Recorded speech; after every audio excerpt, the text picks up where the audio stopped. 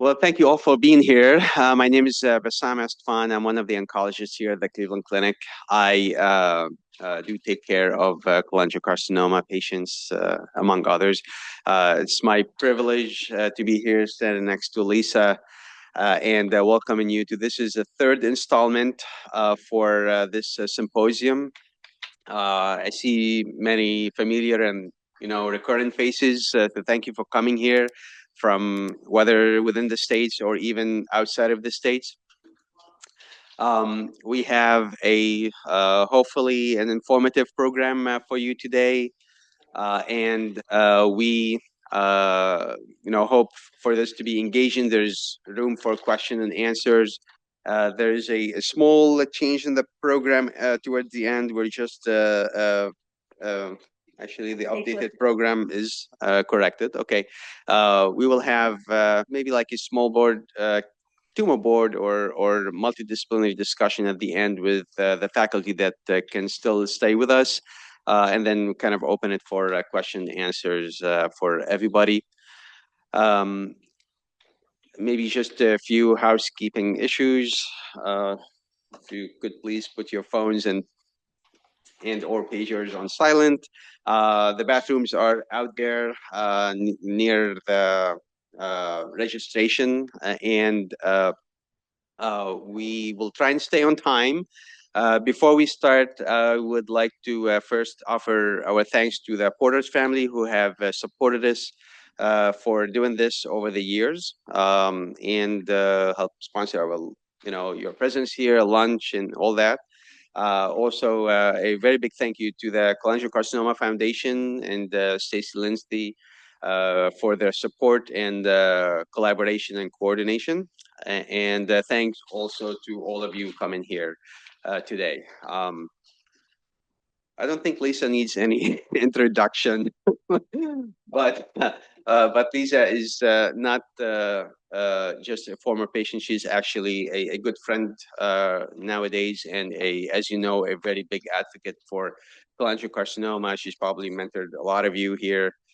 So without further ado, I'll let you lead.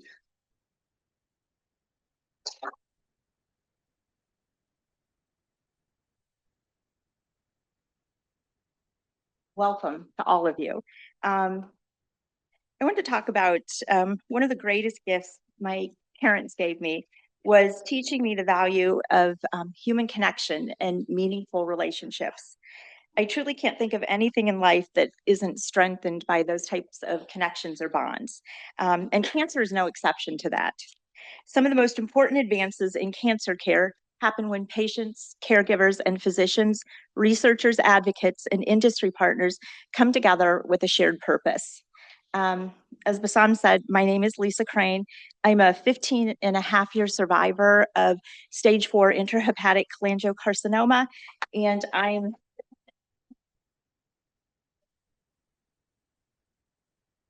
the co-founder of Crane's Cholangiocarcinoma Crew. Bassam, who I was going to say standing next to me, but he sat down by now, so is an exceptional physician, but he's also a dear friend who his expertise, compassion, and commitment played a pivotal role in my survival. And I'm forever grateful to him and his care that he's given to me. I'd like to recognize Jenny Bates. Is Jenny here? She might be out at the front area, but she's the program manager here at the Cleveland Clinic, and her hard work, passion, and dedication made today possible, and it's always a real joy to work with her. I'd also like to thank Emma. Is Emma here? She's out there too.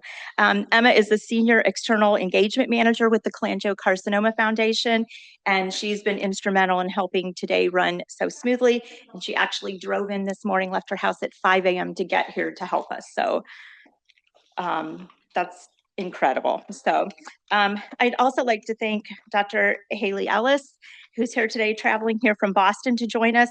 Dr. Ellis is a medical oncologist and researcher who does cholangiocarcinoma research at the Bardesi Lab, and it's the only laboratory in the United States dedicated exclusively to cholangiocarcinoma research. It's an honor to have her with us today.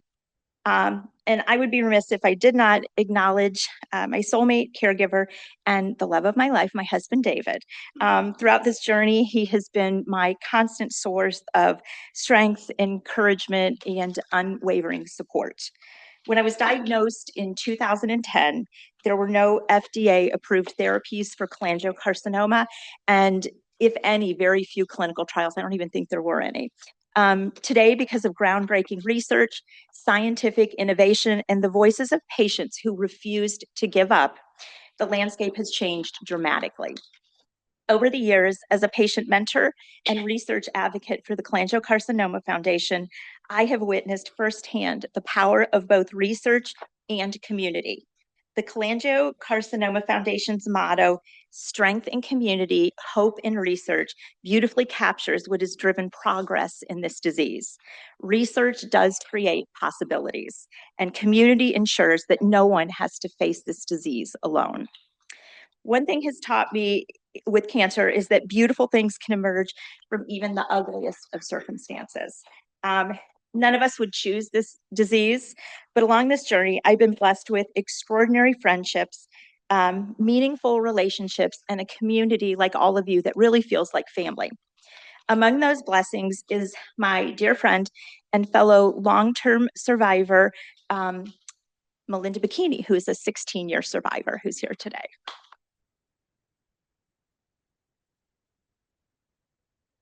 For more than 15 years, we've shared this journey together, supporting one another through the highs, the lows, that only another survivor could possibly understand. My advocacy work has also taught me how vital the patient voice is. Patients bring a perspectives that help shape clinical trials, drug development, treatment decisions, and ultimately outcomes that matter, not only extending life, but improving the quality of life.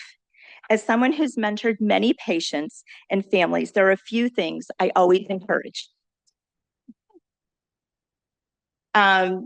Seek a second opinion. The best physicians welcome collaboration, and another perspective can open new doors. Insist on comprehensive biomarker testing. Precision medicine is changing lives, and understanding your tumor's molecular profile can identify important treatment options. Connect with other patients and caregivers. There is wisdom, strength, and comfort in shared experiences. Reach out to the Cholangiocarcinoma Foundation. Their resources, education, and support are invaluable. Most importantly, never ever give up hope. Hope is not wishful thinking. It is what keeps us moving forward while science continues to advance. And finally, if you ever need someone to talk to, ask a question, or simply listen, just call me. Please, you'll find my number on the internet.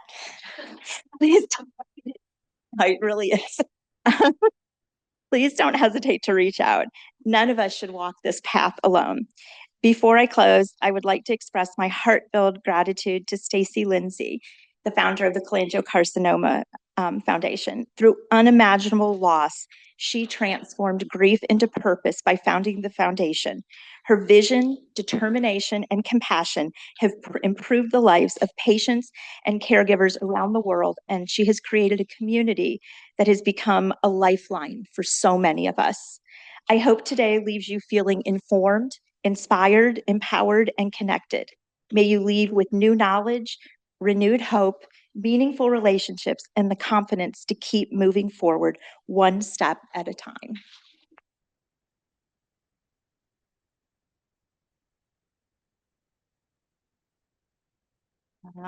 And so I'm going to introduce Stacy since I talked a little bit about her. So our next speaker is Stacy Lindsay, whose brother Mark was diagnosed with cholangiocarcinoma in 2005.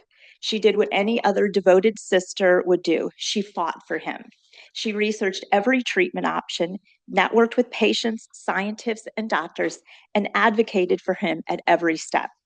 Mark passed away on January 19th of 2007, and rather than walk away from that fight, Stacy walked forward. Out of that grief, she built something extraordinary, the Cholangiocarcinoma Foundation, which has grown into the leading patient advocacy organization for this disease. It was born from her love for her brother. She has served on its board of directors since day one and continues to lead with the same heart that started it all. Stacy?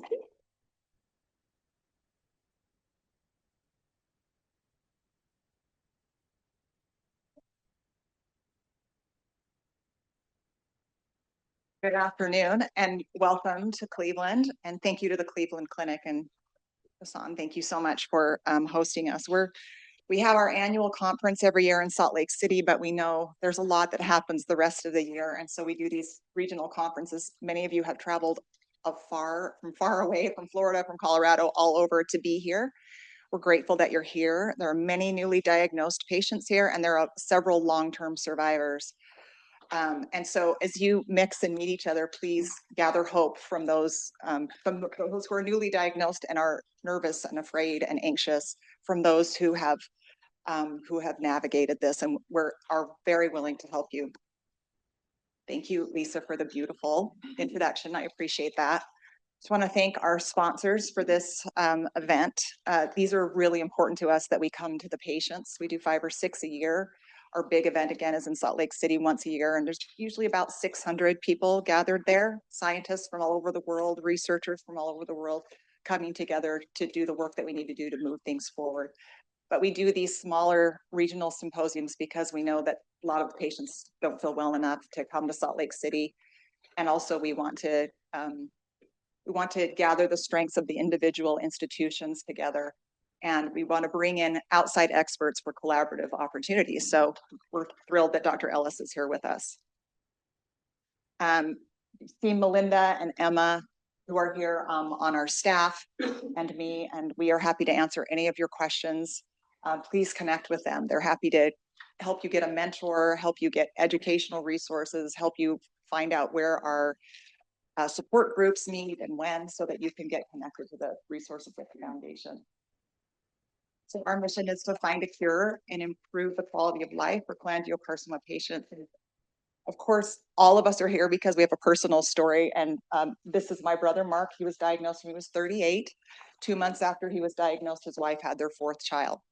So we were desperate. And Lisa already shared, all the work that we did. Really, this was a very grassroots kind of a thing. We started a discussion board because there was nothing on the internet. There were a few little studies going on in Japan, little something at Mayo Clinic, but no drugs, nothing approved, no standard of care. So it was just a big guessing game. And so I just tried to dig in, and I started looking in PubMed and looking at the authors of those. And my brother-in-law, who's kind of an internet, hack guy, but he would help me track down their phone numbers, and I would call them, and that's really how we started. We were just trying to find any piece of hope for him. So we started this discussion board so that we could connect patients and caregivers, that we could connect together, and that's how the organization started. But you can have as much passion, and you can have as much experience, but you have to have the experts. And so we soon realized that we really needed a scientific and medical advisory board. We needed experts who were in this disease. 20 years ago, we did not have experts. And so over time, those have developed. And you have today, you are very lucky to be here, because in all the world, there are only two clinicians who only see cholangiocarcinoma patients and do research in cholangio. One is Malin Jobley in Houston at MD Anderson, and one is Dr. Haley Ellis, and she's amazing. And you're going to hear from her today and hear about some of the research and the options that are going on. This is a very different time than it was 20 years ago when we started. And because I do not have a healthcare background, I have a psychology background, and I had 5 little kids when we started the foundation. But I think it's my lack of knowledge that helped me know that I needed to gather all the experts together. I needed everybody to come together. We could be the administrators of all of that, and then we would just move outward. And that's how we started. So this is the save the date for the next our next annual conference, Salt Lake City. We're excited about that. Now, the reason that you're here, especially if you're newly diagnosed, and even if you're not, if you're a long-term survivor, is for hope. And one of the things that is unique to the foundation is we include the patients and caregivers in everything. And it's been very interesting over the years to see the patients who do not understand the science. We don't expect you to understand the science, but to watch at the annual conference, to watch deep science happening, translational science, all of these things happening, and just sit there and see all of these scientists working together. It's very hopeful. And they're talking about the drug pipeline, and they're talking about, they get to talk to the industry sponsors and talk about those who are developing drugs and those who are working with the companies who are developing drugs. It's many times at the conference, while patients have been sharing their experiences, we've had our industry partners sobbing in the back. We've had regulators who have never made a patient, but regulate how all of these drugs are distributed across the world, have never talked to a cholangiocarcinoma patient. So this conference is unique, and it's hopeful for the patients. They get to see the science and they get to see all that, not understanding it, but knowing that it's happening. They get to see the drug pipeline. Industry, regulators, everyone in that circle gets to see and feel hope. And patients get to share their full story. Sometimes when you're in a doctor's office, it's just about your health and what are the next steps. They don't know what you do for a living. They don't know about your children and your grandchildren. But at the conference, we share those full stories. And it just, so many times I've had scientists say, this is amazing. This makes my work so much more meaningful to be able to hear from the patients in this way. So that's what we're trying to do. And so when you pull the whole community together, this is what happens, is that you see on the end, 2009 is when Dr. Juan Ballet, who is currently our chief medical officer, he and John Bridgewater, they completed the first trial in cholangiocarcinoma. So that gave us GemCis, which was not a really great start, but it was a start. And you have to start somewhere. So we got that in 2009. And you can see as this community has come together, everything in the red, those are all FDA approvals. We just got one this year. We have 2 more in the pipeline, and the pipeline is full. So what I want to tell you is that if your oncologist says, hey, there isn't anything for you right now, just like Lisa said, the science is moving very quickly. We just had an explosion of the KRAS options, and lots of our patients have RAS. That's going to come straight from pancreatic and lung, and that's going to come into cholangiocarcinoma, and that's going to be a whole new options for our patients. So keep looking forward. And the way that you do that, if you don't feel like you have an oncologist who's looking forward, is get connected with Melinda and her team, and they will help you. They're constantly talking with industry companies. We know what's coming. We're talking with the clinicians who are working on those, and we will help you identify some of these trials that you can then go back and talk to your oncologist about. So as scary as it might seem, this is a pretty exciting time. There are lots of things happening right now. In the foundation, we focus on 2 things, the patients and the caregivers, and the research and the breakthroughs. I'm going to try and go through this quickly because I think we're already over time. Melinda runs our advocacy program, and so her team work with the caregivers and the patients, and she'll talk a little bit more about that, but I'll just tell you a couple of things. Really important that you find the right team. If you're here at the Cleveland Clinic, you have an amazing resources here. And you'll see at the end, they're going to do a tumor board. If you're being seen in a community setting, you need to get a second opinion. You need to go to a major institution where they're doing clinical trials, where they're doing multidisciplinary tumor boards, where they're publishing research, and where there are clinical trials that you can participate in, because that's the world that we live in. Now, they will work with your community oncologist to help you, so you can do testing locally and things like that. But you need to be seen at, this is a hard to treat cancer. You need to get a second opinion at a major institution, because you got to have the right tests and you have to have the right treatments. And that's all about comprehensive biomarker testing. And there are lots of patients here that have benefited a lot from these targeted treatments. Now, there aren't targeted treatments for everyone, but there are more coming all the time. So we're excited about that. We have a lot of patient resources, webinars, support groups, social media. We have a nutrition book. We have a new book that was just released. We have care kits for newly diagnosed patients. And then we have a mentoring program. And we are an international organization. We always feel like it's important for patients that we get them to organizations that can help them in the countries where they're diagnosed. We can't help them navigate the systems in Hungary and India. And there are organizations out there that we work with. But they often, these are all the countries that we're mentoring from, including the US.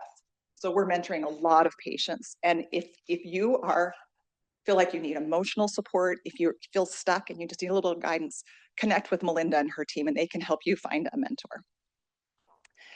There are also care teams, and these are small groups of patients and caregivers that come together that want to meet regularly individually, and they share resources and do things locally. If you're interested in that, you can talk with Emma and Melinda as well. So these are all of the international organizations that we work with. We are the biggest by far. And what we do is we white label everything that we do and we send it to them. We don't want these organizations who are one person sometimes or two people, a small group, to have to redo what we've already done. We are very happy to share everything we have. And so we work with all of them to try and help them help their patients as best they can. And we would just, for the doctors, please connect your patients with CCF. We don't give them medical advice, but we do try to help them with all the other things that they need. And then this is research. So just a few things from our annual conference this year. You can see we have some new publications coming. Every one of our annual conferences is online on our YouTube channel. This one was unique. We had some really great. Dr. Tak Mok came and spoke. This is Dr. Javle from MDRC. He did a Dr. Javle versus Chat GPT. It was really funny and interesting and so fun. And Dr. Rashna Shroff taught all 600 in the audience a Bollywood dance, because we know there's lots of hard information out there, but the conference is a hopeful place, and it was such a great thing for us to do together. On the research side, I'm going to just tell you a little bit about the ICR, which is the International Cholangiocarcinoma Research Network.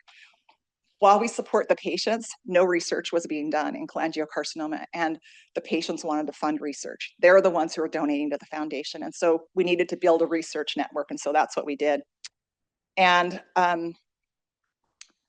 we, last year, not this year's conference, but last year, we did a global research priorities conference, and we brought together all the experts in the world. We put them all in 10 working groups, and they worked together all through the year to determine what were the global research priorities, because we can't just fund all of these individual requests. We felt like we needed to work together and have these groups work together and tell us what those priorities were. So we ended up with 49, which actually ended up being 29 once we put that together. And now we know what needs to be done. It's not necessarily that we need to fund every one of these. Some of these need administration and things, but we're excited about that. This is just another slide that shows all of the FDA approvals that have been happening and how exciting that is. And this is for those who are professionals at the Cleveland Clinic. If you'd like to join our research network, we have a lot going on. Super exciting. You can use that QR code there. This is how it is organized. There's Dr. Nilo Azad, Dr. Ben Stanger head that up, and we have a next generation committee, a research committee, a data committee, and a program organizing committee. So this slide is not showing, but we do about 10 fellowship grants per year, and those are early research career grants. Then we have a career development award, which is 3 years, $100,000 for 3 years. And that we really want good researchers to stay in this field and do their research in this field. And then we have an innovation grant, which is the senior career grant. It's a collaborative between institutions. So we have this year, what we funded about 4 million in research fellowships. And we don't just fund the US, we fund the best research that we find. And so we're really proud to have funded and some excellent research. Haley has gotten 2 of these research fellowships. A lot of healthcare usage data that we're doing research on and publications on. And the data committee helps us decide what are those important pieces that we need to put together and publish. An organizing committee, if you don't know this, there are 1 million cancer meetings every year. We have to decide strategically which are the right ones for us to be at. Where do they need to include more cholangiocarcinoma? Where can we target those? And they help us do that. We travel quite a bit, but it's important. We don't think that the US is going to solve this cancer. We think we're going to have to work globally to do this. And so we really need to collaborate globally, and that's how we do that. The next generation committee, for those who are at Cleveland Clinic, we have a lot of resources, and you have a lot of the top key opinion leaders in the field who are there mentoring.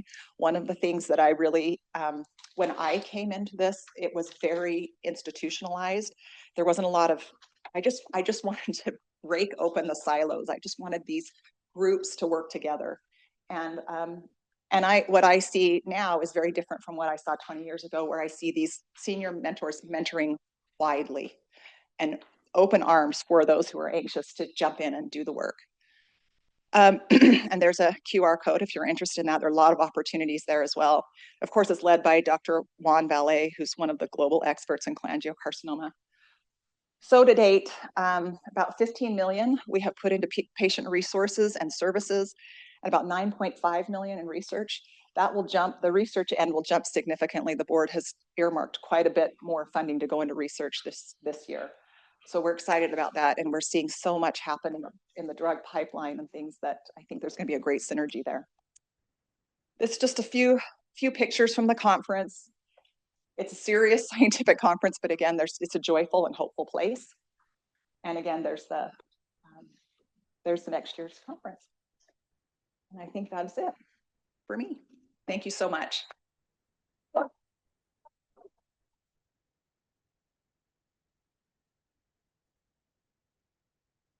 I'm going to introduce and if you have any questions, please feel free to come find me. I'm happy to answer any questions for you.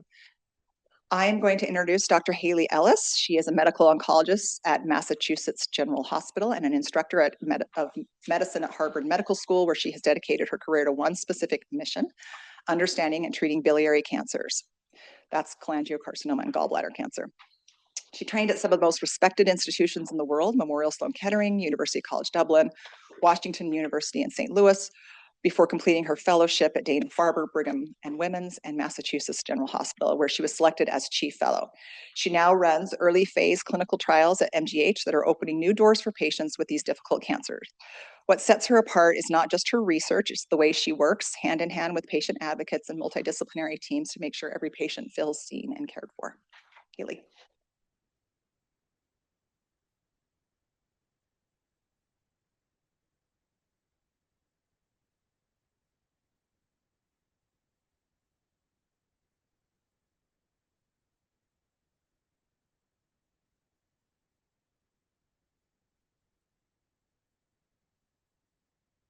Well, thank you so much for the invitation. I'm so honored to be here, and I'm happy that you are all here.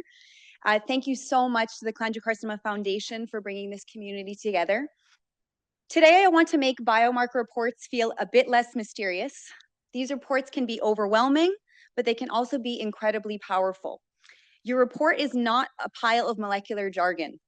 It's a roadmap for better questions, better treatment choices, and better trials. So a biomarker report is not just a lab. In cholangiocarcinoma, it can shape the entire treatment conversation. It can identify a target, it can point toward a trial, it can help explain why a treatment worked and then stopped working. And rare findings matter here. There is truly no alteration too rare to matter. A finding seen in less than 1% of patients may be the most important finding for that person sitting in front of us. And think of these as the 3 destinations on your roadmap. So a lot of this you will have heard already from Stacy and Lisa presenting so beautifully, but I always think it's nice again to hear this message many times. So in 2010, advanced cholangiocarcinoma had 1 treatment, gemcitabine and cisplatin. And that was an important advance, but it was still one path for nearly everyone. So now, let me close out of this. So now look where we are today. So immunotherapy has moved into the front line. We have targeted therapies for numerous specific molecular groups. And this didn't happen by accident. Every advance on this slide came from a clinical trial. Patients enrolled before these approaches were standard. Families took part in research without any guarantee it would help them personally. Because of that, patients today have options they did not have before. And that is what a trial offers you today. The next approval on that list could be you. So how did we get from one path to many? This figure tells the story. Here's what those treatments look like under the hood. So the foundation has done a really fantastic job imparting this message that biomarkers matter. So on the left was the old world, sort of pre-2012, no map, no targets. And on the right is the new world. This same disease now has many targetable molecular subgroups: FGFR2, IDH1, HER2, BRAF, KRAS, NRG1, the list is growing. Up to about 40 to 50% of tumors carry one of these targetable findings. Now we know that two tumors that look similar under the microscope can behave very differently because the biology is different, and testing gives us that map. So this is what your report can feel like: genes, numbers, percentages. No one should be expected to understand every line, but let me just point out sort of one feature of this, for example. So where it says VAF, sort of in the top center, that stands for variant allele frequency, which tells us roughly how much of the tumor carries a particular change. A higher number can mean it's a more important finding, but really all of these details are for your oncology team to interpret. What matters for you is knowing the right question to ask. So really the key is the right questions. What was tested? What was found? Is it currently actionable? Is more testing needed? Is there a treatment or trial available? You don't need to be a scientist to ask these questions, and these are the questions that can make sure your report is being used to its full potential. So you may hear several terms: biomarker testing, molecular testing, genomic testing, NGS or next generation sequencing, tumor testing, but the basic idea is simple. Instead of testing one gene at a time, we test many cancer-related genes at once. It can be done on tumor tissue. It can also be done through a blood test, often called a liquid biopsy. The goal is not information for its own sake. The hope is to find information that can guide care. And this is the first step on the roadmap, is understanding what was tested and how. So here's the basic biology in plain language. DNA is the instruction set. RNA is the message copied from those instructions.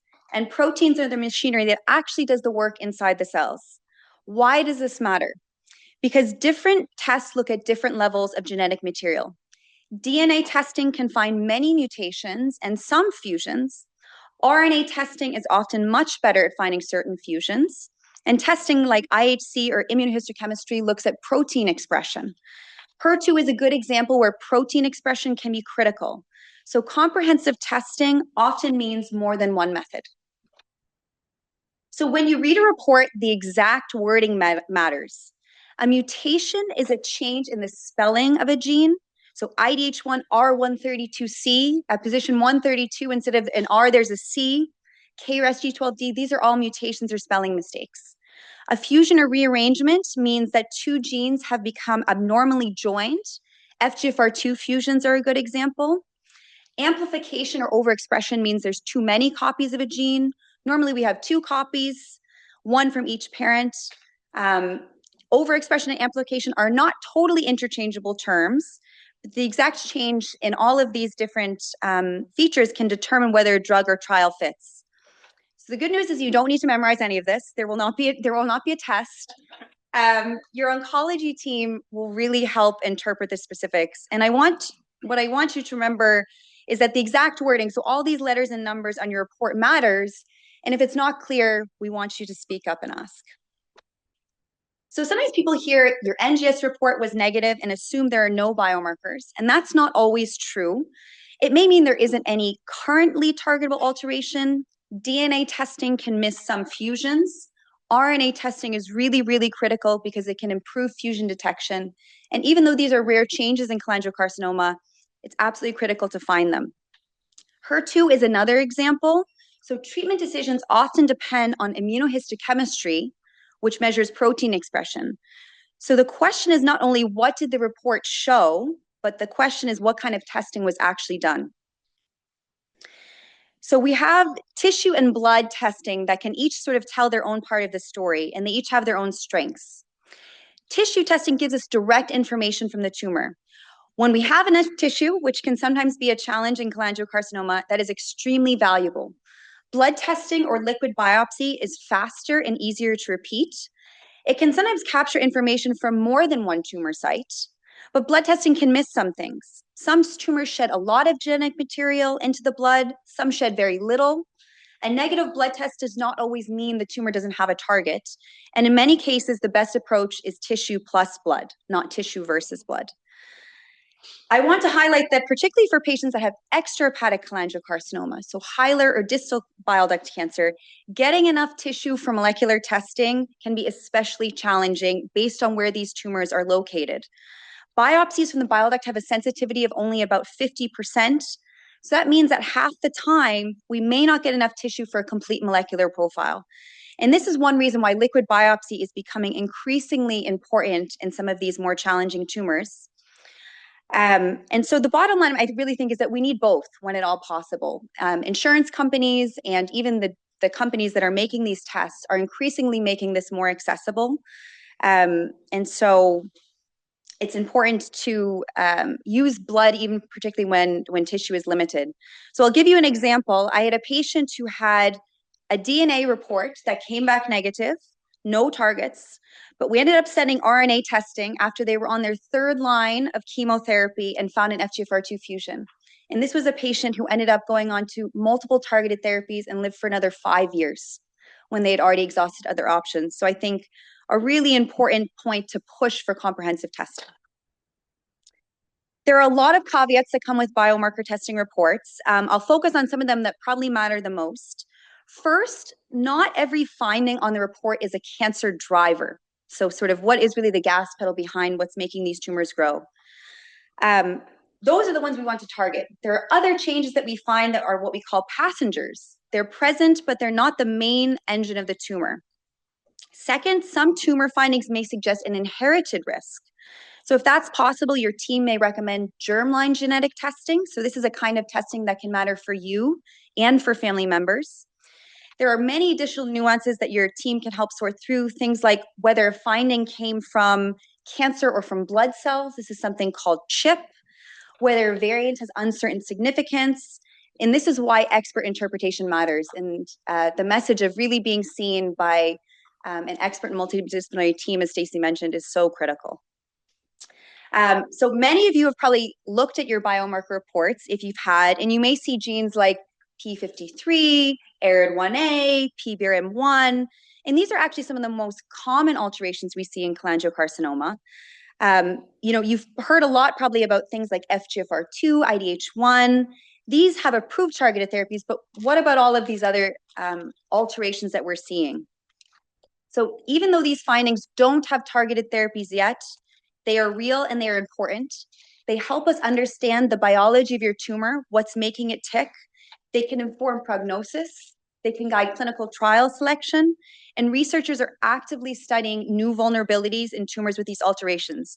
So not currently targetable does not mean never targetable or not important. It just means that the field hasn't caught up yet, but it is catching up so fast, as you've heard, and it's really, really exciting. So another important question is, when should testing happen? So for patients that have advanced or unresectable cholangiocarcinoma, comprehensive molecular testing should happen early, ideally before the major treatment decisions. We increasingly have more and more first-line targeted therapy trials available. So even important to be doing this right at the time of diagnosis. Testing can also be important in certain situations, especially after targeted therapy, when the cancer may have developed some outsmarting maneuvers. And when clinical trials are being considered, having up-to-date testing can be really helpful. Oftentimes, routine repeat testing after every line of treatment is usually not necessary. A lot of the main drivers are typically present from the beginning, which brings up a question we hear a lot, which is, can chemo or immunotherapy cause new targets to appear? The short answer is that main drivers, those gas pedals for the tumor, like FGFR2 fusions, IDH1 mutations, are usually present from the very beginning. They are founding events in the cancer. Chemo doesn't typically create new driver targets. So if comprehensive testing was done up front and no targetable change was found, repeating the same test after chemo is unlikely to reveal a new one that we can target. But after targeted therapy, that's a different story. When we block a specific driver, the cancer can develop escape routes. New resistance mutations can appear.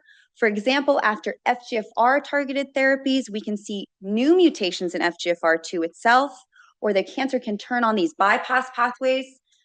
And I want to frame this discussion around resistance very carefully. because resistance is not a failure. It's certainly not a patient failure. It's in many ways our treatment's failure, but resistance gives us information. And if we understand how the cancer escaped, we can design smarter next treatments. And that's why repeat testing after targeted therapy is really valuable. So what happens when the report meets the right treatment? The question becomes, what is, again, driving the tumor, and can we block that driver? And that's why these reports are so important. So in selected patients, targeted therapies can produce response rates, meaning tumor shrinkage, that are meaningfully higher than what we expect from things like chemotherapy. This is a waterfall plot. Each bar on here is a patient, and the bars going down means the tumor shrank. This is an example of a drug called zanidatamab, which is a HER2 targeted therapy. And so you can see that there are lots of people on this plot that are having tumor shrinkage. And so it's always really meaningful to see these plots when you think about each line is a patient who's hopefully getting benefit. Now, that doesn't mean that targeted therapy is always easy. We wish sometimes the side effects were a little bit more targeted. It doesn't mean it works forever, but when the right target is found at the right time, it can open up a whole different kind of treatment path. And Stacy sort of alluded to this, but RAS is sort of one of the best examples of hope in oncology right now.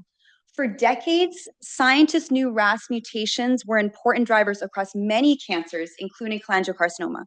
They knew the target, but the protein was hard to drug. And so for years, it was called undruggable for decades. We would constantly see this mutation on biomarker reports and really just have nothing to offer. And then the field changed. Researchers found this tiny little groove on the protein surface, just large enough for a drug to bind. And now broader RAS targeting strategies are moving through trials, including trials that will matter for cholangiocarcinoma. We just had a big oncology conference a few weeks ago where they presented practice-changing data for a RAS drug in pancreatic cancer, another really tough cancer. It was absolutely electric. I'm sure Stacy and Melinda can attest to this. 10,000 people giving a standing ovation for seeing this targeted therapy, double survival compared to chemotherapy.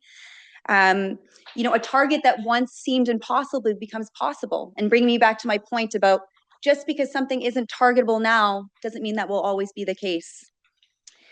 And so there are new RAS trials coming specifically for cholangiocarcinoma. And so the momentum in this field for RAS and for other targets is just so exciting. This is sort of one of my big areas of interest is, not every patient is going to have a biomarker that leads to a treatment today. So again, I use the phrase not currently actionable. And that word currently is important. It doesn't mean there are no options. It doesn't mean nothing was learned. It means there's a clearly matched standard targeted therapy right now, which is not available. Options can still include things like standard chemotherapy, immunotherapy-based approaches, and critically clinical trials. Clinical trials are not a last resort. They are how we get every single treatment on that initial slide where we looked at all the treatments approved, every single one. Some of the most exciting trials right now actually don't require a specific target at all. So there are a class of drugs called ADCs, antibody drug conjugates, that work like little smart missiles with chemo bombs attached to them. And they deliver chemo directly to the cells by targeting a protein or a marker on its surface. So there are targets for things like TROP2, Claudin 18.2, HER3. The list is honestly endless in many ways. And these are being studied in cholangiocarcinoma. There's new immunotherapy combinations, drugs that are targeting two parts of the immune system at once. These are in phase 3 trials right now in cholangiocarcinoma. And for patients with liver-dominant disease, there are combinations with other types of therapies like liver pumps, radiation, Y90. So the field is moving. A report that doesn't create an option today may still matter tomorrow. And when the roadmap doesn't show a clear destination yet, a clinical trial can help build the road. This is the slide I'm the most excited about. So we know that biomarker reporting is essential, but it's not the end of precision oncology. The future is bigger than one gene and one drug. And this is especially important for patients whose reports show alterations, like I mentioned, P53, ARID1A, genes that don't yet have an approved targeted therapy. And so the breakthrough idea here is that tumors with completely different mutations can converge on the same molecular program that's making it tick, the same vulnerabilities. So think of it this way. Right now, biomarker testing is like reading the table of contents of a book, but there's things called multi-omics research that lets us read the whole book, and it can help us understand not just what mutations are present, but how the tumor is actually behaving. And that can reveal weaknesses we wouldn't otherwise see.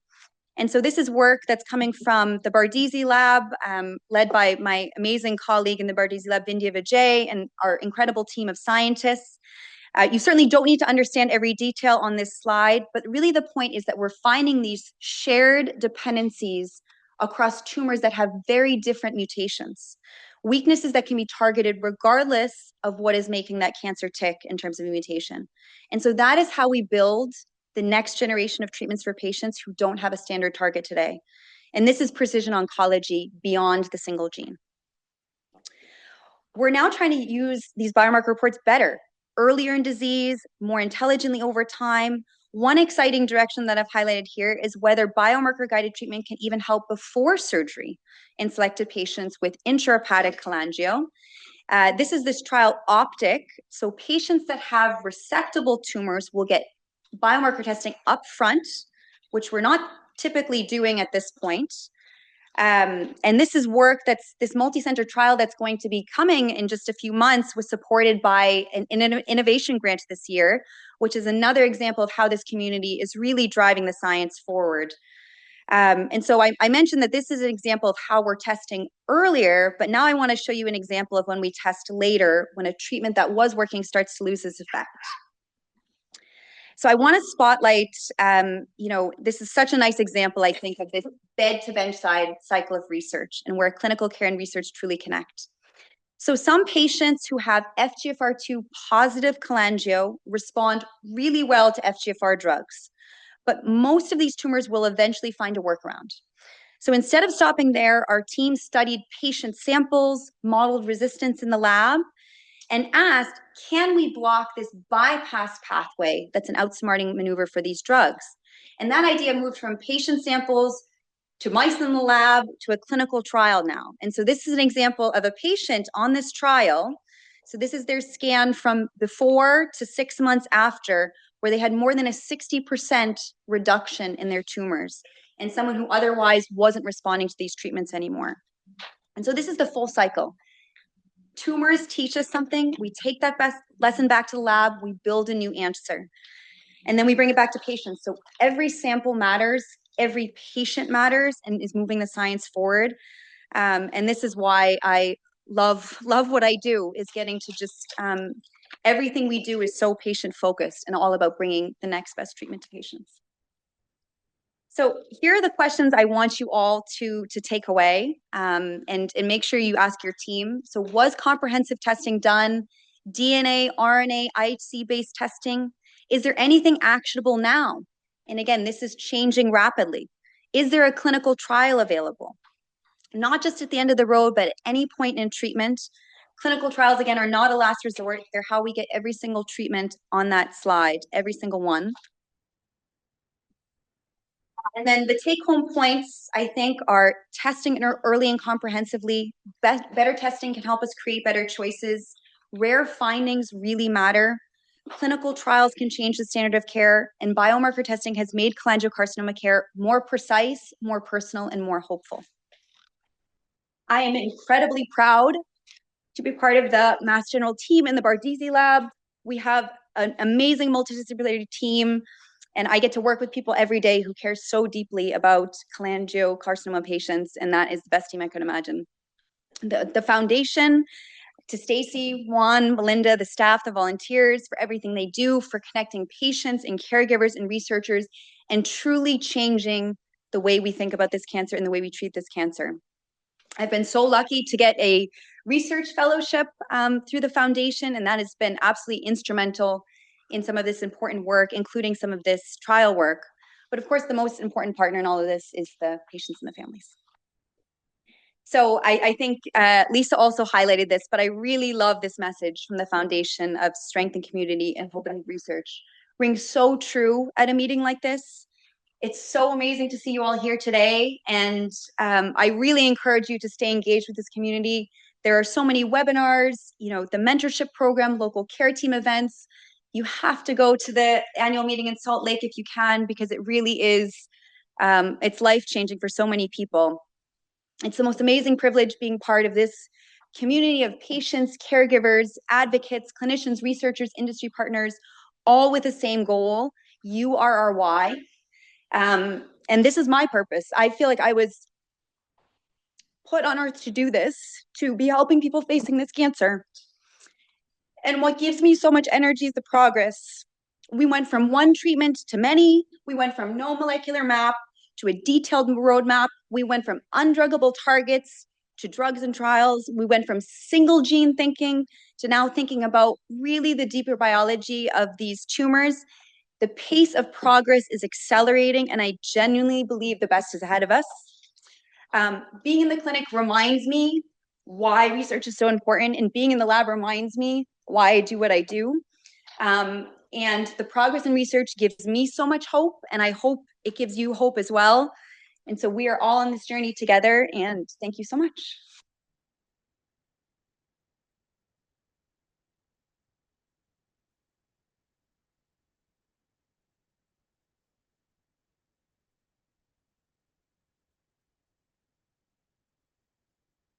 Thank you, Dr. Ellis, for this passionate presentation. I hope everybody learned something. I definitely learned some. Our next speaker is Dr.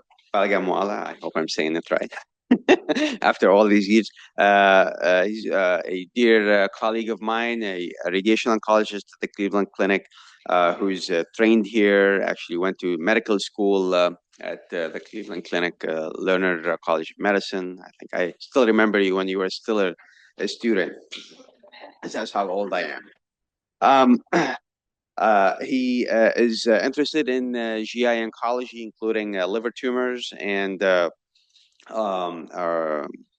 rectal cancers. He's dedicated to the care of his patients, and he's bringing us his expertise today to talk a little bit more about how do we employ radiation in treatment of cholangiocarcinoma.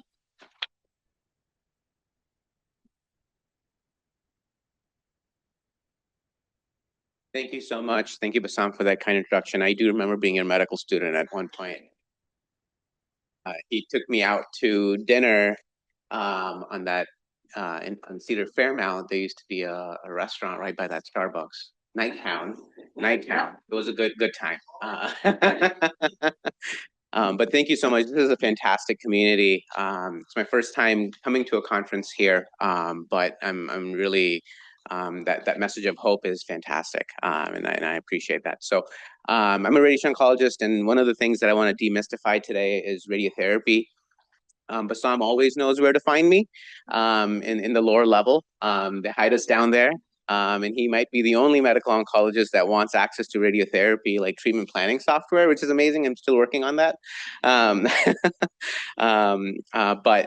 radiotherapy can be a mystery for many people. And so what I want to do is just demystify it and kind of see how we work hand in hand with medical oncologists and targeted therapies, like you heard from Dr. Ellis earlier. And so you guys all very well know the basics of cholangiocarcinoma. The location where it occurs matters a lot, not only for the medical oncologists and surgeons, but also for us. And over the last many years, advances in systemic therapy as well as radiotherapy and surgical techniques have really dramatically improved survivals, right? It's really neat to see folks that have multi-year survivals with cholangiocarcinoma. And so treatment really has to be personalized to each individual. And we've gone from, a survival of 3 to 6 months without treatment to in select patients who are living well more than 5 years. And this is very different compared to pancreatic cancer, which is, happens right nearby, but the outcomes aren't as good. And so it's been really gratifying to kind of seeing this develop over the last many years.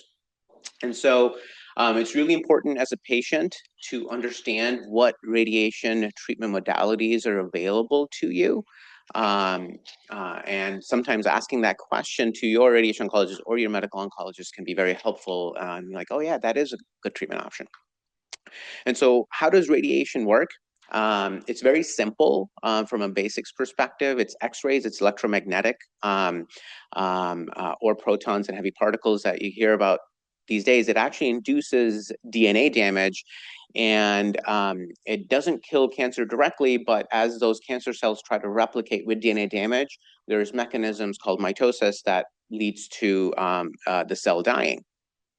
It used to be very rudimentary many years ago, and now with modern computer-guided regimens, we can precisely treat tumors and deliver much higher doses than we were ever able to deliver before, while at the same time protecting surrounding healthy tissues.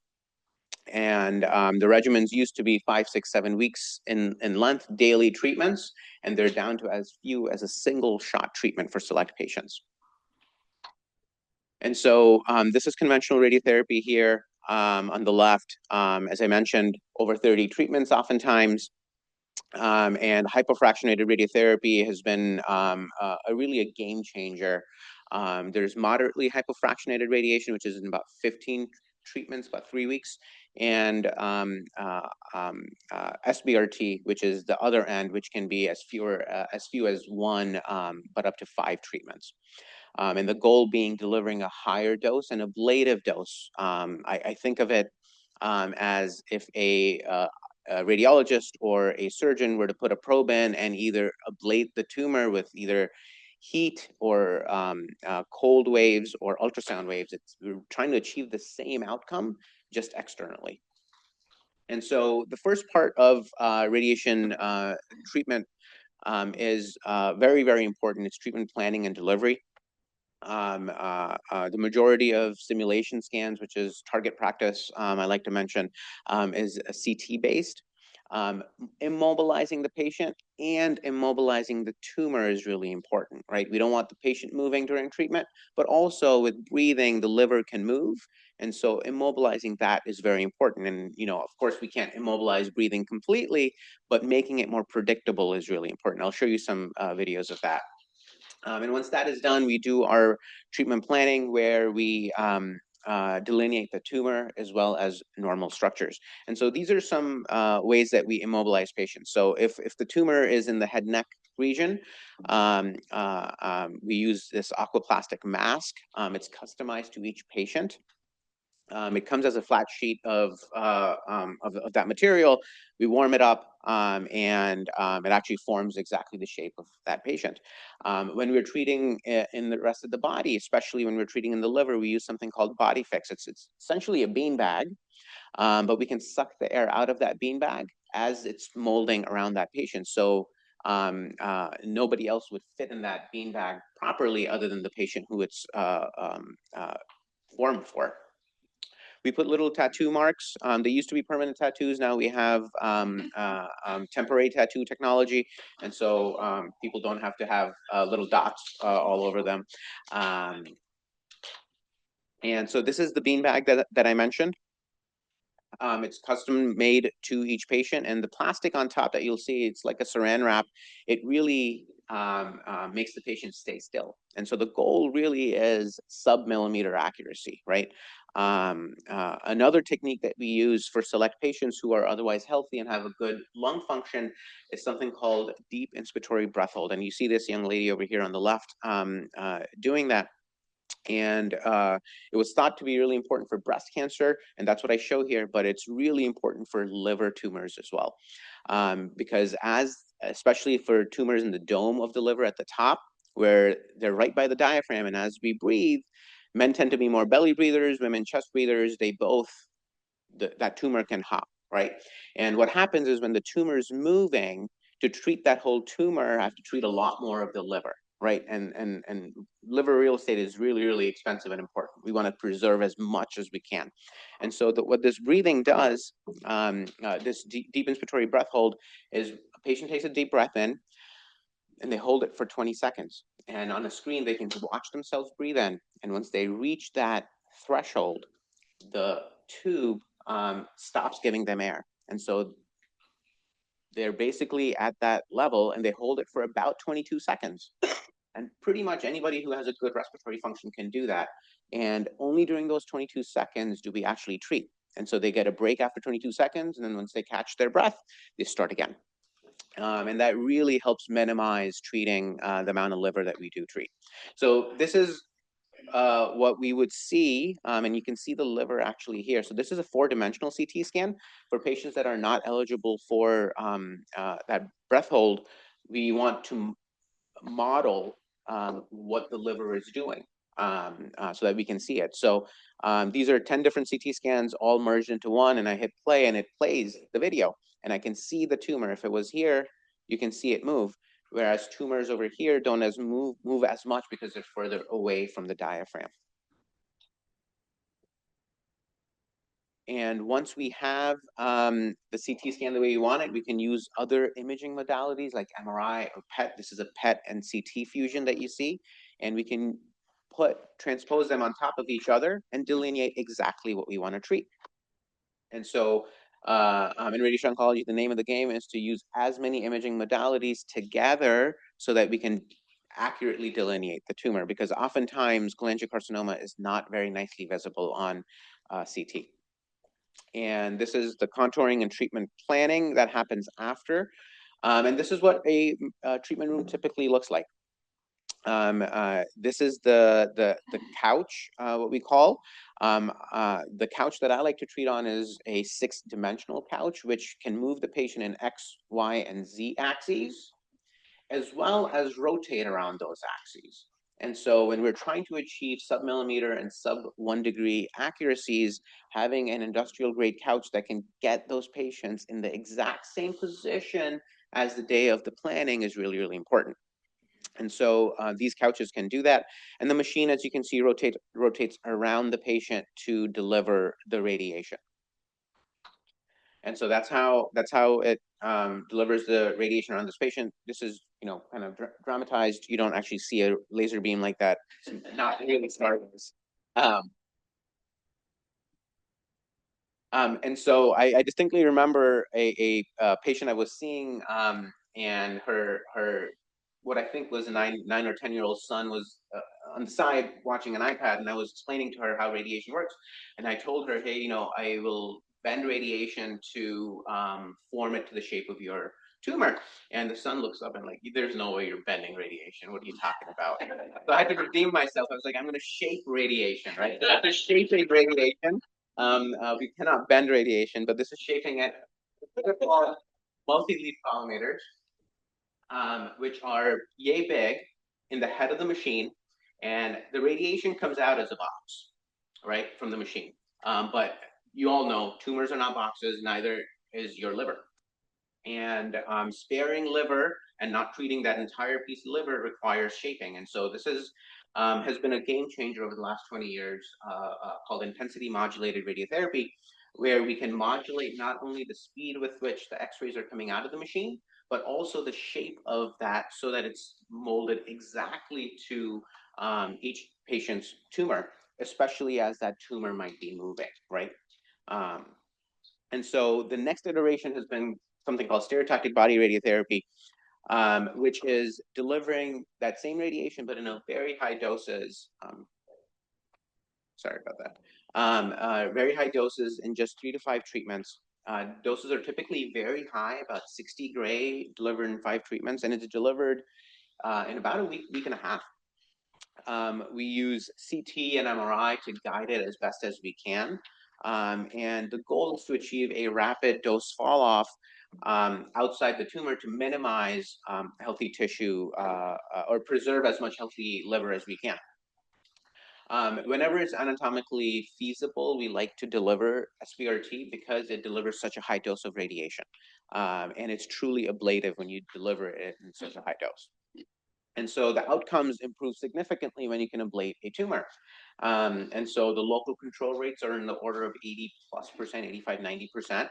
The toxicity rate is much lower in the single-digit percentage points.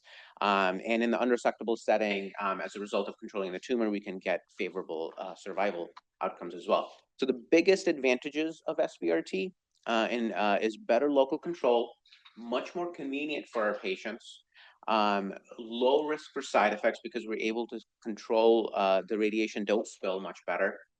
And really, I'm a big believer in minimizing what I call either financial toxicity or life toxicity, in the sense that, hey, how much time are you spending in the doctor's office, right? That's an underreported and understudied topic in cancer, but having that time outside of the doctor's office is really important because life does go on. It is very advanced treatment, and so specialization matters. Someone who treats GI cancers, it matters that they do their SBRT because of the very difficult delineation of these tumors and targeting on the day of treatment. The tumor does need to be a certain distance away from bowel. That's probably the biggest risk factor rather than liver. And so tumors that are close to bowel can be very challenging. And as I mentioned, the specialization does matter. It's available at large centers, not available at all cancer centers. So because that was so specialized, there was a movement specifically out of MD Anderson to develop something called hypofractionated radiotherapy. It's a middle ground with the goal of achieving a broader patient availability and center availability, but at the same time achieve the same local control if you can. And so this was really pioneered by Chris Crane, who's now at Memorial Sloan Kettering. A 15 to 25 treatment regimen with doses approaching the same doses that you saw with SBRT, but you give it in a smaller fractionation, so smaller doses per day, and that's a little bit more forgiving when it comes to bowel structures nearby. And so for things that are in the center of the liver, right by the duodenum, we tend to prefer this as well. And you can use both X-rays as well as protons at centers that have protons available. And as you can see, the local control rates are actually pretty favorable here. The survival rates are very comparable to SBRT, and the toxicity rates are also pretty low. And the big advantage here, again, from conventional radiotherapy is high local control rates, broader availability of this treatment. And so in our practice, really, whenever we can do SBRT, we do, because it's only 5 treatments. But when it's not safe to do that, then we will switch to hypofractionated, which is 3 weeks of radiation. And the important thing is that given that it's a little bit slower, but there's no trade-off in local control, right? So if we do this in 15 treatments, there's no major trade-off. I'm going to skip through this. I just put this here for reference, but we don't really do this anymore. The conventional, over 6 to 7 weeks, this really shouldn't be done because the local control rates are in the 50 to 60%. And when we have ability to control cancer to 80 to 90%, we should really do that. So if you hear someone getting this, tell them to go to a bigger center, basically, where they know what they're doing. So this is the new thing. Really, we had our machine installed about a month ago, and we just went live about 2 weeks ago. Adaptive radiotherapy, or adaptive SBRT. This machine that you see here is the Variant Ethos machine. It's CT-based adaptation. And as you can imagine, on a day-to-day basis, the stomach filling, the colon, how much stool there is, right? Where the liver is on a day-to-day basis, gas in the abdomen, right? That changes, right? But what you heard so far me saying is, we do the plan and then we just implement it, right? Whether it's 5 treatments, 15 or 30, every day we're doing the same thing. But what adaptive does is it changes the whole game, because as the anatomy changes on a day-to-day basis, we can actually adapt the radiation plan to today's anatomy. Right, and the way this was kind of advertised and built was to spare toxicity. Right, we're going to do better with liver sparing. We're going to do better with bowel sparing. We're going to do better with heart sparing. But I actually think this does an even better job actually targeting the tumor and getting better local control than it does sparing, because I think we do pretty good with toxicity already. We could do better, but we do really good. But I think we can achieve local control rates of higher than 90%. And so I'm very excited about the availability of this, and I'm actually treating a cholangiocarcinoma patient right now who underwent her second treatment yesterday, and I'll show you her actually. This is her treatment plan. There we go. So this is her treatment plan up front, and this is her. This is the second treatment. And I'll just point out, these are a lot of numbers. Got to keep my jobs, secure. So we have a lot of complicated words and technical and all sorts of stuff, so that nobody else understands what we do. But this is the biliary tree dose. Okay, so this is the dose that the patient was going to get on to the biliary tree on the second day of the treatment, with the original plan that I had made. With the adaptive plan, I was able to reduce it by about 4 or 5%. Okay, so that's a win, a small but meaningful win.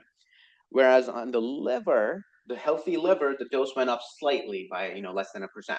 But where I really gained and where she really benefited was the targeting of the tumor. So if I had delivered the original treatment plan, I would only cover 82% of the treatment of the tumor.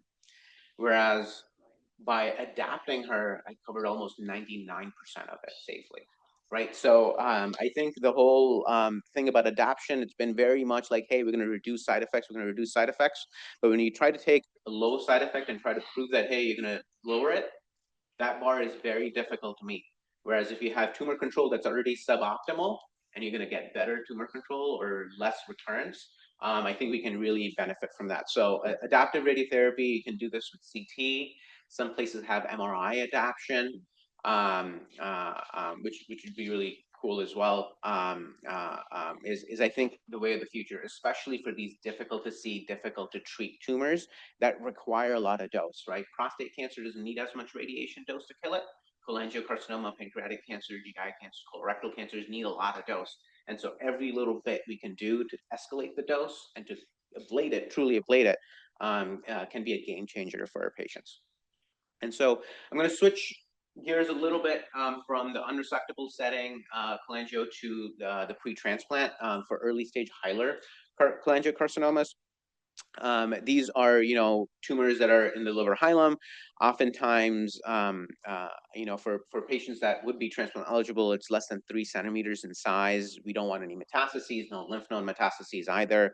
And generally, healthier patients, whether they're 20s or 60s, otherwise healthy patients with good kidney and liver function, and who are willing to go through the liver transplant. That's not an easy ask either.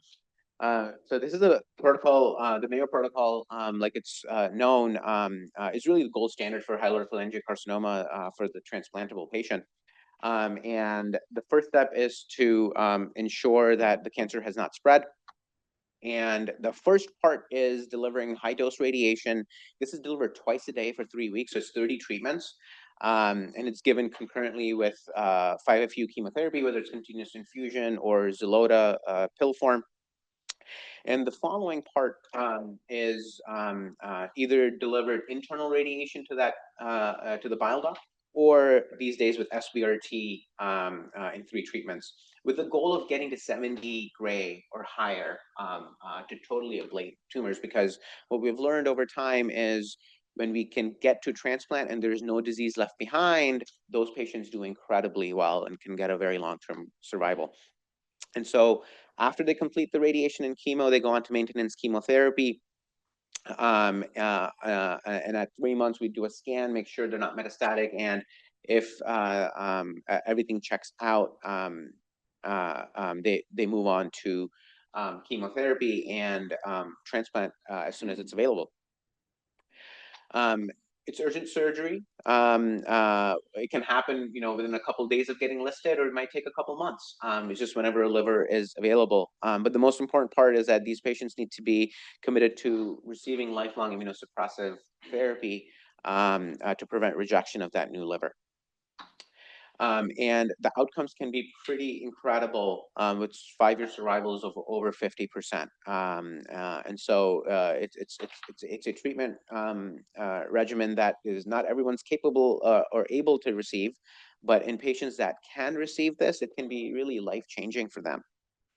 And for whatever reason, recently we've seen an uptick in 20-some-year-olds getting diagnosed with this. It's probably because we're detecting things better and earlier with molecular testing. So the dropout rate can be, about 10 to 15%. Approximately a quarter of patients don't overall make it to the transplant for a variety of reasons. It's really important to be at a very good transplant center that does high volume liver transplants. There is more and more research to see if instead of doing it over, 5 weeks of radiation, can you just do SBRT, do it in 5 treatments, and achieve the same results? The early results are not as exciting. Only about a third of the patients went to transplant, whereas for us it's about 60 to 70%. And so I think more work needs to be done in this space, but it's exciting because we truly can deliver an ablative dose of radiation with SBRT. So I just want to put it together, help folks choose the path forward, right? Depending on their tumor. This is just SBRT compared to the hypofractionated and then the transplant setting. The outcomes can be very favorable depending on the treatment choice, right? Not choose conventional radiation.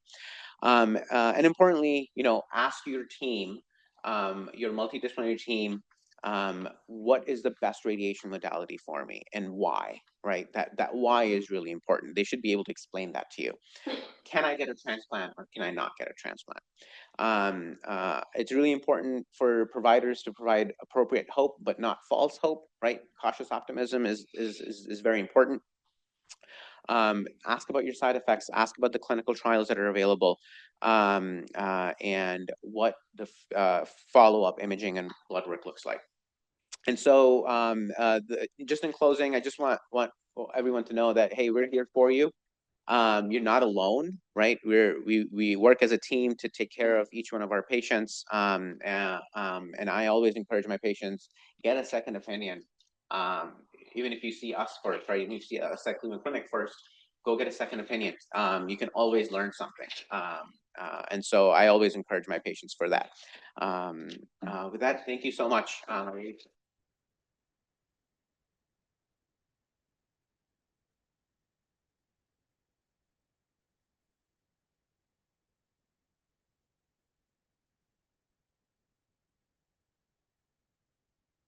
All right, thanks, Ehsan, for and then the comprehensive review. Our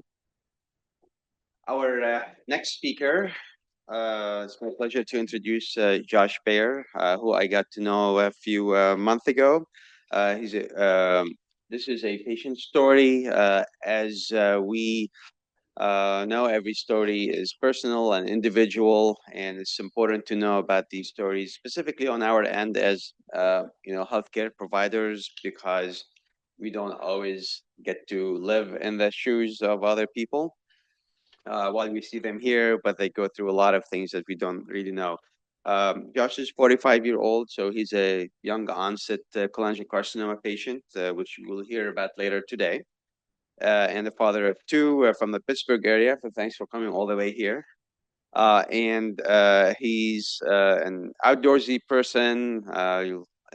He loves the outdoors, the gardens. He spent more than a couple of decades in the staffing industry, and we're excited to hear about your journey so far. And please welcome Josh.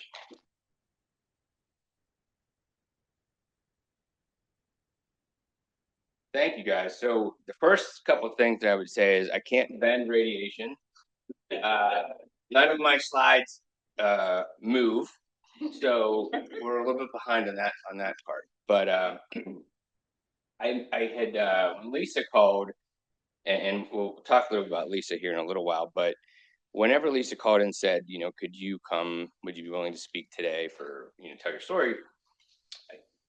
When you're going through the ups and downs of stuff, there's a lot of analogies. There's a lot of things you hear. There's a lot of prayers, a lot of different stuff. And I have a therapist that I speak to, and I was telling her how my anxiety ramps up really bad before scans, anxiety, right? Believe it or not, my scan ended up this morning on the same day as this, and so we're doing the best we can today. But Dr. Esfon will talk about that. But no, but I titled it "Living on the Coast" for a very specific reason. When you're a patient and you're talking about scans and you're talking about how you feel good, you live these mini lives in between stuff, right? And I kind of equate it to, if you live on the coast, you're always worried about a hurricane. And for a hurricane, what do? You batten up the hatches, you close up the windows, you board everything up, you get ready for the storm. So that's what I equate this journey is like, is you have these good times when it's sunny and shiny and all that stuff, but then you're always worried about the storm. Then you board it up, and then sometimes the storm never comes. Other times, you get little flashes of it, things like that. But I don't live anywhere that's nice, but that is the title of why I chose. So how do I go to the next slide?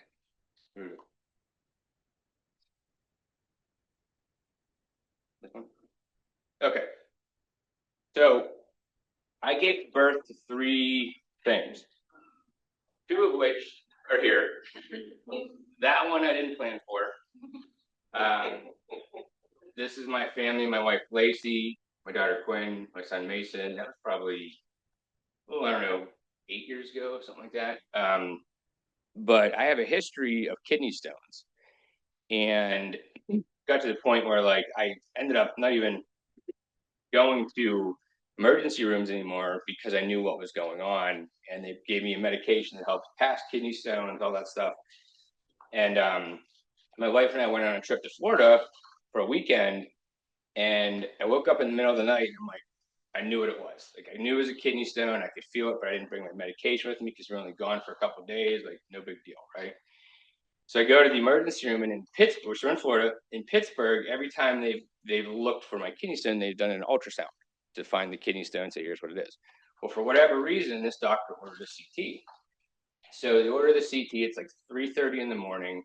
When I left the apartment, I told my wife, I said, just stay asleep. I'll be back in a couple hours because of the kidney stone, right?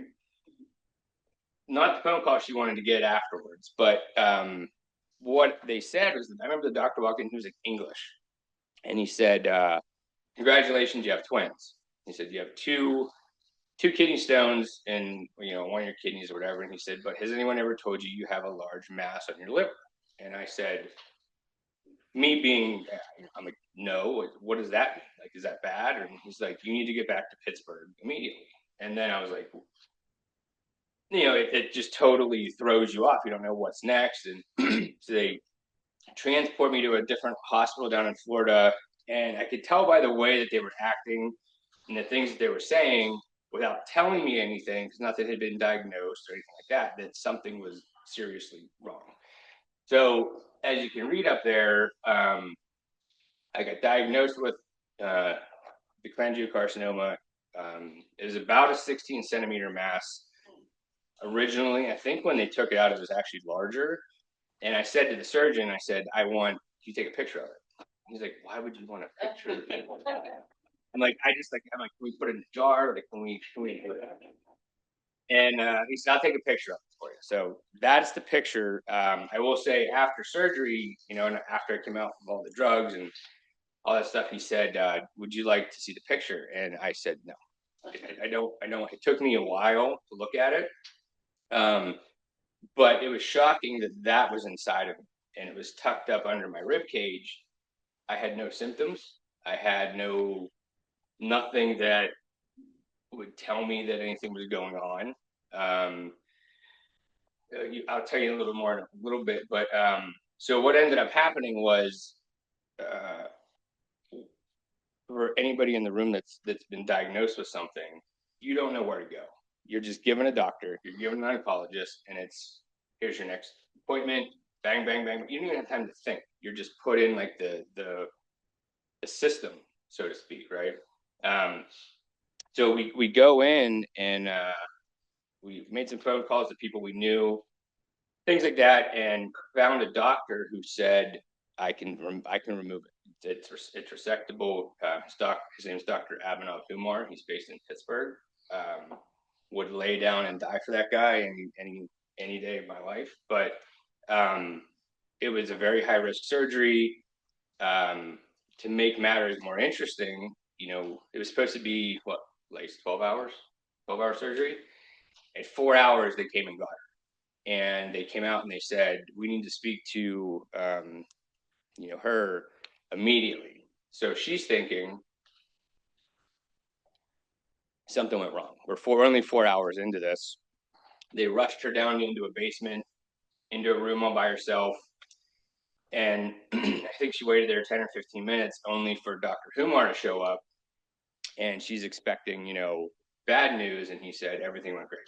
And so that was like her baptism by fire, which was terrible to be, hurry up, the doctor needs to speak to you, take you into the basement, put you in a room by yourself, and that's what you have to deal with. And then we had family obviously up. The family is watching in the waiting room, them whisk her away, and everybody's like, it's only been a couple hours, like this isn't right, Long story short, the surgery was very successful. I spent, I think, 4 days in the ICU, but only because they didn't have beds available on the one floor. In the ICU, this is patient story, right? This is what we live, is miserable because you don't sleep. You're on so many drugs, you don't know what's going on. So you're kind of numb. And I could tell you all kinds of fun stories from those couple of days. But long story short, we had successful recovery. And then I was given an oncologist based out of Pittsburgh. And the interesting part was, all I was ever told is that I had cholangiocarcinoma. I was never told about my fusions. I was never told about what the options could be. There's the ablation stuff, there's different things. None of that was ever explained to me, not once. What I was told was, we're going to put you on Xeloda for 6 months. And I said, what's my prognosis for this? Excellent. It's going to be excellent. I don't see there are going to be any side effects. Like, you'll whiz right through this. So I'm thinking, like, great, let's do it, right? And Xeloda is a pill, no big deal. So we did that. I'd say about 3 months in, I started getting the neuropathy and the hand foot stuff real bad, where my hands were peeling, my feet hurt, feet were peeling, all that fun stuff. Didn't lose my hair or anything like that. And then I would say probably around the October, November timeframe, so you're about 4 months into it, something like that, Xeloda, I started getting itchy. And I started noticing like these little bumps on my skin. And so I went to one of my oncologist appointments, and it was towards the end of all the Xeloda, all that stuff. They said, how are you feeling? I'm like, I'm good. I said, but I'm itchy, like something's up, like I don't feel good. Couple that with, I had just had flu A and flu B back to back from my other two creations that are like petri dishes, right? So I'm thinking that it's all a subset of having the flu and all this, and that's what the doctor is saying, whatever. So when I'm sitting with the oncologist, and they're like, well, it's your itchy, it's allergies. And I said, I've had allergies my whole life. It's wintertime. This is not allergies. Like, I'm telling you, something's weird. And he's like, well, you have a scan coming up in a couple months. We'll let's see what that resolves. In the meantime, they had me ring the bell. I did all that stuff, cancer-free, everything. Went for my follow-up scan appointment. My wife was with me. They pull up my stuff on the screen, and they're like, oh, everything looks great, blah, blah, blah, no issues. So we left. She went to work. I stopped at Lowe's to get something, do something in the yard, and my phone rang. And it was the oncologist. And as soon as I heard his voice and not the PA, I knew something was wrong. And he said, where are you? And I said, I'm at Lowe's. Why? And he said, and he goes, are you by yourself? And I was like, what? And he said there was a mistake. He said, we missed something on your scan, and there's been a large reoccurrence. And I said, well, how did you just showed it to me. I don't understand how you missed this. And I said, on a scale of 1 to 10, how serious is it? And he said, it's like a 9.5. And I said, am I going to die from this? And he said, no, we're don't think that way. We got to do, I'm going to have you, this was on a Friday. He said, we're going to have you come in Tuesday. We're going to place a port and we're going to start chemotherapy on Tuesday. And I'm like, I just left your office an hour ago. How did we go from this to this? And, so anyways, had the reoccurrence. It came back in the surgical bed with like a main tumor with a couple little satellite ones, like all right in the same spot. So instead of just taking his word for it, jumping the gun, my wife, you guys will love her. She's sweet. She's beautiful. She will hunt you down. Track down my surgeon. And I'll get to that part a little bit about your support team, but track down my surgeon and got him on the phone, got his team on the phone, and said what was going on. This is where it pays to be nice in the ICU and in all the other places with the nurses. And so she got him on the phone, and he said, "Yes, let me see the scans. Let me look at it." Within 24 hours, she's like, "Yes, I can take that out."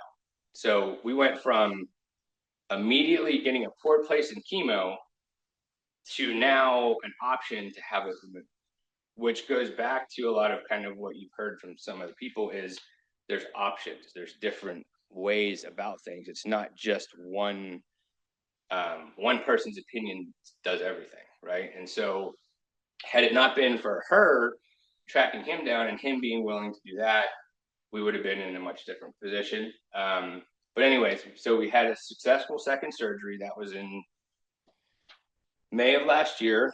And then I went through roughly around 9 cycles of the Gemsys Durva. I got to the point where I did switch oncologists, which is how I ended up here with Dr. Estefan. And in switching, I knew that throughout this process, like your body's never going to be the same. You're going to go through side effects. I still have stuff, things like that. But we got to a point where the Durva has kind of done more harm than good in some senses, because now I'm dealing with some other stuff, but I'll take the other stuff over this right now. So I've been through those 2 types of chemotherapy up to this point. Everything has been going, good, but one of the, reasons I think, other than telling my story, is to kind of talk just a little bit about like what I've learned for, to share with both the doctors and the people in the room that have loved ones that have things, or it's new or it's old or whatever. But, a couple of things that I think that were the most important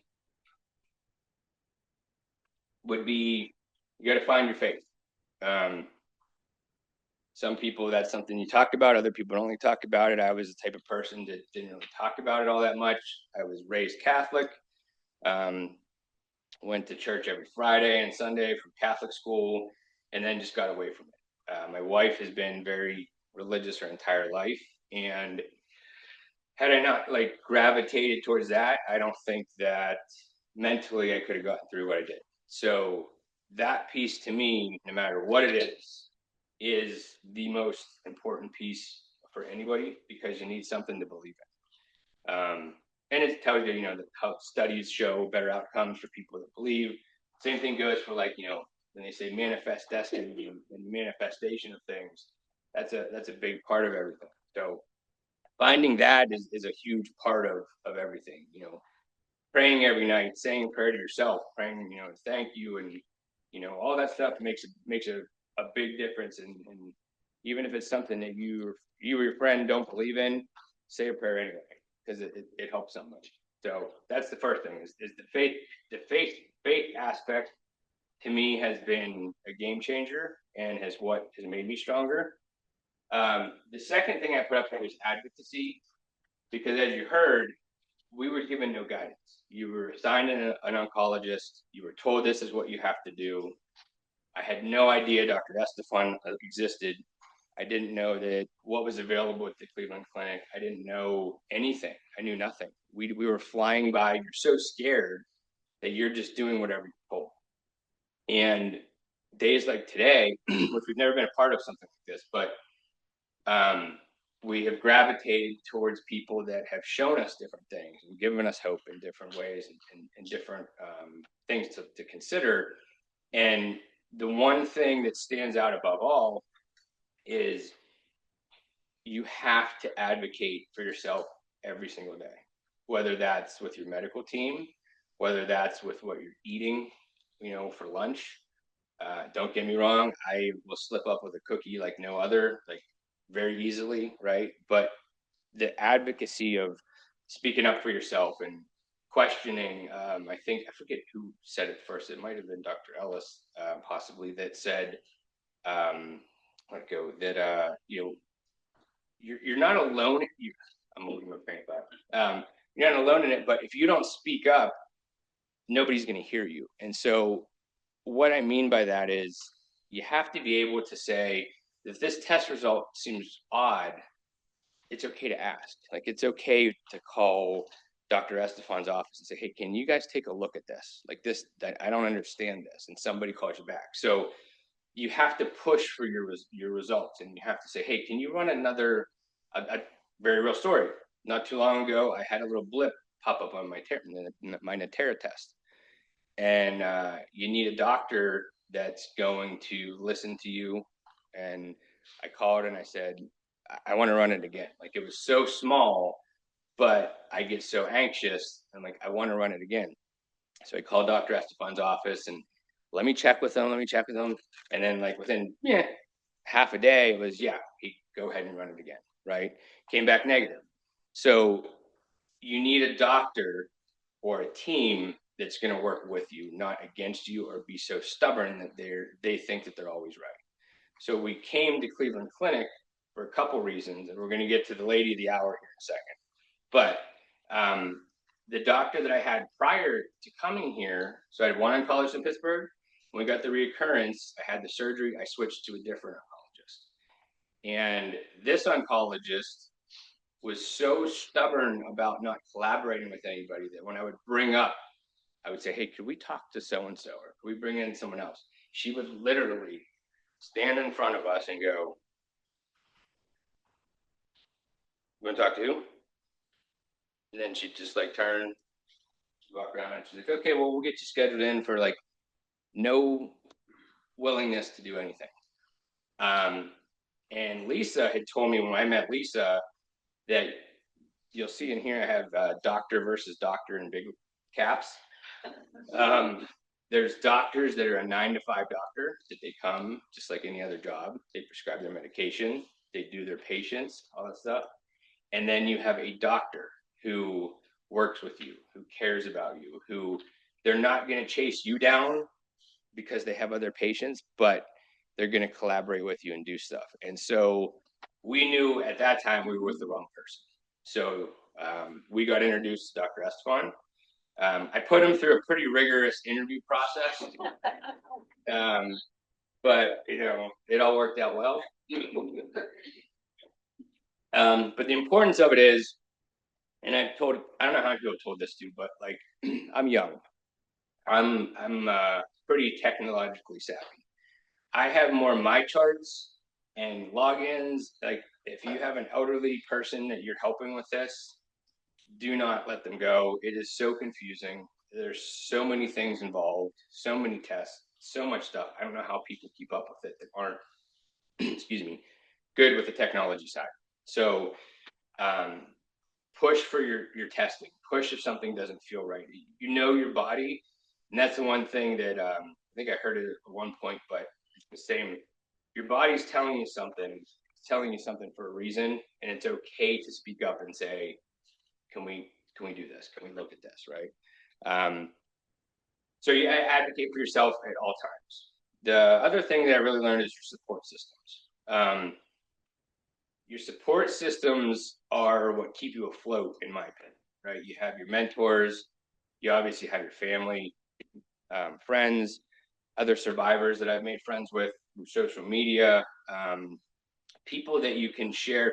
You need, as a patient, to be able to speak to other patients who understand what you're going through. My wife and I sometimes will get into this back and forth where I'll say, you don't understand because you don't have it. You don't understand because you don't have it. I don't understand what she goes through because she's in a different spot. So you have to equally recognize, because I'll admit, I go through mood swings like I've never had in my life. Like there's days I think I'm going to lactate, and there's days where I think I'm going to know it's.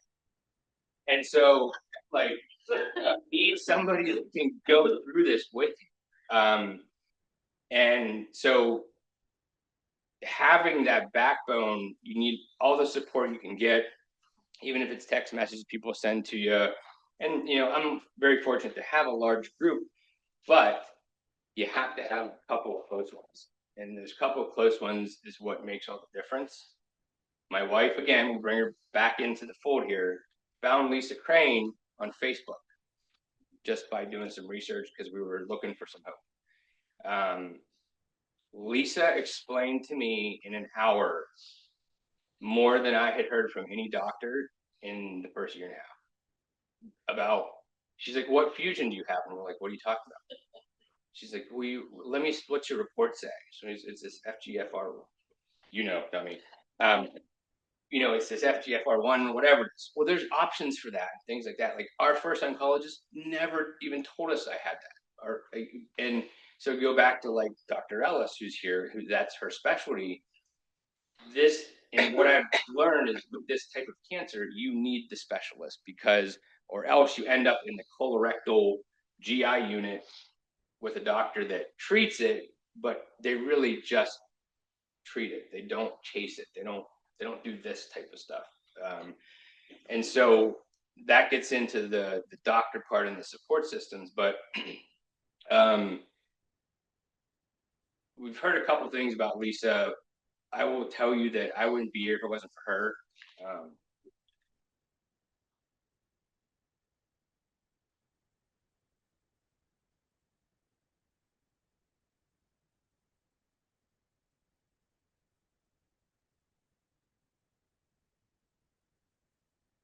Strictly because you just don't know where to turn.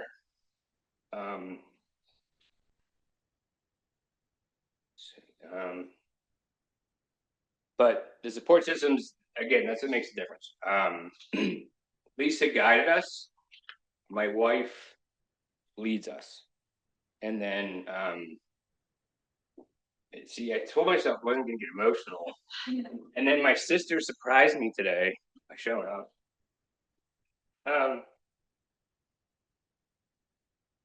But anyways, so the mentorship and the support systems, to me, are what gets you through. And the doctor makes the world go round. And so those are the things that I've learned the most. The last thing I put on here was the physical versus the mental. And so that's where, you know, as a patient, getting to know other patients, you know, the networking, stuff like that, because you can look great on the outside, but on the inside is what hurts. And so in a lot of cases, only the patients understand that. And so you have to find, you know, there's medications and stuff like that to help with the physical side, but mentally, your mentor, your support systems, your networks, that helps you with the mental, right? And so that's in a nutshell what I've learned. If I stay up here any longer, I'll probably start crying more. But that's the journey we've been through. I will say that, is there another one? Yeah. So the kids have been great. You know, they know what they need to know. They've toughed it out. But it's one of those things where, you know, it's one day at a time. Each challenge is different. I'm still working full time. It keeps my mind going. I have much more challenging days physically than people know, but you get through it. And so it's managing all that different type of stuff. But in the grand scheme of things, the one thing that this has given us believe it or not, is a stronger faith, a closer family, and more friends. And so with that, that's my story.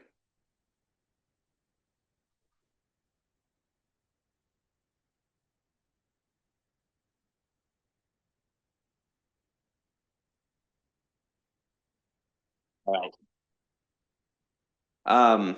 Thank you, Josh. I'm gonna have you maybe come back. And Dr. Ellis and Dr. Balgamwala, if you could just take a seat at the table. I'm pretty sure some people here have questions for you. Want to be respectful to everybody's time today. So let's try and try and stay on time. Please grab lunch if you haven't done so. There are boxes waiting to be devoured. If you grabbed one already and still want one more, please. We will open this. I have one first question for Dr.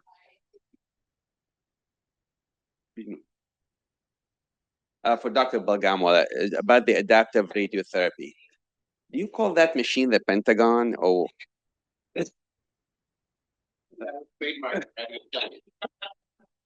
all right. No, please. If you guys, the panel in front of you, ask any questions you have. I don't know if it's this panel. Go ahead. The Signatera testing, which is not the same as it, are you finding that to be relevant, or what do you think of that? Do I become relevant? So I think there's still emerging data for Signatera specifically in cholangiocarcinoma, and for those of you who aren't aware, this is a blood-based test that is specifically designed for your tumor. So they take a biopsy or a surgery sample and extract material and collect specific markers to design a blood test that's specific for your cancer. So extremely sensitive. Cancers like colon cancer, they're a little bit further along in using it to guide decision making about treatments. There are trials coming in cholangiocarcinoma where we're hoping to do exactly that.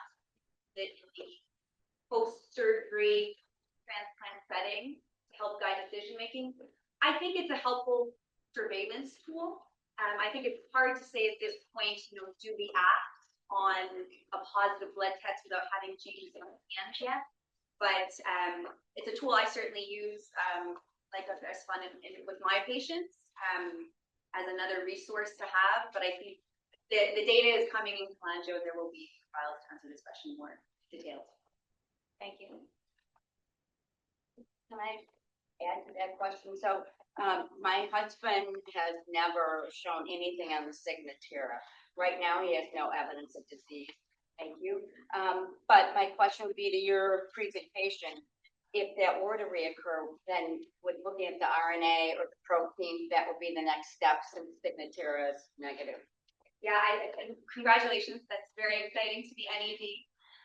Absolutely. I think, if and when he recurred, I think doing comprehensive molecular testing at that time is really important. We're able to do sort of testing at the same time you're building these Signatera blood tests now, where we're looking at DNA and RNA and protein expression, but there are many different in-house and commercial testing that can be done, but I think that's absolutely an important step. Okay, thank you. I have a question. My family's very new to this journey. I'm Mary Albert from St. Louis. I did fathering Dr. Ellis. You studied in St. Louis, right? I did. My daughter was diagnosed about a month ago, stage 4. She's 32. She had a 6-month-old baby. So we were looking for after IVF and this. We were just starting out, and she had her first chemo last Tuesday, and she came through with flying colors. I want to ask you, Josh, she's posting it on social media. She's inviting people to follow her on Facebook. It wasn't as bad. It wasn't this. The nurses were great. I don't think she didn't feel anything. No symptoms, nothing. She's been touted and revered for her positivity and her attitude. And, a lot of people go, "You've got this, girl. You're going to get this." She's realistic. She understands what her children need. How how far does her attitude and positivity go? I know Josh alluded to your faith.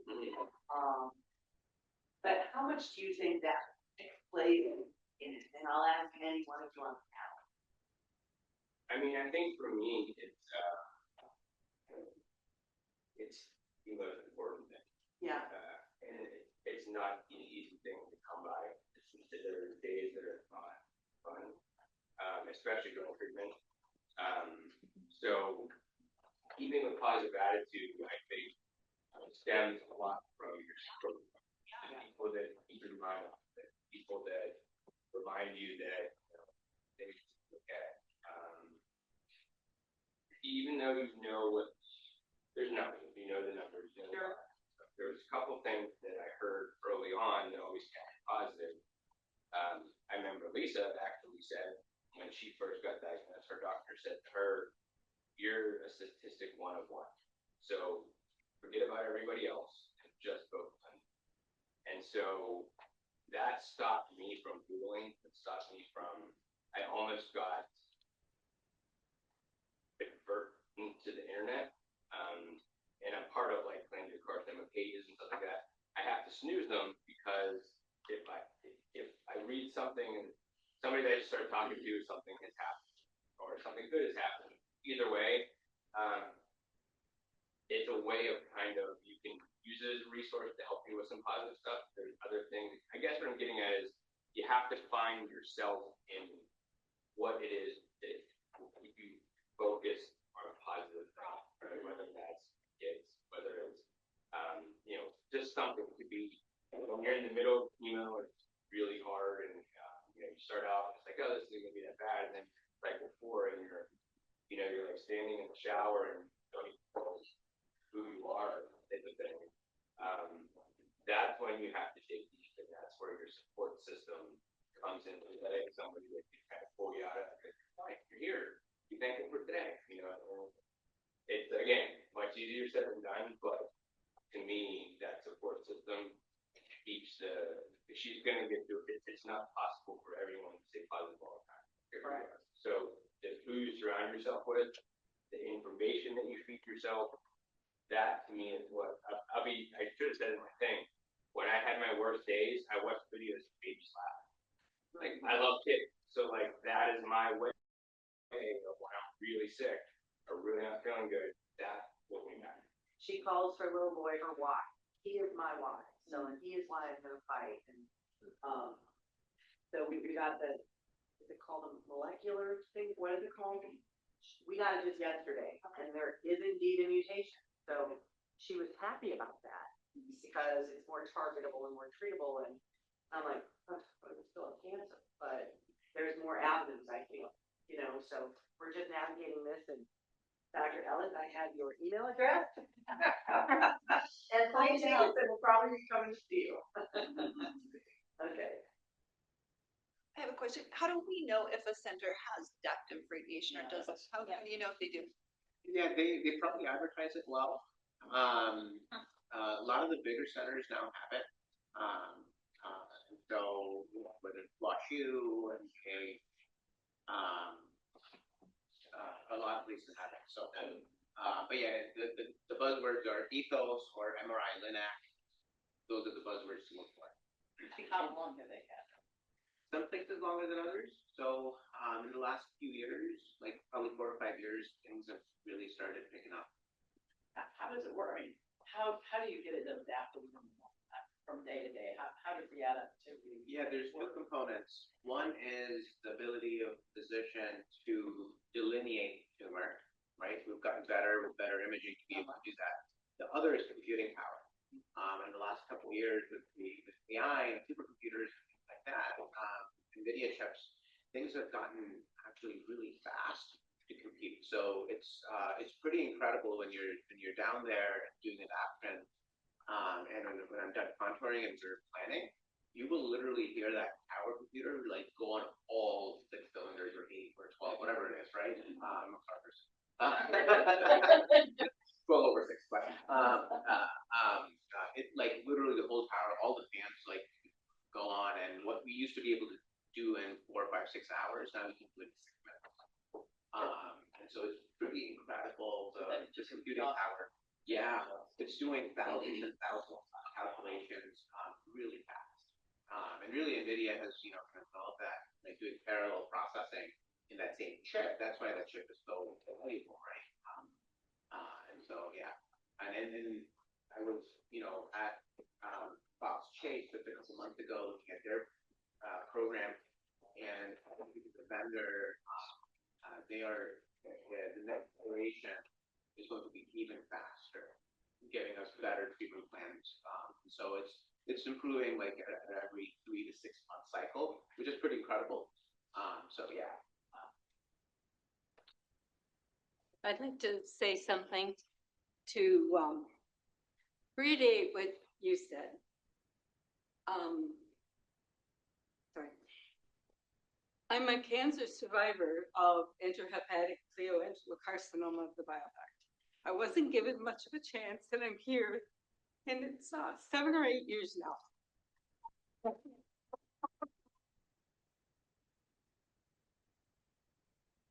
But I kind of knew everything about cancer because my husband died of cancer after a 10-year battle with tongue cancer.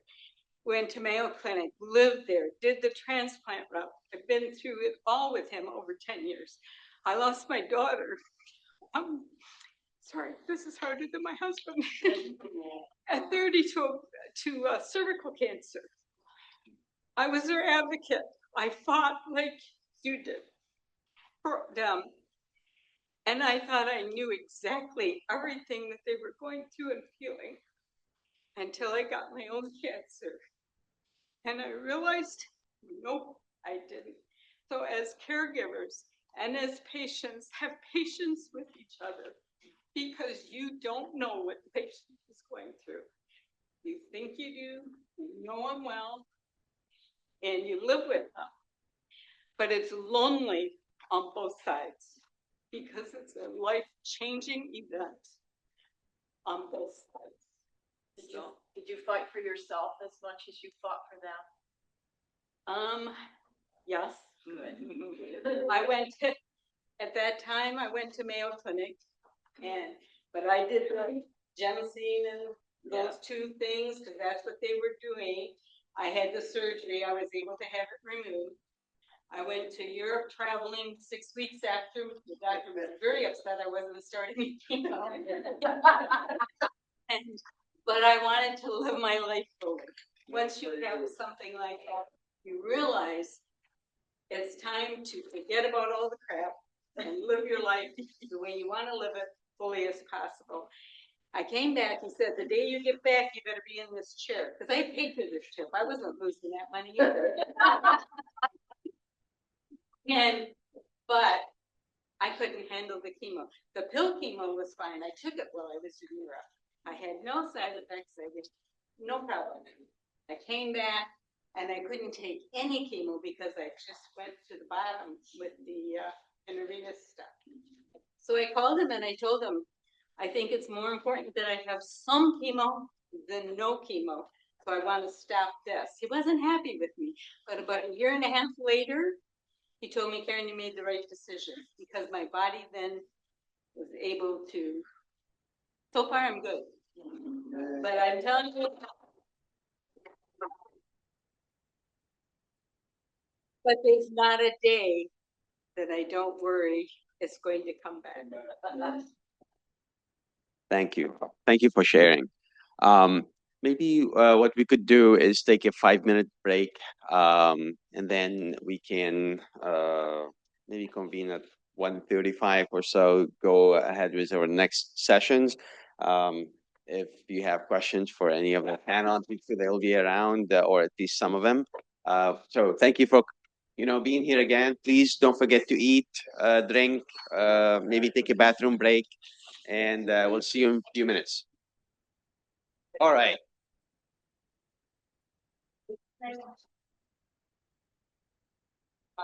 All right, welcome back, everybody. We're going to go ahead and start our second session for this afternoon.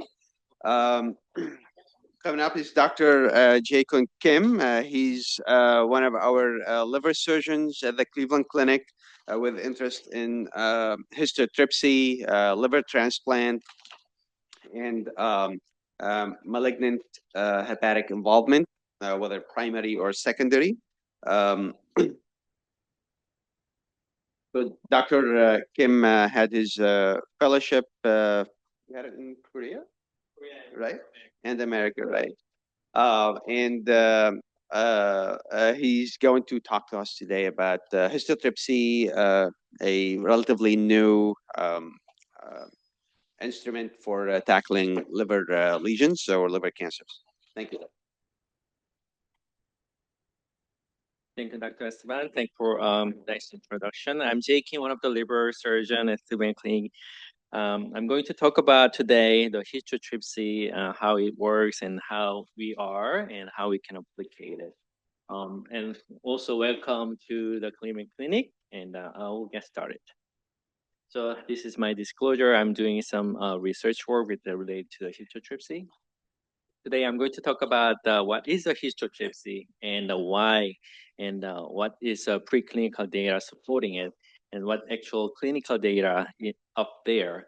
And I'll talk about our clinical application examples. So, histotripsy, how it works. Have you heard about the cavitation? Anyone saw the bubble in the water when you are, riding a boat? That's how the histotripsy cavitation works. Hey, K.O.B. You got what I need. It's finally getting warm. Before designers can build a quiet propeller, they have to understand why it makes so much noise. If a propeller spins quickly, it leaves a trail of bubbles behind it.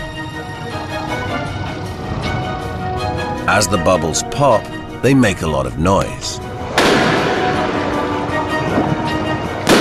These bubbles are not filled with air, but with steam. The steam is produced by the seawater boiling. It is a well-known fact that water boils at 100 degrees centigrade. However, few people will know that at different pressures, the water will boil at different temperatures. If you increase the pressure, as in a pressure cooker for instance, then the boiling point of the water increases. Hence, the cooking is more efficient. Few people will know, however, that at reduced pressures, water will boil at lower temperatures. I have here a vacuum pump, and I'm going to turn on the vacuum. This flask here contains water, and we have it connected to a pressure gauge, and we're reading at the moment approximately 15 pounds per square inch, which is 1 atmosphere. I turn on the pump, you notice the pressure dropping immediately, and as the pressure drops, as we approach zero, bubbles start to form, and the water starts to boil. So here we are at room temperature, but at a significantly reduced pressure, almost a complete vacuum. The water is now boiling. Water boiling at 20 degrees centigrade at almost 0 pounds per square inch, a remarkable phenomenon, sir. That's how when a submarine's cavitation works. So basically, using the same technology, if we use the ultrasound, they can generating some vibration that at some point is decrease the pressure, at some point they would increase the pressure, that actually causing the vibration and making some micro bubbles. So there's two types of using ultrasound guided treatment. The first thing is a HIFU, that is a high intensive focused ultrasound that actually continuous wave that making the making point very hot. That's how that HIFU works. But histotripsy is a little different. That is a very short term, have a high amplitude, but it's causing cavitation, and it doesn't have any heat generation. So again, this HIFU is working as a going into some focused area, making the high temperature, and you can see that there is a cancer can die because of the heat. But histotripsy is different. They're making micro bubble that grinding the tissue with the focused area. So this is another animation how it works. It had to be immersed into the water because that ultrasound cannot penetrate the gas well. So that's how the microbubbles grinding the tissues. And this is actual tissue is grinded by the histotripsy. It's quite fascinating. Even though I am the one of the surgeon and doing actually chopping and laparoscope or something, sometimes I'm switching the liver. But you know, my colleagues actually introduced this technology, and he was really fascinated about this one. And also, this interesting feature of this technology is even that creating the cavitation and grinding the tissues, also that have a preservation of the structure that important for the survival, like vessels and bile ducts. So that's a quite interesting features of a histotripsy. And also, if that treated area is, as time goes by, and also that's getting smaller, that's an involution they are talking about it. So I'm going to talk about what is supporting why we're doing the histotripsy. So this is the mouse example. So one time it is a tumor. They grow the tumor in the both thigh of the rat, and they treated one area. Actually, that some mouse that got the treatment that actually have a better survival. The interesting feature is if the treating one area and the other side, actually the tumor volume is decreasing. That is, we say the abscopal effect, or sometimes we say the off-site effect.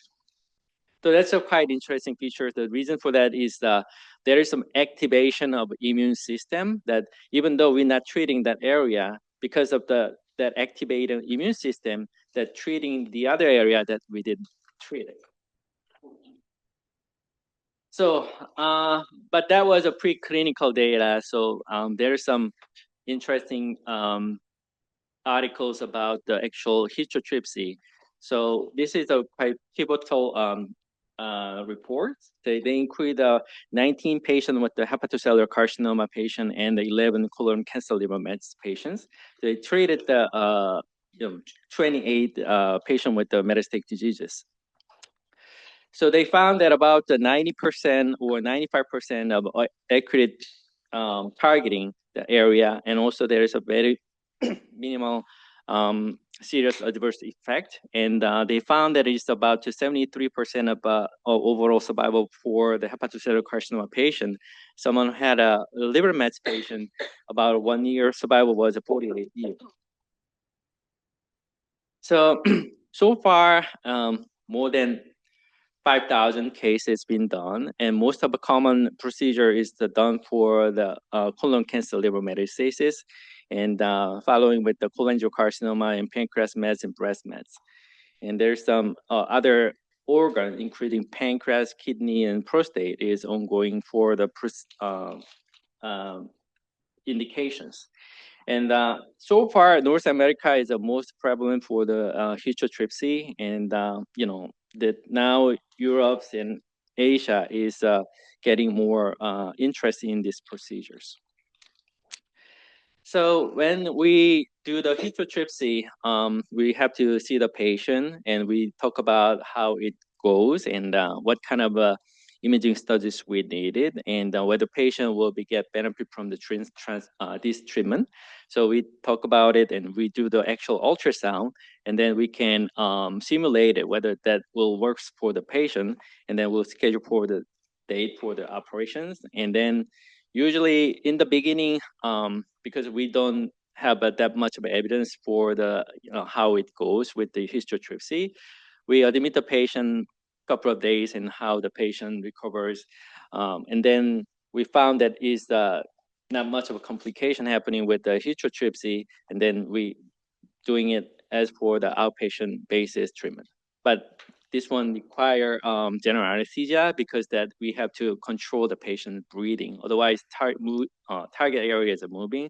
So that's the reason in the beginning we started with the admission for the patient. But now we are more confident with the treating without admitting the patient. So the patient can go home the same day. So this is how actually we're doing it. So this is a patient table, and this is actual treatment head. The nursing step is finding whether there's any micro bubbles, because that ultrasound beam is hard to go through, or they could scattering by the bubbles, so they are taking out all the bubbles. I'm And this, recording. oh, sorry. Because she didn't notice that I'm recording. This is our actual treatment is happening. So this is the targeting area. As you can see that there's a little bit of a movement. That's why we control the breathing of the patients with the general anesthesia. So this is the Cleveland Clinic experience. We started December 2023, and more than 200 treatment was done, and we did more than 154 patients we treated with the historypsy. Most common indication was colon cancer, liver mets, and followed by the breast cancer and pancreas mets, and neuroendocrine tumor and hepatocellular carcinoma. So actually, the cholangiocarcinoma is 7 to 8% in total our patients. So up to now, we did the total 154 patients, included about 11 patients who had a cholangiocarcinoma, and their indication was multiple liver mets, and they already had a previous chemo treatment. There was most of them is have an unresectable, quite advanced disease. They are looking for another treatment options. And sometimes we do repeated treatment up to 3 patients. We did it, and also we have a one patient over there. He actually had 3 times in historypsy. So the outcome is most of the time when we starting the historypsy, we're a little more inclusive, meaning we don't have a solid evidence. That's why we starting with the small volume treatment first, and if the patient have a willing to proceeding, and then if the patient have a multiple treatment, they already failed. So we are more inclusive for whether how it works and how the patient respond to the treatment. So basically, 34 patient was quite stable with their disease in about 30 days outcomes, and the primary disease actually is decreasing the 36%. Unfortunately, they came to quite late stage. Their progress is already going in about the 20% is already patient has a progressing their diseases. And but good thing for this historypsy is basically it's a quite benign procedure, but it requires anesthesia. But there was no mortality related to this procedure itself. But the patient can sometimes experiencing the fatigue and some rib pains and malaise. One of the patients who have already they quite advanced diseases, they have one patient readmission with the hyponatremia. Some patient came for the abdominal pain, but they were fine after the admission. And this is the safety profile report. So we had a institutional report with the 230 patients, and we found that there is not many of a complication, but actually there is a major complication that mentioned about the 3 patients that actually was not related to the procedure itself, because the patient came to quite a late stage. Their prognosis was already quite poor. They passed away because of their disease itself. So we have 3 major indications for the historypsy. One is a radical treatment, and bridging treatment is bridging to the transplantation, and the other one is palliation. So this patient is 76 years old, high BMI, and also the tumor was very close in here. We treat the historypsy. Right after the historypsy, you can see that the tissue is dead in here, and we considering as for the radical treatment. And also we published one patient who had this tumor in here, and we treated with the schistotripsy. In about 2 months later, 1 month later, actually, the patient had a liver offer. This is old liver that is where we treated, and this is a new liver. The patient have a liver transplantation. So thankfully, we could compare what is look like where after the histotripsy. You can see that there was a nodule in the liver that because the patient had a cirrhosis. And then where we treated area, that tissue is the cancer is totally necrotized, and there was no viable tumors in there. This is the other patient who had a histotripsy with the quite young age. Unfortunately, the patient have a early stage colon cancer liver mets, but the patient was quite early stage. She didn't get any treatment after that, but unfortunately, she developed abdominal pain, went to the hospital, found to have a very big tumor like this. So quite challenging for the operating because the vein is compressed by the tumor, and also she had already have a lung metastasis.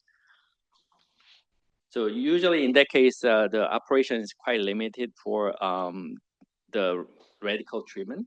So I did the histotripsy for this patient. Still, even though the patient already started the chemotherapy, the tumor is same size before the about the same size before the chemotherapy. So I treated with the histotripsy 5 times because of the size of the tumor. That was 11 centimeter size. So I overlapping 5 times. And then that is a post-op day 1 histotripsy site. And you can see that the quite decent damage the tumor. And 1 month later, tumor is getting smaller. And 4 months later, the tumor is much more smaller, and lung metastasis was kind of under control given her chemotherapy. So we discussed with potential resection, and she agreed with the operation. And then this is the how we do the actual liver resection. Obviously, because of the tumor size, there's some inflammations, but we can remove the tumor, and this is hepatic veins, and we encircled, and then actual operation was done. So sorry for the lunch, but that's how I'm doing. So thankfully the tumor is all out. The margin was negative. So far now, in about 10 months now, she's been quite doing well in general, but in abdominal cavity, there is no evidence of a tumor recurrence, but her lung disease is getting progressing. But there is some supporting data that if the patient have a colon cancer liver metastasis, but if there is a limited numbers of lung mets, then if we could eradicate the abdominal cancers, then actually their survival is better. That's why we did the resection for this patient.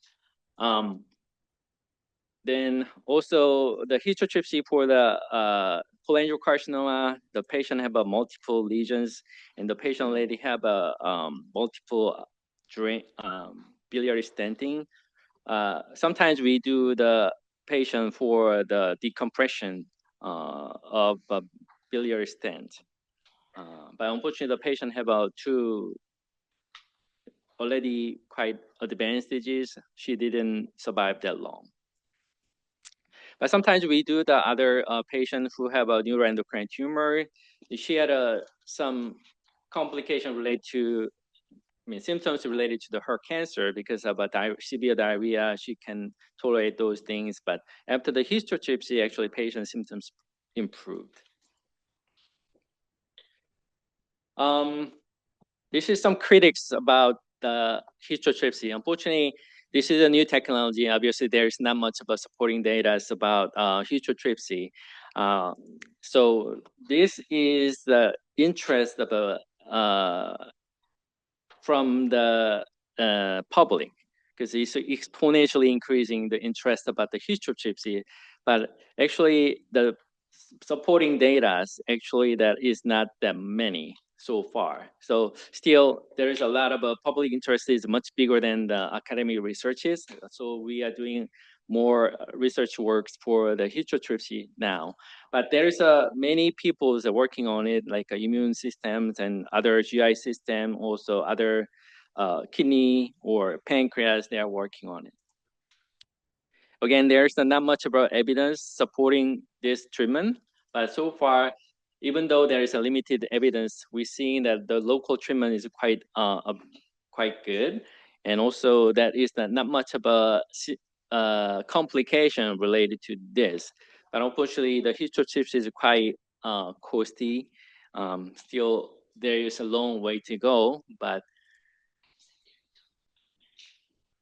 there's something we can help. Why the people is interested in this one? Because chemotherapy, obviously, there's a lot of some people have a complication related to the nausea, vomiting, and also even though they are on the chemotherapy, their disease is progressing. Patients have a lot of hope in this. So that's the reason that we would like to proceeding. If there is any hope for the patient, are willing to proceeding these procedures. And obviously, this one is not just a single surgeon's effort. So we have a good team here.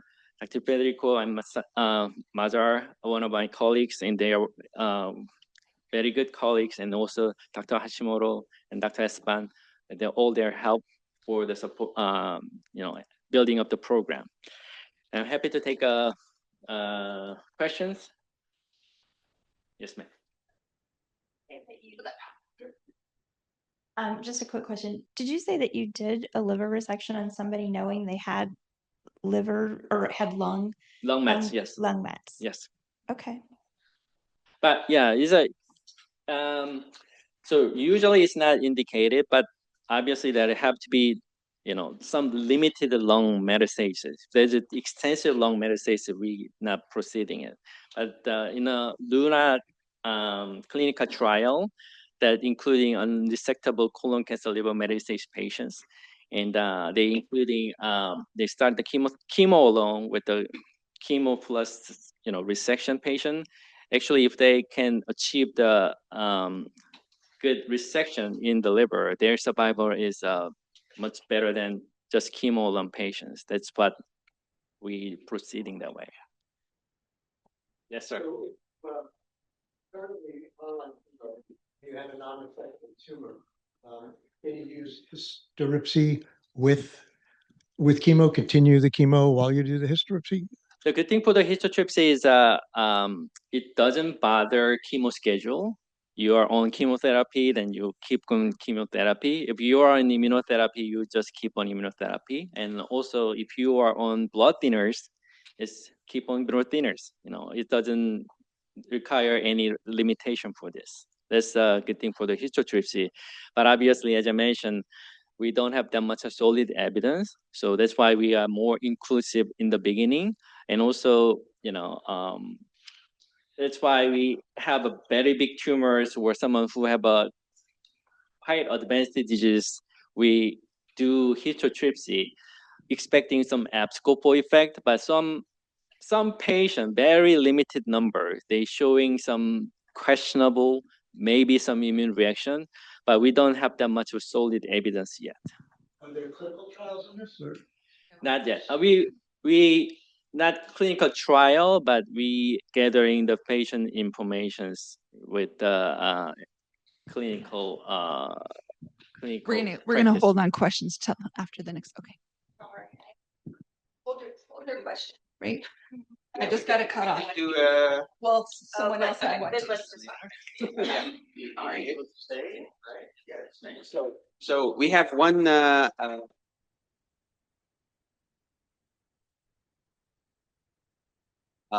We do have one talk, and then we'll have the panel come in, and you can ask question as you wish.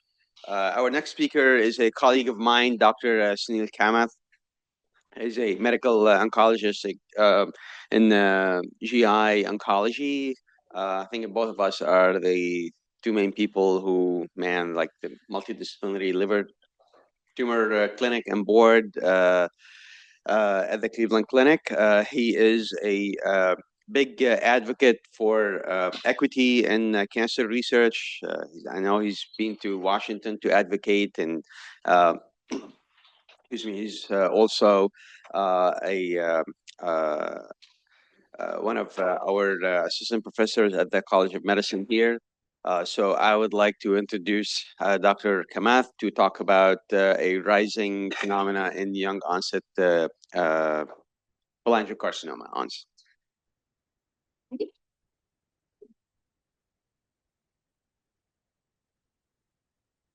Where is mine? Do I need to bring up some other? Am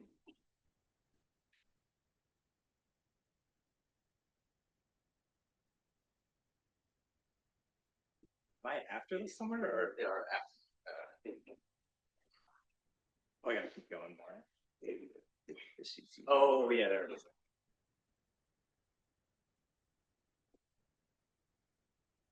There. Thank you for having me talk. I have the unenviable task of speaking after a surgeon. I have no cool videos or anything. Fine. So yeah, we'll try to make it interesting still. These are my disclosures. So we'll be talking about sort of the definitions and epidemiology for young onset cholangiocarcinoma, importance of biomarker testing, a critical thing in this disease. Briefly, we'll talk about some potential risk factors for why this trend is happening. Then I'll touch on our process of building our young people with cancer program. So how do we define young onset cholangiocarcinoma? It's pretty simple. It's just basically cholangio diagnosed in people that are before age 50. This felt rather unsatisfying as I was trying to make this slide because it really is the definition, but I think it's so much more. Yeah, I think this is a population that reminds us more than any that we're not treating a disease, we're treating a person. They have so many other factors. The cancer itself, of course, is a big part of what they're going through at the time when we meet them. But this happens in the context of a complex life. These are people that are starting their families. They're at the beginnings of their careers, trying to make a name for themselves. So many concerns about insurance, financial toxicity, emotional and mental health as well. So something that we're trying to address more and more, not just getting the right treatment at the right time, but also making sure we're treating the whole person. These are trends that we've seen recently for young onset cancer. So unfortunately, this is a phenomenon happening across many tumor types.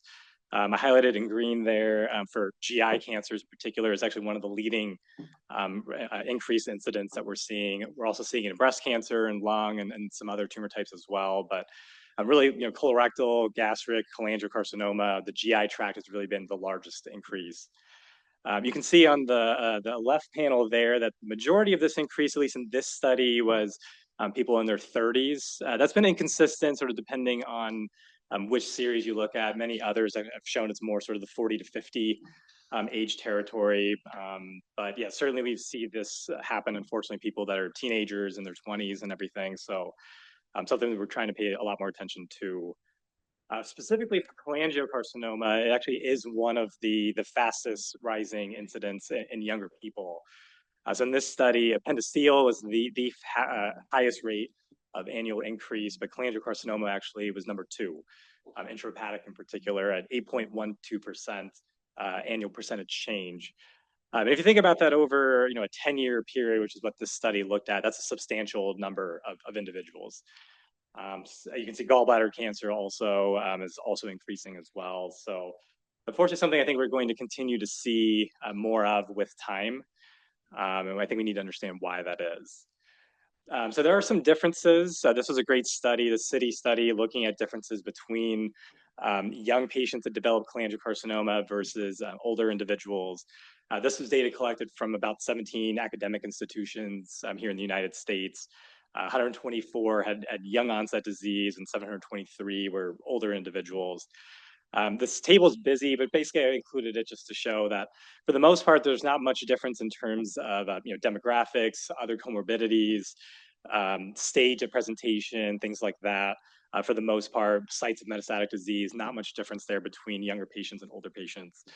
The graph on the right is showing you basically the sort of age trend over time. So about 15% of people diagnosed in this series were under the age of 50. A share that has increased already and I think will continue to rise with time. There were some very important genomic differences, though, which I think is really critical. So you can see the left bar, I think, is probably the most important. So the rate of FGFR2 fusions was significantly higher in younger people versus older individuals. These are probably our most active precision medicine drugs that we have. So I think critically important that we identify all of those patients and get them on that therapy. But you can see also ATM mutations, so PARP inhibitors and others, may be applicable for that population. And BRAF mutations as well. We have, a tumor agnostic approval for a regimen, dabrafenib, trametinib for that target as well. So definitely important, that we're doing this testing. Often challenging in this disease. We have a lot of patients with just cytologies from small biopsies. So use liquid biopsies as a backup. I always tell our fellows, everyone's got blood. We're always drawing it anyway, so send it for ctDNA. There's never any reason not to, honestly. The more we look, the more we will find. Due to some of these differences, there were some significant differences in treatment for these patients. So as we'd expect, younger people probably healthier and better able to tolerate therapy. So a higher share received adjuvant therapy, especially adjuvant chemotherapy. Appropriately, we saw that they have a higher rate of molecular targets, so more patients received molecularly targeted therapies, and also a higher percentage were enrolled in trials too. So all good things there. Outcomes, you can see, patients that were younger did a little bit better. You can see the median was 17.7 months versus 13.5 for those that were older. This was also seen, similarly, the right panel is a NCDB analysis. This is, 30,000 patients. Very similar story, a slight improvement in median overall survival for patients who were younger compared to those with typical onset. But really, the big takeaway for me for looking at these is nobody should be happy with this. 17 months, 13 months, 14 months. I don't want to be talking about these numbers anymore. So we're definitely working on, more, new therapies and everything. Patients do better, but certainly, we have a lot of room to work. Our patients face a lot of challenges. I would say this is a case that patient I'm taking care of now. Younger woman, mother of two. No other significant health issues at all. And initially it was found to just have a mildly elevated alkaline phosphatase on her kind of regular blood work done with her PCP. They followed this up with an ultrasound, a reasonable screening test for primary care, but not a very good one for this disease, unfortunately. That was normal. She was referred to GI, fortunately. I was actually happy that even that step occurred. This is often missed at that point. It often ends with the ultrasound's fine, you're good, come back in a year. She was referred, lives in a very sort of low resource part of the country, so that referral didn't happen for several months. Very few GIs in rural areas especially, and so that didn't happen for a while. She ultimately develops jaundice, presents to the emergency department. On imaging, is found to have a fairly large liver mass with biliary obstruction.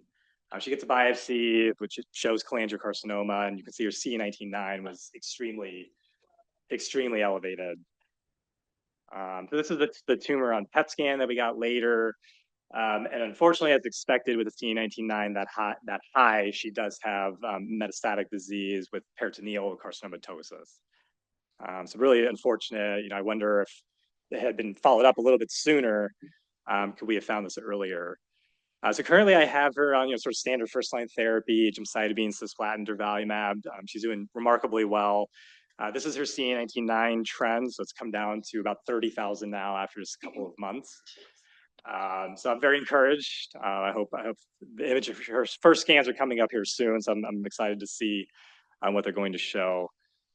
And this was her Garden 360. She was one of those patients that had a very small cytology specimen as her initial diagnosis, so unable to get NGS testing on that. But we did see a number of interesting things with her liquid biopsy. So she has an NTRK fusion, the first one that I have seen ever, honestly, not just in this disease, but ever. Yeah, it's an extremely rare target in outside of sarcomas and a few histologies, but she definitely has that. Also is noted to have a BRCA2 mutation, and if you see the copy number, about 50%, so highly suggestive of a germline mutation, and we did since confirm that with germline testing. It is a germline BRCA2 mutation.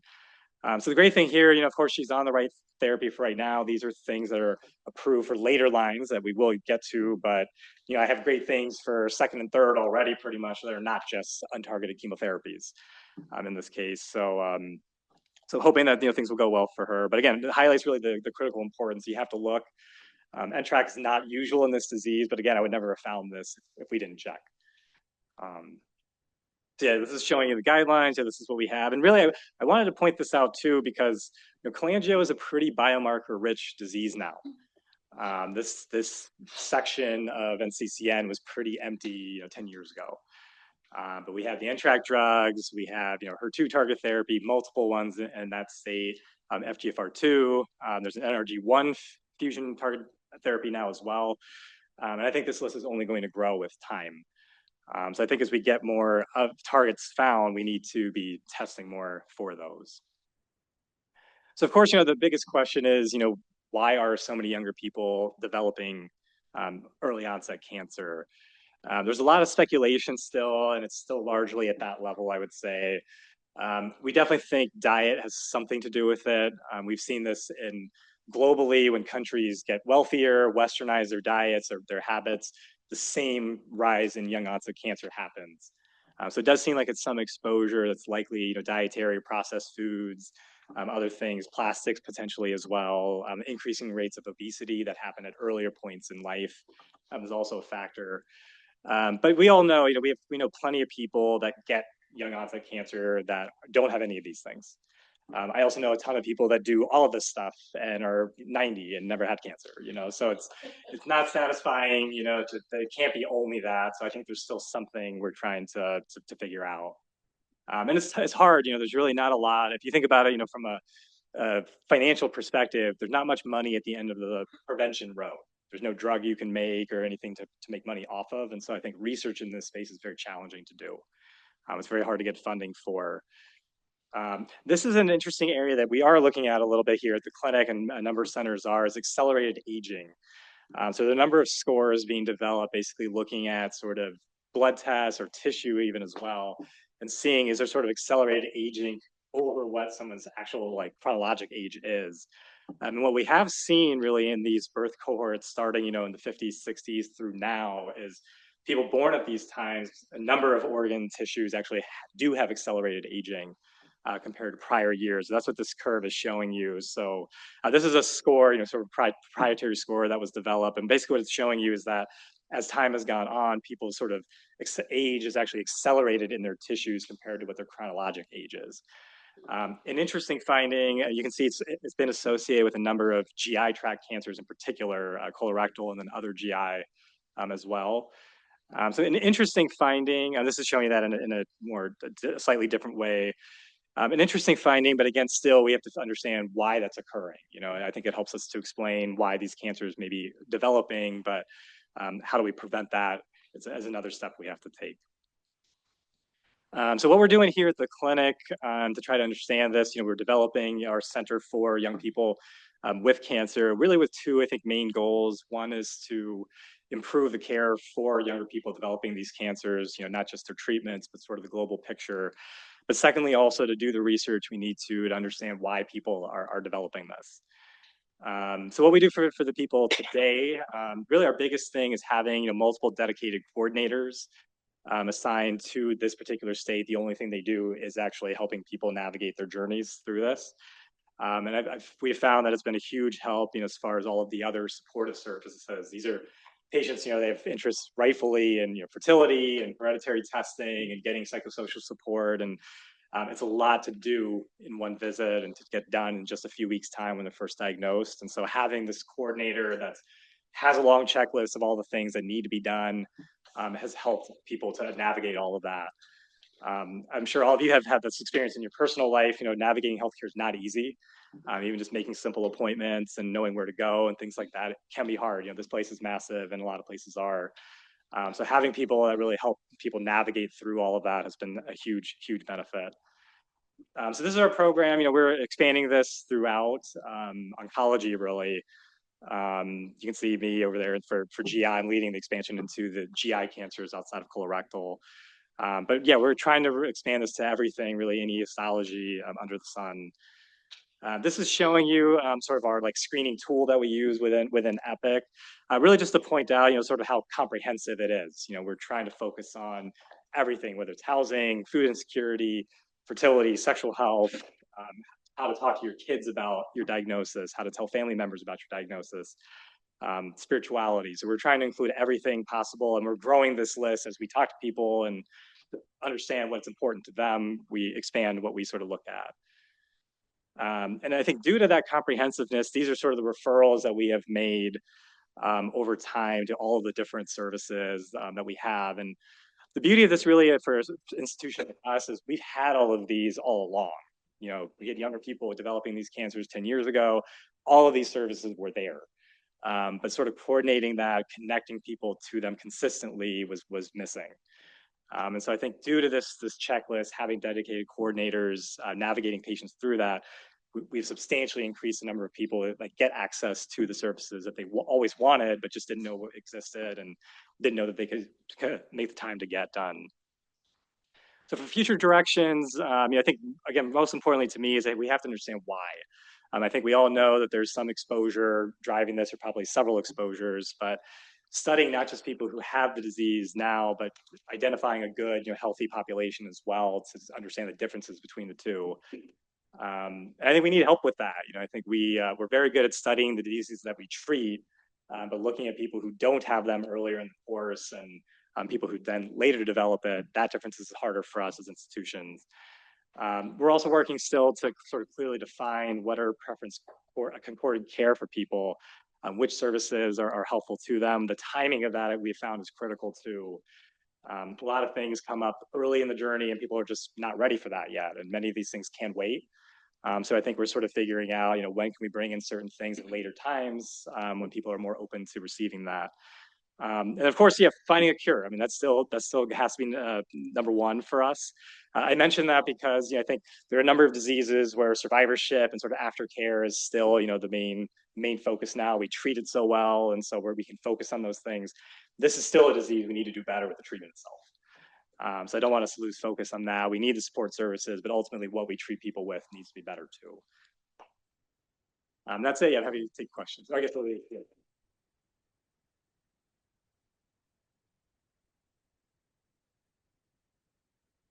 Well, Dr. Kamal, please, if you have a seat at the table, and we'll, take questions from anybody.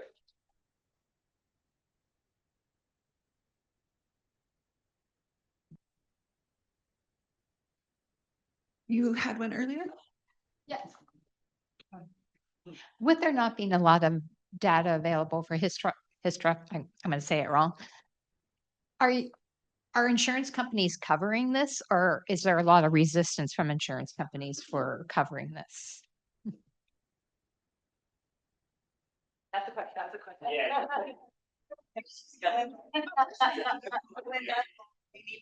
Oh, I'm so sorry. Thank you so much. Good question. Actually, that's one of some challenging part, especially for looking for some resources, But it's actually, I heard that it's covered by Medicare, and some insurance company, they allow for the histotripsy.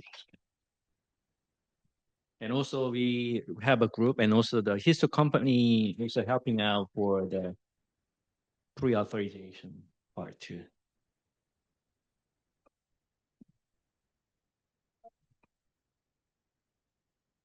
I'm really curious about the immunotherapy impacts of histotripsy, and I'm wondering, have you done any research to try to understand why areas not being treated are being impacted and what the potential that has more broadly? I think it's pretty exciting. I guess I've read it's just sort of correlational. It's not with everyone, and is that, I'd just like to know more about that.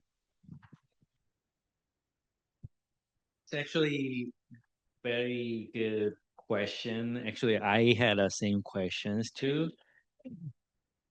And actually, we had some patient. Some of the cancer is quite immune responsive. We have some patient who was on chemotherapy and also immunotherapy because of the renal cell cancer liver metastasis. But after the immunotherapy, it looks like a tumor is shrinks down. But the problem with the immunotherapy is sometimes, not always, but as time goes by, their effect sometimes kind of disappears and reduced, but some patient who underwent histotripsy, actually their response is prolonged. And that's what we are actually in the process of writing for the publications, but not always happening that way. As I mentioned, many patients is actually come with the colon cancer liver metastasis. We are very high hope for the immune reaction with the histotripsy, but unfortunately, it's not many patients having that kind of a immune response. But good thing for the histotripsy is a kind of adjunctive additional treatment. It's not bothering their own chemo schedule or immunotherapies. So as I show you that one of the patient who was not a real actual liver resection candidate, but she became a candidate for the surgeries. But there is some limitations supporting immunotherapies. We are currently working on it. Yeah. I think it's a great question. I think the biggest thing that's missed with the abscopal effect definition is response above what you would expect with systemic therapy. So seeing if someone's on systemic therapy and getting histotripsy, seeing lesions away from the histode site shrink is not unexpected. I think that gets missed often. Any systemic therapy is an abscopal effect. You treat everything and you will see responses distantly. So I think that's really the critical piece missing with histosonics so far is, are these responses actually more than you would get with their chemo or their immune therapy otherwise? And fortunately, that randomized data is really not available, and I'm not sure it's necessarily even planned, but. I can usually talk loud enough. This is for Dr. Kamath. If I'm saying your name right, I apologize if I'm not. In your care, have you seen like anything for risk factors that maybe even anecdotally you're seeing kind of a pattern for young people developing this cancer?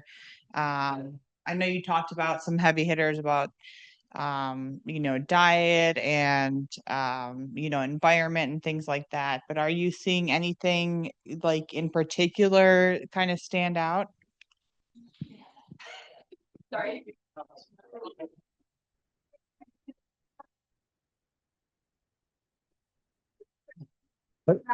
Look at those jets. Wow. She's fast. Unfortunately, not really. I can't say anything has really stood out, to be honest. And I do think it's probably, I think that if there's anything, maybe sort of processed foods in our diet, I think is probably the biggest one. But everyone's doing that, right? So it's hard to know, like, is that really unique to any one individual? But yeah, I do think it's sort of a global westernization. I think that's what stood out the most to me is when you look at countries that have sort of increased their socioeconomic status with time over decades, you see this increase in cancer in young people. So I do think, it's probably a combination of, plastics, what's in our food, things of that nature. But again, sort of what tips over somebody to have cancer exposed to the same things versus someone else, I think we still don't really know. Do you see a hormonal link at all? I talk to patients all over, and I see little clusters unofficially, but I see a lot of younger women who have either been diagnosed during pregnancy, right after giving birth, or IVF. Yeah, I'm sure that's true for some cancers. I think there's probably some hormonal link, but probably not for very many. A lot of what you're describing there is sort of identification bias. So a lot of times, pregnancy events like this are the first times people start to interact with healthcare.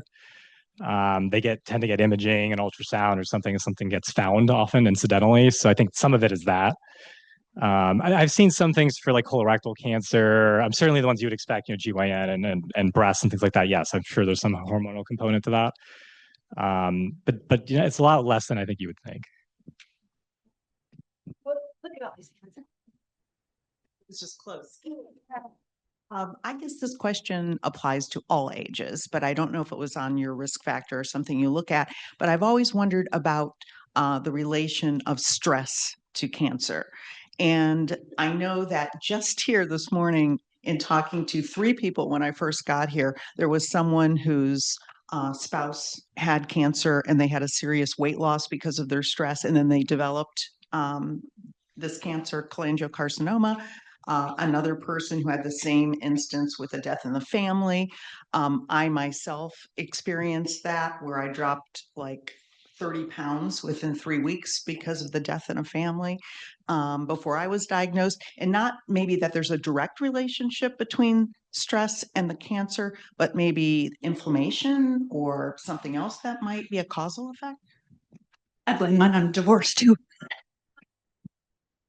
Yeah, I don't know if that's been specifically looked at. I mean, it makes sense to some extent, but that's not something I've anecdotally seen in my practice often. I think I've seen many times as people have explained away a lot of symptoms due to their cancer, weight loss and other things, stress and whatnot, and some of the symptomatology was happening in the background. But yeah, I'm not sure if that's going to prove to be a link, I think, but. Right. Okay. Thank you. I have a question about hypsotrypsy and the involvement of blood veins, specifically the hepatic vein. And how do you deal with it when you're in the area where a vein should be?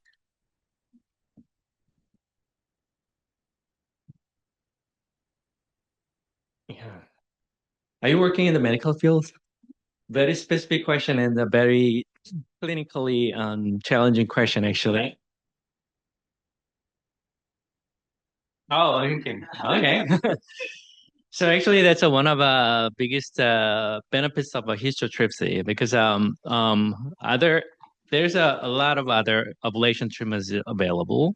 So especially using heat like ablation, that the problem is that have a heat sink effect. The meaning if that is too close to the vessel is bloodstream is cooling down that area. So that is a little limitation for the treatment. But histotripsy is it's not using any heat, so that could selectively kill the cancers, and it doesn't injure the collagenous tissues like a vessels or bioduct system. But obviously, we're seeing, even though that is not structurally disrupting it, but because of this is bloodstream, so it could injure the intima of the vessel that could developing the clot. So, but most of these clots actually manageable with anticoagulations. It doesn't cause that much of significant complications. More questions? Maybe 30? Mine's really quick. I know that this cancer is traditionally not hereditary or genetic. Are you seeing any changes in that as you're seeing more young people with this disease? Good question. And should you have your family members? Yes, so that actually does not seem to have changed. So the incidence of germline mutations, hereditary cancer syndromes, has not really changed in this time frame. So we don't think that that's the driver. But certainly we encourage testing everybody for sure, because I think we're learning more and more that BRCA used to be associated only with a certain types of cancer, Lynch, things like that. But we are learning that there is this long tail of other diseases actually that do have slight relative risk increases, which can include cholangiocarcinoma. So I think knowing that is critical. Another thing I always encourage people to look into is their family history. I think most of us actually don't know that. I see a lot of people in the months right after diagnosed, they initially said, oh, no one's got cancer in the family. This just came out of nowhere. And after informing people, they come back and they say, oh, actually, yeah, my dad did have this, that surgery, he said it was just for like a hernia. It was colon cancer, and there was a long history of us not talking about these things, in the 70s, 80s, 90s, especially. So knowing that I think is critical. That will change, how we view, an individual's cancer and who we choose to test. So I'm definitely encouraging people to have that conversation more too.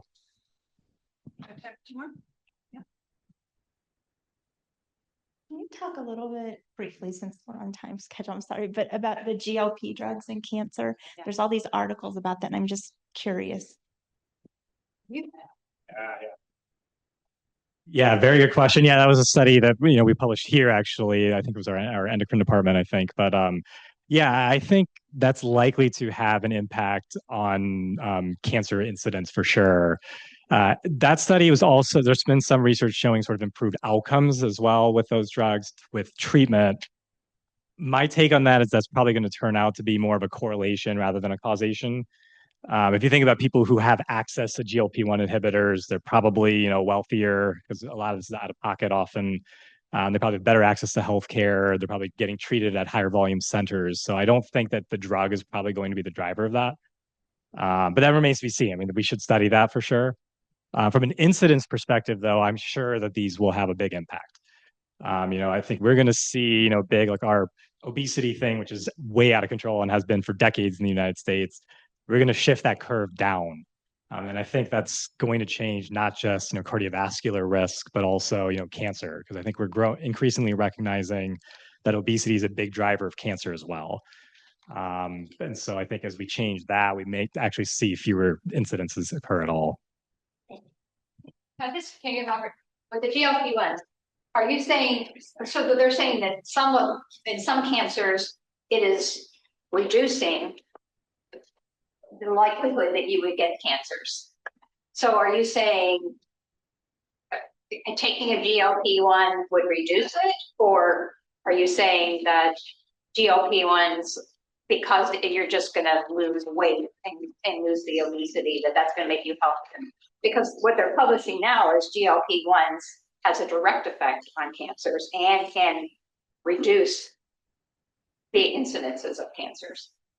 With more data, more information. Yeah, exactly. Yeah, I think that the treatment aspect of that, I don't think is proven at all. That's sort of a correlation level right now. The reason I caution about that is that's been published on numerous drugs. The same story was there for metformin for many decades, statins for many decades, and all of that proved to not be true. And I'm not saying anything different about GLP-1. I suggest that would be different for this class or others. Also, feel like mechanistically, that pathway doesn't tend to affect a lot of cancer, at least. Just one last question. In your 10-year data, could you delineate between the first 5 years and the last 5 years? Because those would be post-COVID. You're talking about the one study? Yeah, I just, at ASCO, if for those of you who don't know, it's like the largest oncology meeting in the world in Chicago. I was part of 3 different discussions, completely independent of each other, where oncologists were talking about they were seeing unusual cancers in very young patients all in the last. And I just wondered if you could suss that out a little bit in your data. Yeah, I'm sure we could. I don't know if we've delved into that yet, but I mean, yeah, we are enrolling people in our registry throughout that whole period.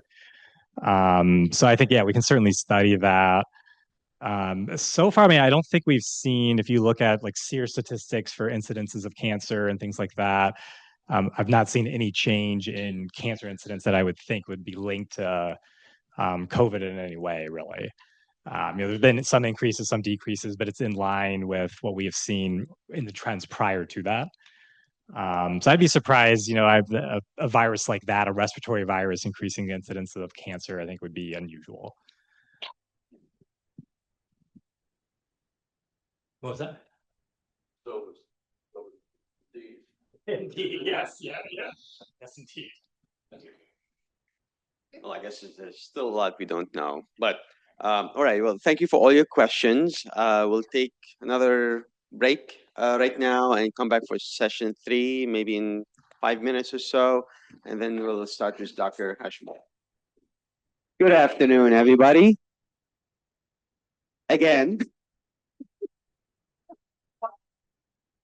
I can't whistle very. Thank you. Oh, yeah, I know. Anyway. Well, good afternoon. This is the last session for today. Thanks for being patient with us. Our next speaker is Dr. Koji Hashimoto. He is a professor of surgery and the director of the Liver Transplant Center at the Cleveland Clinic. He's been part of more than 2,000 transplants, both malignant and non-malignant, and we're going to hear about liver transplantation in the setting of cholangiocarcinoma. So.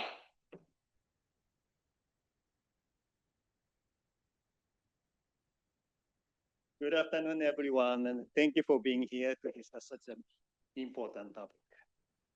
So in the next 20 minutes or so, I'm going to talk about liver transplantation for cholangiocarcinoma. So here's my disclosure. So as you may or may not know, the first liver transplantation in human was done in 1963. So this was done in Denver, Colorado by Dr. Tom Stazo. So he's my hero. So I'm doing this because of him. And the picture next to that was taken when I was invited to his 90th birthday party. So unfortunately, he passed a year later, but he started this. And, first case was unfortunately not successful. The patient died on table because of the bleeding.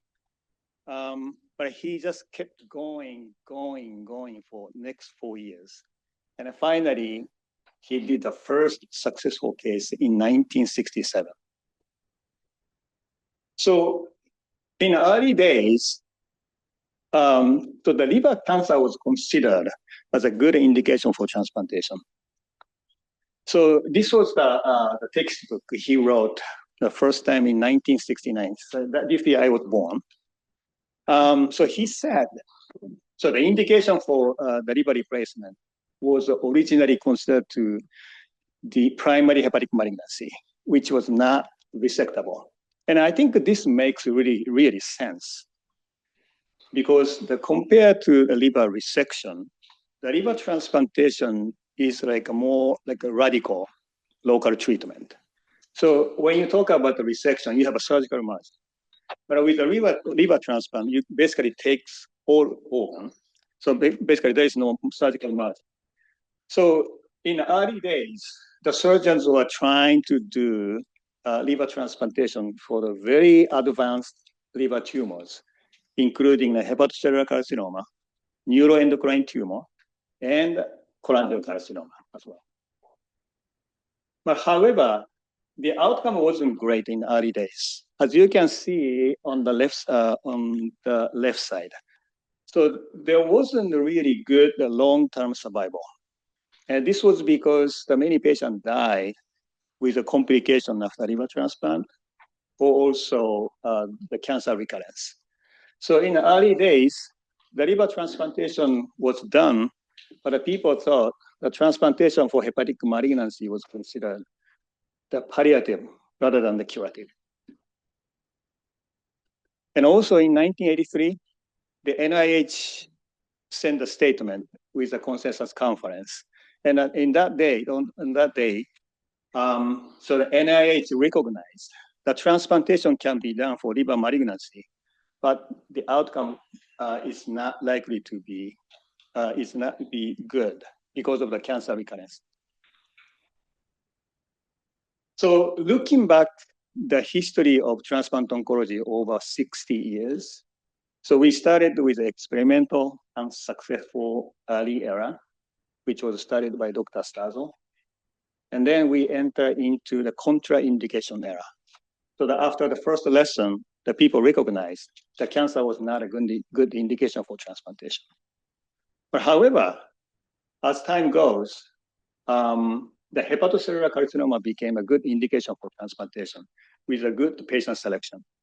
And then after 2000, the cholangiocarcinoma joined the good indication for transplantation. And nowadays, we are even transplanting someone with cancer liver mets from colon or rectum. So the things are evolving, the indication is expanding. So as you can see, there are 3 types of cholangiocarcinoma. So based on the location of the cancer. So the first one is intrahepatic, located in the liver, and a hyalocholangio, we also call Klatskin tumor. And then the distal cholangiocarcinoma. So out of those 3 types of cholangiocarcinoma, intrahepatic cholangio and the perihyal cholangio can be cured with liver transplantation.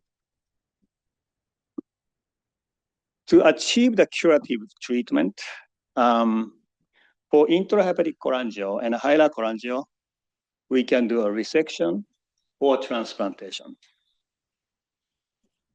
For distal cholangiocarcinoma, we have to have a WIPO. The liver transplantation doesn't do much for this disease.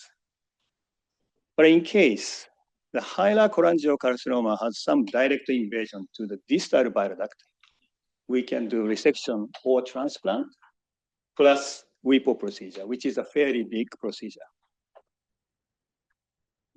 So looking at the outcome of transplantation after for hyalocholangiocarcinoma, with a strict patient selection and a neoadjuvant chemoradiation therapy, we can achieve about 60% of long-term survival without cancer recurrence. So to achieve this, so we have to have the mandatory therapy before transplantation for perihyalocholangiocarcinoma. So which include radiation to the hilar structure plus systemic chemotherapy. So in this radiation therapy, we basically radiate in the liver hilum where there are many important structures to supply the liver, including the hepatic artery, portal vein, and the bile duct. So this radiation therapy makes the transplant surgery a little bit more complicated compared to the other indication. So for example, to do a liver transplantation, we have to have a very important foreplanning. So sometimes we call the transplant surgeon just like a plumber. There are 4 plumbing, it's very important, including the hepatic vein, portal vein, hepatic artery, and the bile duct. And those 3, portal vein, hepatic artery, bile duct, will be radiated as a treatment. So those structures are very radiated, cause significant tissue damage. So to do a transplant, we usually put the structures together, but we have to do some modification to complete liver transplantation for patients with hyalocholangiocarcinoma. So for example, when we do a portal vein reconstruction, so we usually put the recipient portal vein and the donor portal vein together, which is very simple. But for cholangiocarcinoma, the recipient portal vein tissue is very damaged with the radiation. We have to remove your portal vein. We have to put the vein graft between to connect the 2 veins together between the donor and the recipient. What about hepatic artery? So we usually do on the right side, we connect the recipient hepatic artery to the donor hepatic artery. But again, the recipient hepatic artery is severely damaged with the radiation. So we can't use the hepatic artery. So instead, we take the blood supply from the aorta to the donor hepatic artery using an iliac artery graft. So we call it jump graft. So this is a fairly extensive procedure compared to the conventional hepatic artery reconstruction. What about the bile duct? So again, usually we do just a duct-to-duct connection. But again, the bile duct is severely damaged with the radiation. So we have to bring up the recipient small bowel to connect to the donor bile duct. So we call it hepaticojejunostomy. So just imagine that to do a liver transplantation for hyalocholangiocarcinoma, the patient needs a pre-transplant chemoradiotherapy that caused the more complicated liver transplantation surgery. So waiting for transplantation is like you are in the long line waiting for transplantation because we have a very limited access to a transplantation.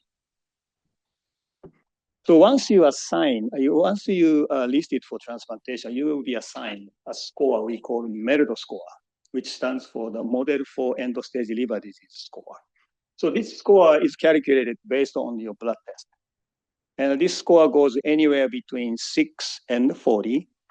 The higher the score goes, the more priority you get on the waiting list.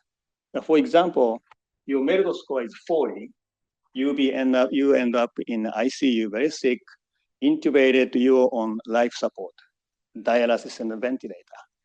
And once you get there, you'll be able to get the transplantation within a few days. But fortunately or unfortunately, the patient with cholangiocarcinoma have low MERDO score. So they don't have a good access to deceased donor transplantation. So instead of waiting for a long time, so those patients will be able to get what we call MERDO exception point. So once the patient meets some criteria, the patient will be able to get some exception point. So your MERDO score will be increased.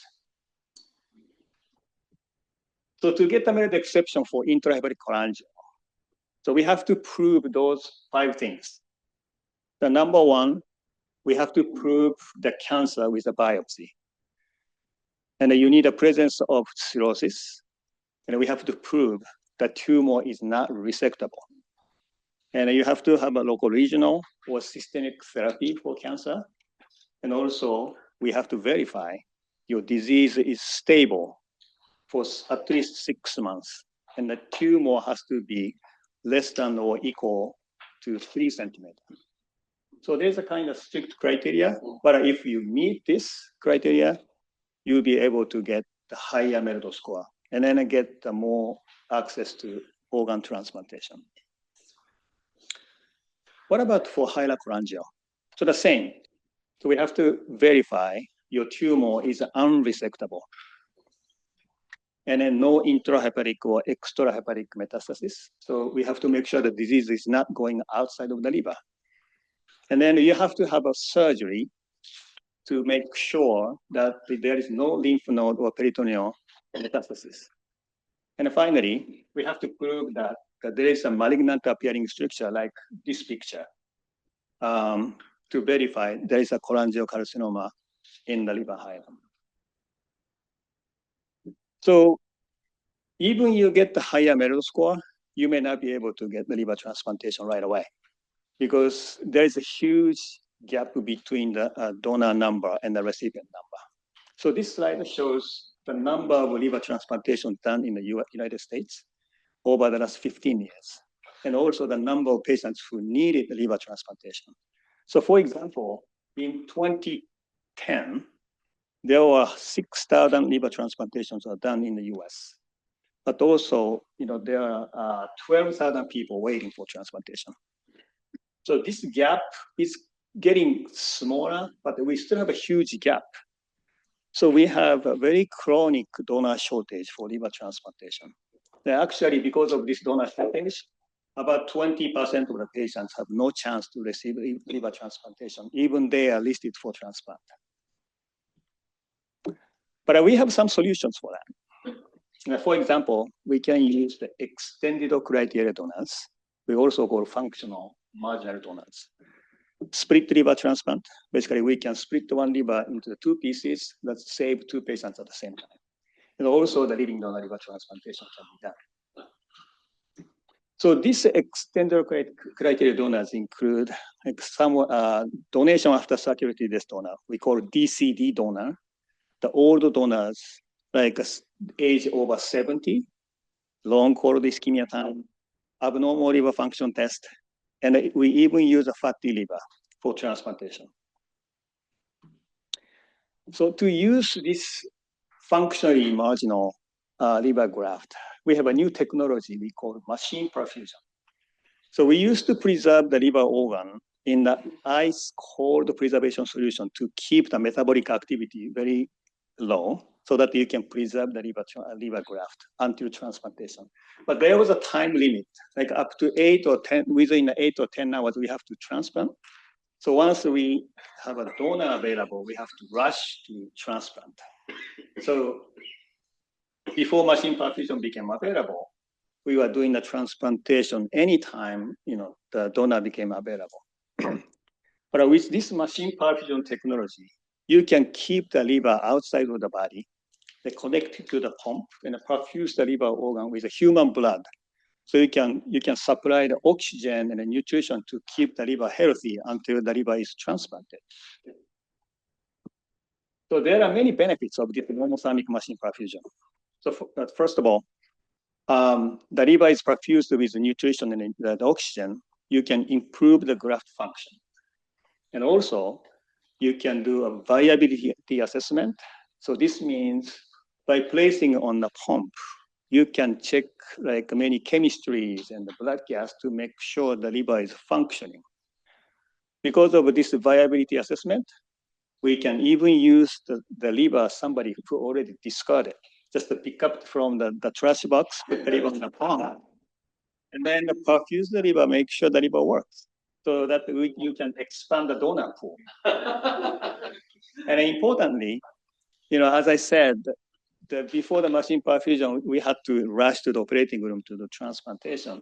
But nowadays, you can just keep the liver on the pump, wait until in the morning, and start liver transplantation like other elective cases. So the transplant surgeon used to sleep in the operating room, but now we can sleep on the bed and wait until in the morning. And most importantly, with this new technology, with the improved graft function, we can do a safer transplantation in the very high-risk recipients. So there are many, many benefits. And then this machine perfusion technology is very addictive. So once you start using it, we'll never be able to go back. So this slide shows the number of liver transplantation at the Cleveland Clinic main campus over the last 2 decades. In 2016, we started doing a clinical trial of machine perfusion. And in 2022, we started the machine perfusion as a standard of care. So as you can see, the number of liver transplantation increased exponentially with this technology. And nowadays, about 3/4 of the liver are perfused with machine perfusion before liver transplantation. So now we are heavily relying on machine perfusion technology. So one of the greatest benefit of the machine perfusion is on the waiting time. So before machine perfusion was used, our median waiting time for transplantation was about 3 months. But nowadays, it gone down significantly with machine perfusion. The median waiting time is about 14 days.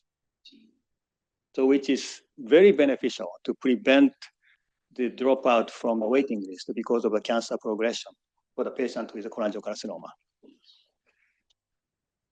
So the number of transplantation for cancer indication has been increasing recently.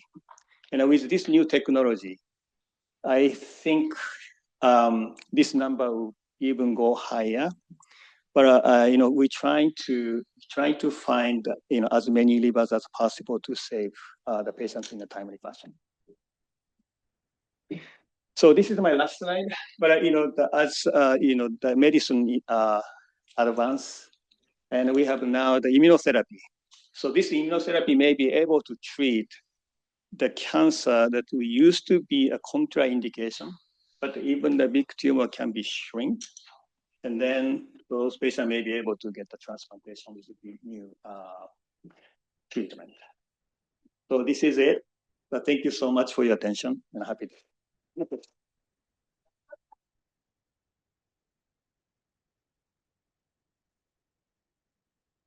We'll do these questions at the end once we're done with everything cases. And I want to present our next speaker is Dr. Kyle Neal. I think this is the first time we do a palliative care talk or symposium here, but it's an important part of total cancer care at actually any stage of the illness. Dr. Neil has done his training at Metro Health here in Cleveland, his clinical fellowship here at the Cleveland Clinic, and is here to talk to us about palliative care in cholangiocarcinoma. Thank you. Thank you.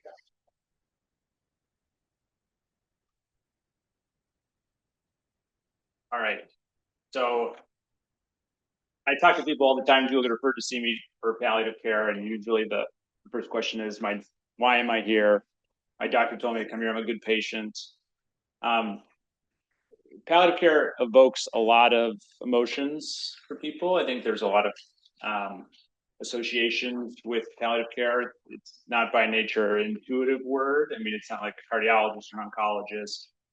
So I just would like to ask the group, when you hear palliative care, what comes to mind? Dying. And End of life, you're dying. Yeah. Comfort. Yeah. And your response is actually typical of what we've done surveys on. 44% of people associate palliative care with death. More than a third, like 38%, associated with hospice. Isn't that hospice care? I don't want hospice. Almost 1 in 5 associated with giving up. And that's totally antithetical to what palliative care is. So I was asked to come today to talk with everyone about what palliative care is and how we can be helpful. The palliative care isn't just for people who have cancer or cholangiocarcinoma. It's actually for anyone with a serious illness. And a serious illness is one that we define as having a high risk of mortality and significant suffering or impaired quality of life or distress to caregivers. The goal really with palliative care is to improve your quality of life, reduce suffering, help you be successful with your cancer treatments, and be as active as possible, live the life that you want. So in this graph here, I don't know if this is a laser pointer, but I'll use that.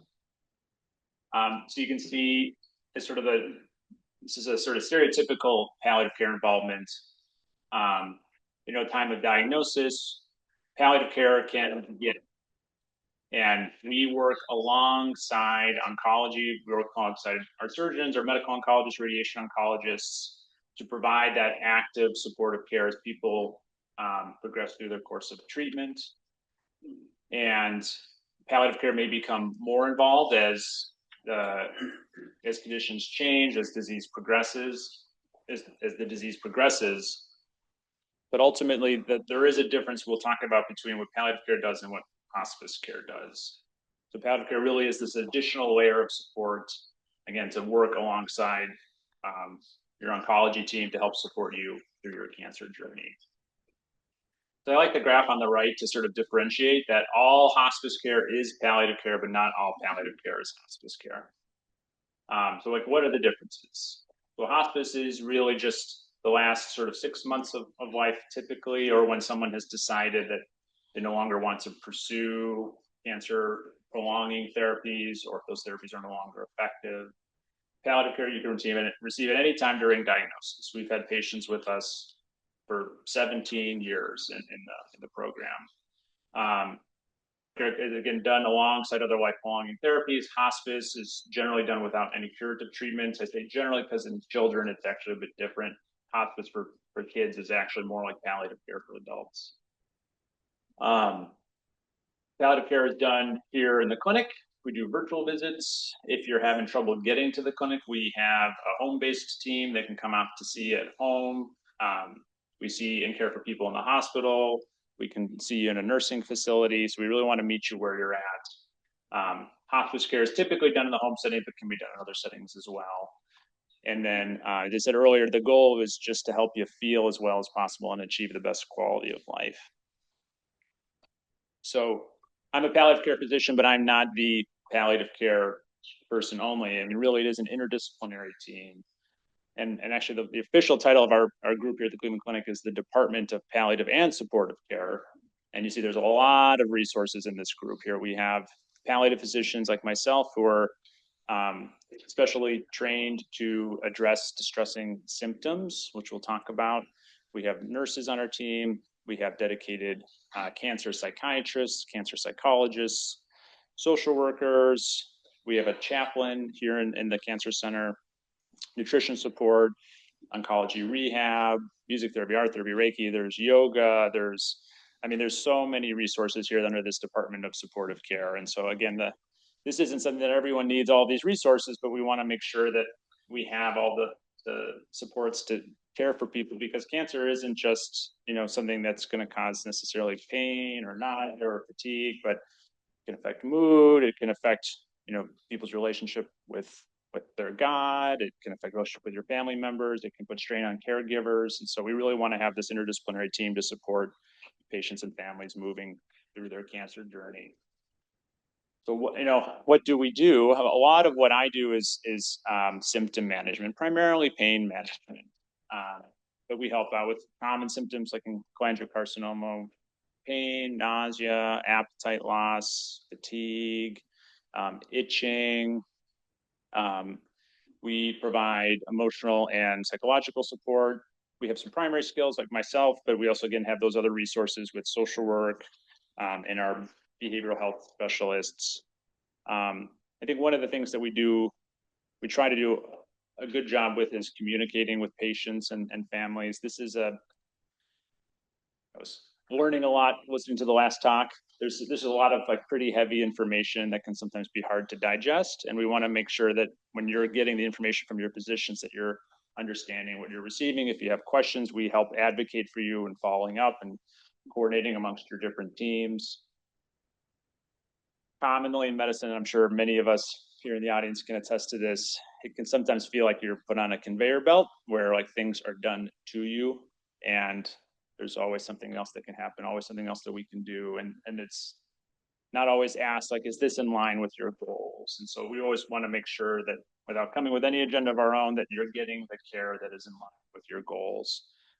A lot of this is with coordination. I mentioned the family and caregiver support. And then we talk about advanced care planning, and that's kind of another thing, almost like palliative care, that has sort of some misconceptions. Advanced care planning is really, thinking about what is important to you.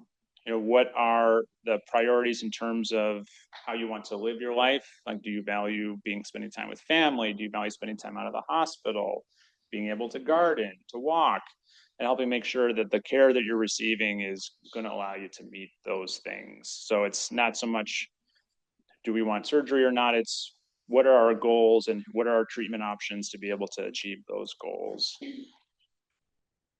So sounds pretty great. Does it work? Yes, it does. So early palliative care has been shown to significantly reduce symptom distress, pain, mood, improving appetite, reducing fatigue. So significantly improves quality of life. And there's less data in this in the cholangiocarcinoma world, but if you look at meta-analyses of studies in cancer, generally, there's actually a fair amount of research showing that earlier palliative care involvement actually prolongs life. Not a ton of certainty why that is. I mean, my personal belief is this is a very stressful experience when you're dealing with pain and you're not eating well and you're not sleeping well. That takes a toll on you, drives inflammation. It just sort of speeds things along. And if we're able to control those symptoms and you feel better and you're able to stay active and you're moving your body, then I think it's just going to not only help you feel better, but help you live longer. So the data is good that palliative care is a helpful supplement. So specific to cholangiocarcinoma, I mentioned a lot of the symptoms that can occur, and we are expert in managing all of these, not just side effects from the disease, but treatments from the disease, whether chemotherapy or other interventions. There's, as I said, not much literature in terms of palliative care involvement with cholangiocarcinoma. One of the bigger studies showed that us having conversations with people did lead to more of this advanced care documentation, which is a win because I think that shows that you are receiving the care that you want. It's not the medical team sort of driving the bus, you're driving the bus. And so for all these reasons, now if you look at all the major cancer organizations, it's recommended that palliative care is involved early in the disease course. I think what I describe it to people when I see them in clinic is, you're going to have your set schedule of labs and follow-ups and treatments with your oncologist. I'm going to be your guy. So if you're having pain, if you're not sleeping well, you've got somebody you can call, and I might be seeing you frequently if you're having a lot of needs. But if you're otherwise feeling well, then I sort of hang in the background and I remain available to help you if you need help. But getting us involved earlier to have that support, so it's not, oh no, I'm feeling bad, I got to go to the ER. It's, I'm not feeling so well, let me call Dr. Neal and we can get this addressed so I can stay out of the ER, which no one wants to be there. So how to receive palliative care. Your oncologist may refer you. Again, this is not something that indicates an aggressive disease course or more severe disease course. It's just, this is another layer of support to help you. So I would encourage you, if you get that referral, or if you know people who have a diagnosis of cholangiocarcinoma, like, hey, ask your oncologist about palliative care, ask for it for yourself.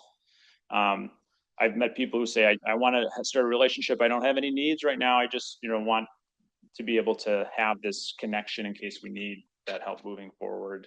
Our team here, our oncology team, is very supportive. We work together great. So they refer to us commonly, but our access is really good too. We get people in within the week. So if you need an appointment, same day, next day, within 7 days, we'll be able to get you in.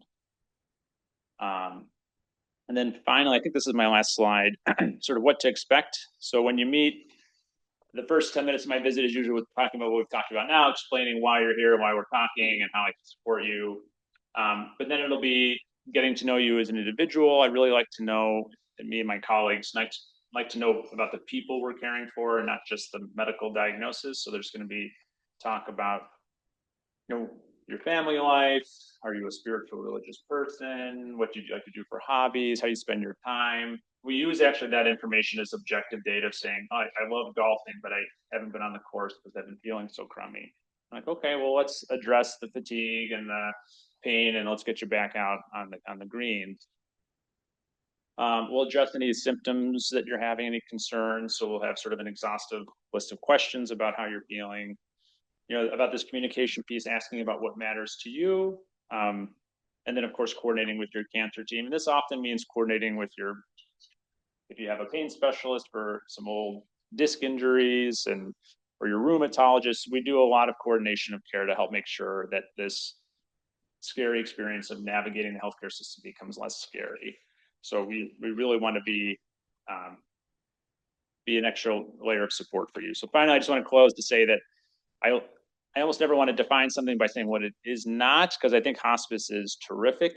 It's an excellent resource at end of life, but palliative care is not that. It's to help you feel as well and be successful at treatments. And hopefully we get the surgery and there is no evidence of further disease, and you can say, I'll see you later, Dr. Neal, thanks for the support. And that's, the best outcome. But I feel very strongly that everyone should get this support as they're going through their cancer journey, whether you need us a little bit or a lot. So I would encourage you to consider asking for palliative care for yourself or loved ones. Thank you.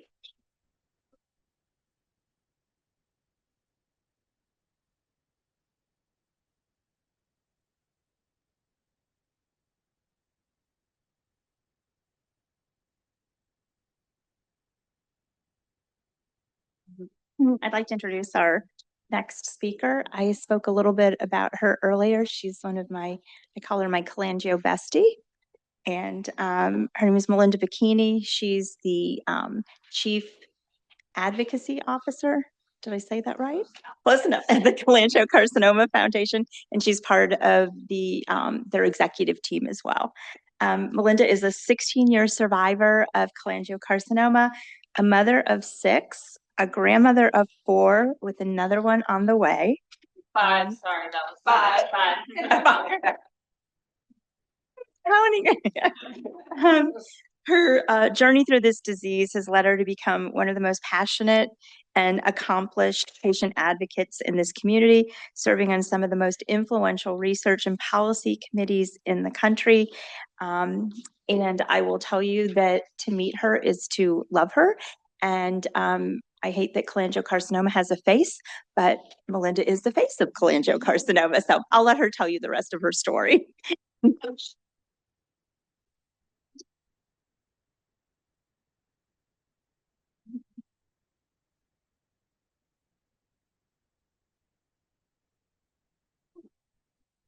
Arrows?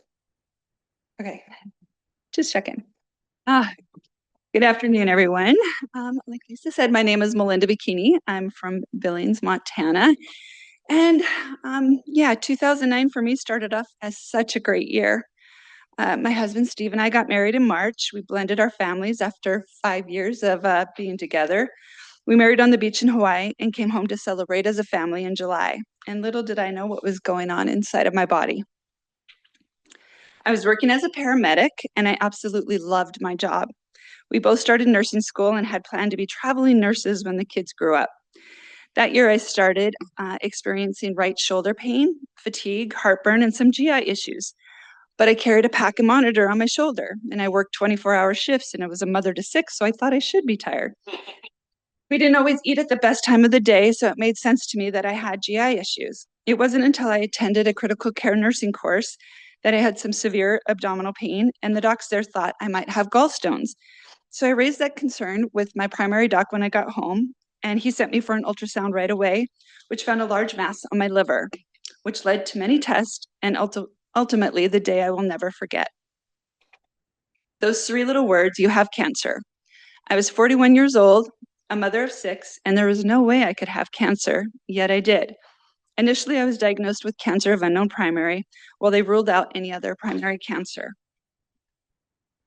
The most important thing to me about that day, December 1st, 2009, was that it was my son Skylar's 14th birthday. I could have never imagined the effect my diagnosis would have had on him at that time. And I remember taking him and his sisters to dinner that day and then to the movies, them not knowing yet, and my husband and I holding hands in the dark during the movie crying. We were told it was most likely intrahepatic cholangiocarcinoma, a rare bile duct cancer that affected 3 in about 100,000 at that time, usually diagnosed at a late stage, and that surgery was the only option for a potential cure. I remember my first major decision was to find a surgeon, and being from Billings, Montana, there are not a lot of experts in, let's rephrase that, there are no experts in cholangiocarcinoma in Billings, Montana. So my husband and I, we went to the Mayo Clinic for a second opinion. But for personal reasons, I chose to stay home and have my surgery at home. And so 3 weeks after my diagnosis, I had surgery and they removed 2/3 of my liver. And Josh, I also asked the surgeon to take a picture of my tumor. This is what they removed. My first post-op scan was about 3 months after that surgery, and it showed spots on my lungs. They tried to do a guided biopsy, but couldn't get enough tissue, and I had a lung surgery with a VATS procedure where they confirmed metastasis of cholangiocarcinoma. I was now considered a stage 4 terminal cancer patient, and I knew that if I wanted to beat it, it had to be something new because what was out there was not curative. This picture was taken days after my VATS procedure. 2010 was a year of graduations. This was the first with my husband, Steve, receiving his nursing degree. I was still in nursing school and hoping to follow him in about a year. The next graduation was a few weeks later at my daughter Samantha's high school graduation. We attended her ceremony and then immediately hit the road to drive to Minnesota to visit Mayo Clinic for another second opinion. Cancer messes with the whole family, and unfortunately, Mayo did not have anything to offer other than the standard of care, which I could get back home in Montana. I asked my local doc to be aggressive and look for clinical trials.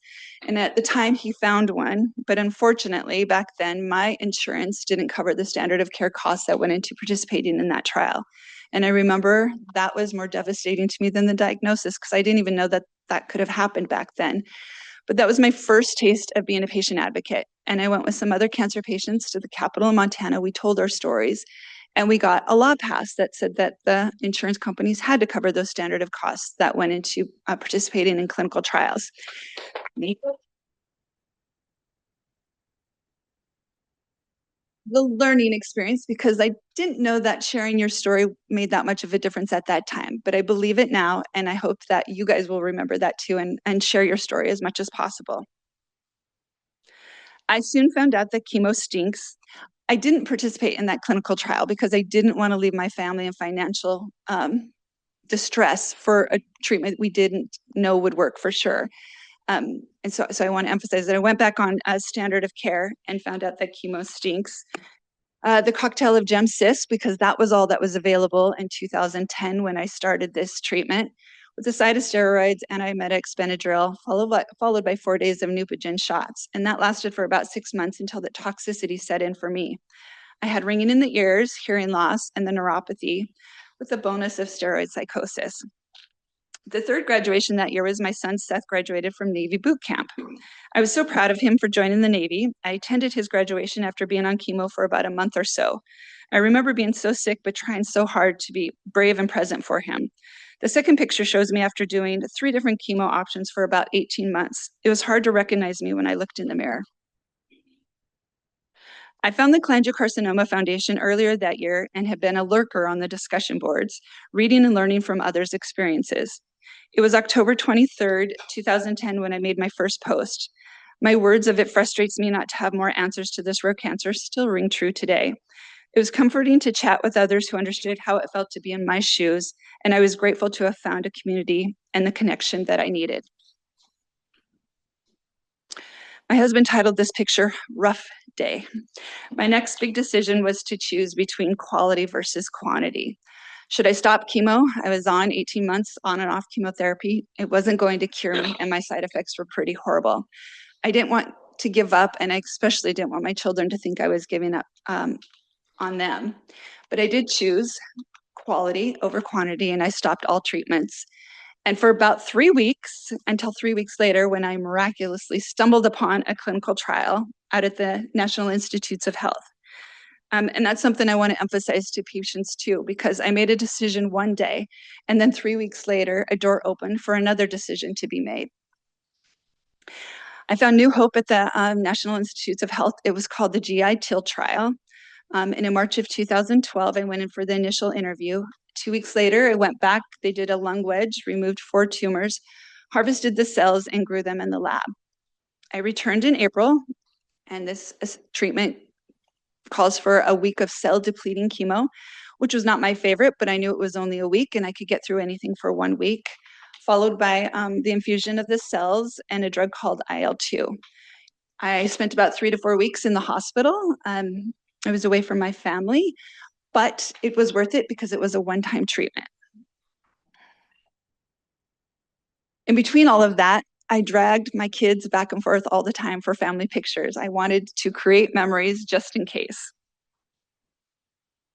So the results of the first treatment, I was the 9th person to do the trial. I was the first one with cholangiocarcinoma, and I was also the first one to have a response. I had an overall shrinkage of almost 30%, had no further treatments for about 18 months, and enjoyed a great quality of life. I was the first patient with an epithelial cancer to be treated with TIL targeting a unique mutation. Just want to show some of my scans. These were after the first treatment of TIL. These were some of the tumors that were in my lungs, and 7 months later showing some of the shrinkage, and the same with my liver. Unfortunately, the tumors started growing again. I went back to the NCI, and they were super excited because in that 18-month time frame after my first cell infusion, they studied the T cells enough to know that there was one T cell reactive to one of the mutations in my cancer, so they wanted to retreat me with those specific T cells targeting that one mutation. And I remember how much excitement was in the air, and Dr. Steven Rosenberg sitting at the foot of my bed being so excited about it that then I was so excited about it. It gave me such hope. So I went back again for round 2. Removed another 4 tumors, pulled those T cells, regrew them in the lab. And in October of 2013, I had my second T cell infusion with a specific T cell, 3 times as many cells, 126 billion cells, 4 doses of IL-2, and a ton of hope. The results of the second TIL treatment were so much better than the first. An overall shrinkage of about 50 to 60%, 3 years of a great quality of life with no other treatment, just my immune cells working to keep the cancer at bay. They published this data in the Science Journal, and because of that, some of the media, local media, wanted to do a story on my family, And I remember the minute that was published in the New York Times, that first week, I had hundreds of phone calls from cancer patients all over the world. And what I found out is that they didn't need to know that this specific treatment would work for them. They just needed to know there were possibilities, and they just needed to have some hope. And that's definitely when my love for advocacy was born. We did a lot of patient advocacy at my house. My children were required to wear green every February for Cholangiocarcinoma Day. Even the dog got involved. And that other picture on the left was, her name is Helen Mormont. She runs the Cholangiocarcinoma Foundation in the UK. But that was my very first involvement with the Cholangiocarcinoma Foundation, my very first conference. It was the second annual conference and the first time I got to speak as a patient. Unfortunately, 3 years after that second T-cell treatment, the cancer started growing again. It started moving upwards, and thankfully, Dr. Rosenberg decided to be proactive. He went in and removed the remaining tumors in my lung, and they resequenced them and restudied them to find out what was going on. Back to the OR again for another lung surgery. The research showed that those mutation-reactive T-cells were still present, which was good. The same mutation was still there. But this time, the tumors are infiltrated with macrophages that expressed high levels of PD-L1. So they decided to treat me with a drug called pembrolizumab or Keytruda. And I remember after my first dose of pembro, after my second dose of pembro, they had a scan, and it already had opened that windows for those T cells to be able to recognize the cancer again. And I immediately had increased shrinkage. And that is the last treatment that I've had 9 years ago.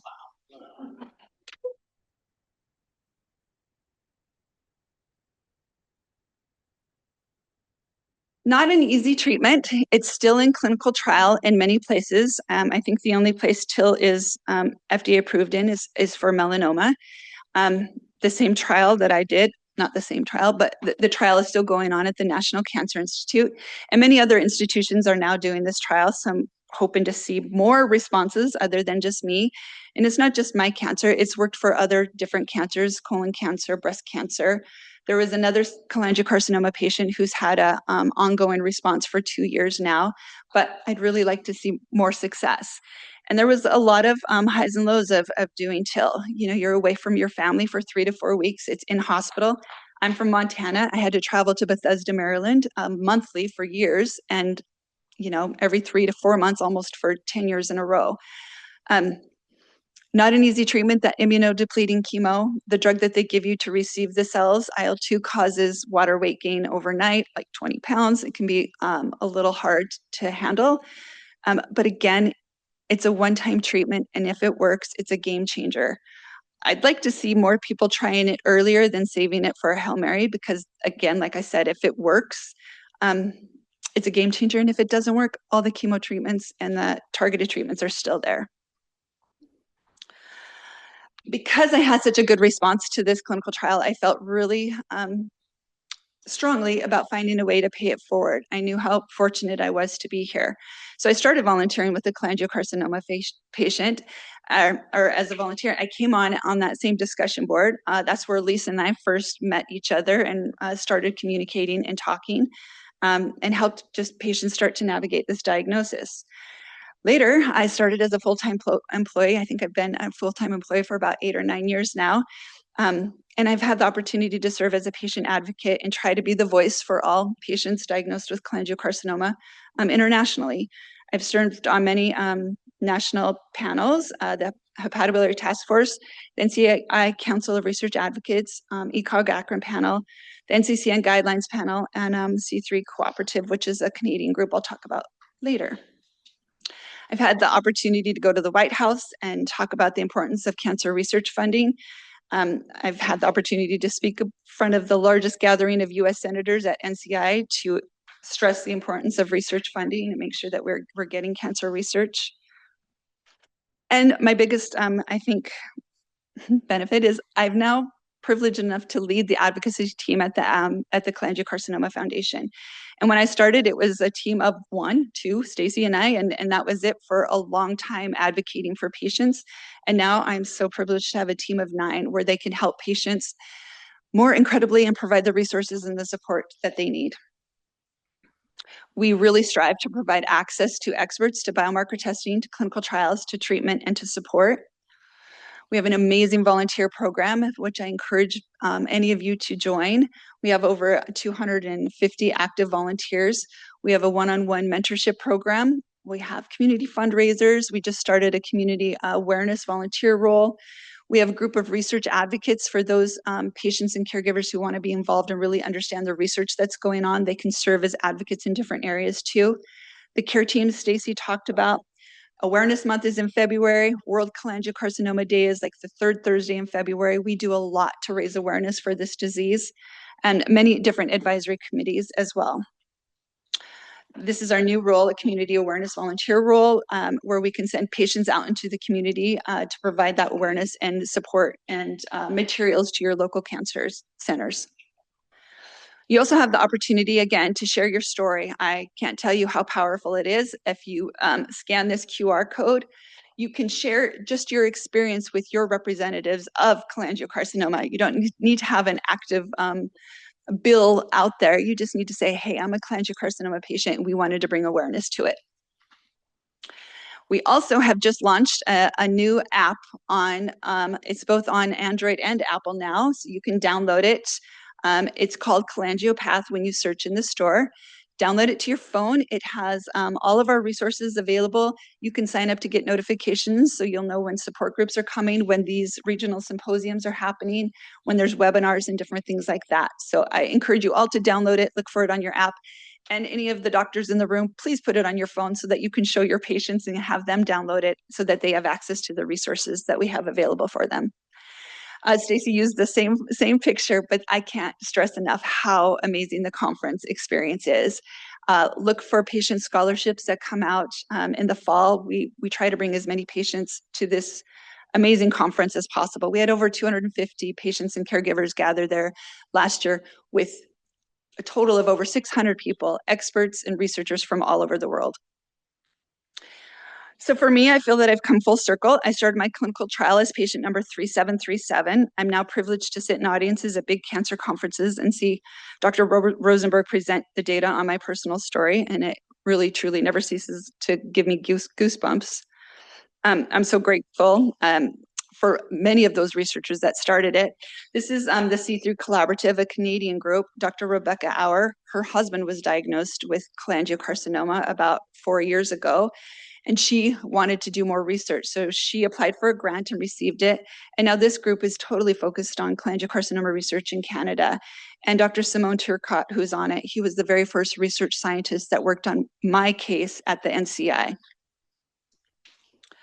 So thankful for my research team, Dr. Turcotte, Dr. Rosenberg, Dr. Tran, and the entire surgery branch team at the NCI who saved my life and continue researching this area for future patients.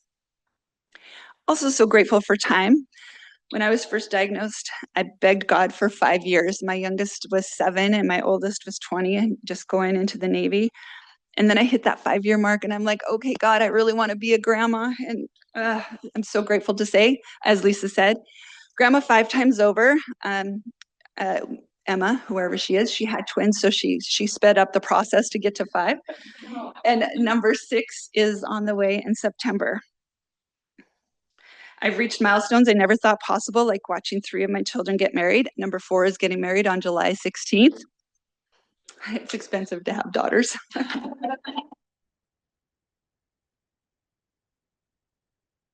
I'm even grateful in tragedy. I lost my 24-year-old son unexpectedly, the same one who turned 14 on the day I was diagnosed. I'm grateful I was there to help my family deal with this tragedy. I'm grateful I got to watch him grow and to love him for 24 years. I was so fortunate to be his mother. Grateful I was able to see him be a brother to his siblings. He loved his brothers and sisters so much. I skipped one. Actually, I missed one. Got to watch him get his driver's license, graduate high school. And I'm also grateful to be with him through all his struggles. Just starting to be more open about sharing his story publicly, but it's related and you'll see why at the end. But cancer affects the whole family. And during my journey with cholangiocarcinoma, Skylar struggled the most. Shortly after my diagnosis, he started hanging around with the wrong crowd and experimenting with marijuana that led to other drug use throughout his teenage years. It was the most challenging trial as a parent I have ever endured, and I would have fought cancer 100 times over not to have to go through this with my son. Just like cancer does not discriminate, neither does addiction. And ultimately, he went through treatment, but only for 30 days the first time because insurance wouldn't cover it. He attended a Christian sober living home in Seattle area and thrived for a period of time. He was rebaptized, learned to manage money, cook and clean for himself, and received a career pathway. Unfortunately, when he came home, he relapsed. And I remember the day he told me his girlfriend was pregnant. I was so terrified and thought at the time that it was the worst thing in the world that could have happened. But looking back 7 years later, it was the best thing in the world and the biggest blessing to our family. He really did well for about 6 months after his son was born, and then again relapsed, and we headed back to treatment again, this time for 60 days, which in my mind is still not long enough. This time after treatment, he went to live with his older brother, Seth, in Indiana. He got a job and was working to be able to send for his girlfriend and son. He was doing so well and working so hard. That is why it's so hard to receive the phone call I did on January 8th, 2020 from my older son, Seth. If this call had come in a few years earlier, I had kind of braced myself for it, but I wasn't ready for it then. I'd just spoken with Skylar the night before as he FaceTimed his son. He'd been sick with strep throat and he was out sick with a doctor's note for 3 days from work. That morning, Seth saw him before he left for work. And we know that Skylar went to work but was sent home because it was only day 2 of that doctor's note. But when Seth came home for lunch, he found his brother on the couch not breathing. Seth called 911 and started CPR on his brother. There was no sign of overdose or anything unusual. And later, the toxicology report also came back negative. But to this day, we do not know what happened for sure, but I have to believe that the drug abuse contributed to his death. We rushed to his side. His entire family was with him over the next several days. I knew when I arrived by the look in my son's beautiful blue eyes that he was gone. We as a family wanted to donate his organs as a way of making something good come out of something so terrible. I was so happy to learn that Skylar had already agreed to organ donation on his driver's license. We worked with Donate Life in Indiana. It was a beautiful experience. They did such an excellent job of making our family feel at peace. They helped to create memories for us by recording his heartbeat on these teddy bears. They made one for every one of his siblings, his parents, and his son. They gave us imprints of his hands and a lock of his hair with a heart strip. And on the day we took him to surgery to harvest his lungs, liver, and kidneys, all the staff at the hospital lined the halls to honor his donation of life as we walked with him. It was the longest walk of my life, but the most proud I've ever been of my son. He saved 5 lives that day.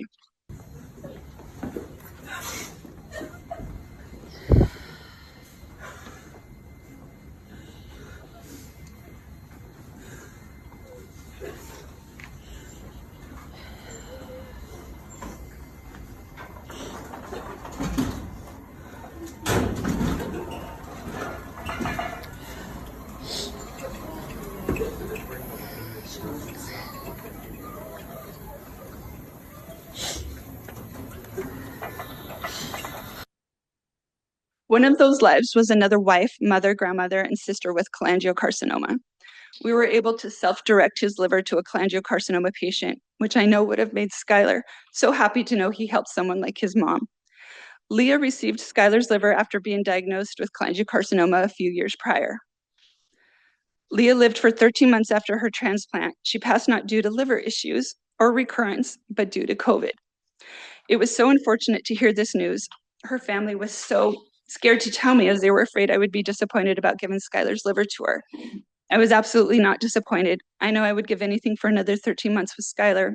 And Leah's husband, Wayne, said those 13 months were filled with memories of great fishing trips with her kids and amazing quality of life that was so cherished.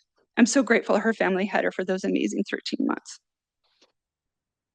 Lastly, I'm grateful for being a part of the Cholangiocarcinoma Foundation for the past 12 years. It's given me an opportunity to help others, a platform to have a voice for patients with cholangiocarcinoma, and a chance to have a family I would not be a part of had I not been given this path. I would never wish this disease on anyone, this cancer on anyone, but I have to say there's been so many blessings that have come from it, like friendships with Lisa, friendships with so many people. I'm sorry for the reason you are here today. but I want you to know you're part of this family, and there truly is strength in community and hope in research. Thank you all for being here.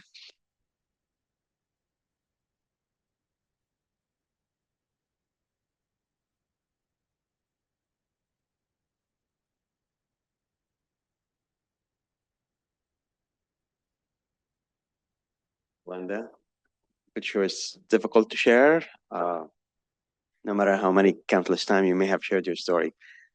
All right. I would say that at this point of time, I don't know, how much time do you have? Or, So like 10 or 15. okay. I know we had like a case. I don't know if we should go through that. We just give you time to ask our like panel or speakers some questions. I'll leave it up to you. You can do it as like a mini tumor board, or we can just kind of do questions. No, one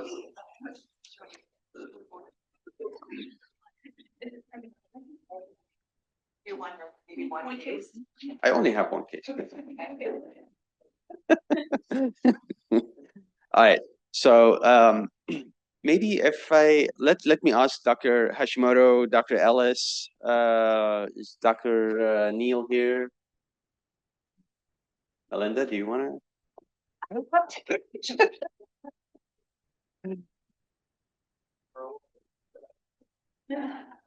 I did not have a chance to share this, case with anybody, but all right. Going on the young onset theme, this is a 43-year-old male, initially treated not here, but eventually came to the clinic. History of primary sclerosing cholangitis, a known factor or risk factor for cholangiocarcinoma. He presented with elevated liver enzyme, jaundice, and an MRI was done, which showed this mass in the hilum of the liver, measured in north of 5 centimeter, positive on the PET scan, and no evidence of disease outside of the liver. The location was felt to be central, not easily operable at the time of diagnosis. And ERCP was done with stent placement and decompression of the bile ducts, and the brushing was positive for malignant cells, consistent with adenocarcinoma, so basically cholangiocarcinoma. Maybe I have a first question, Dr. Hashimoto. What are typically the determinants for this section? Are there like general guidelines that you would go by to say, okay, this case we can operate on or not? I think it's very important.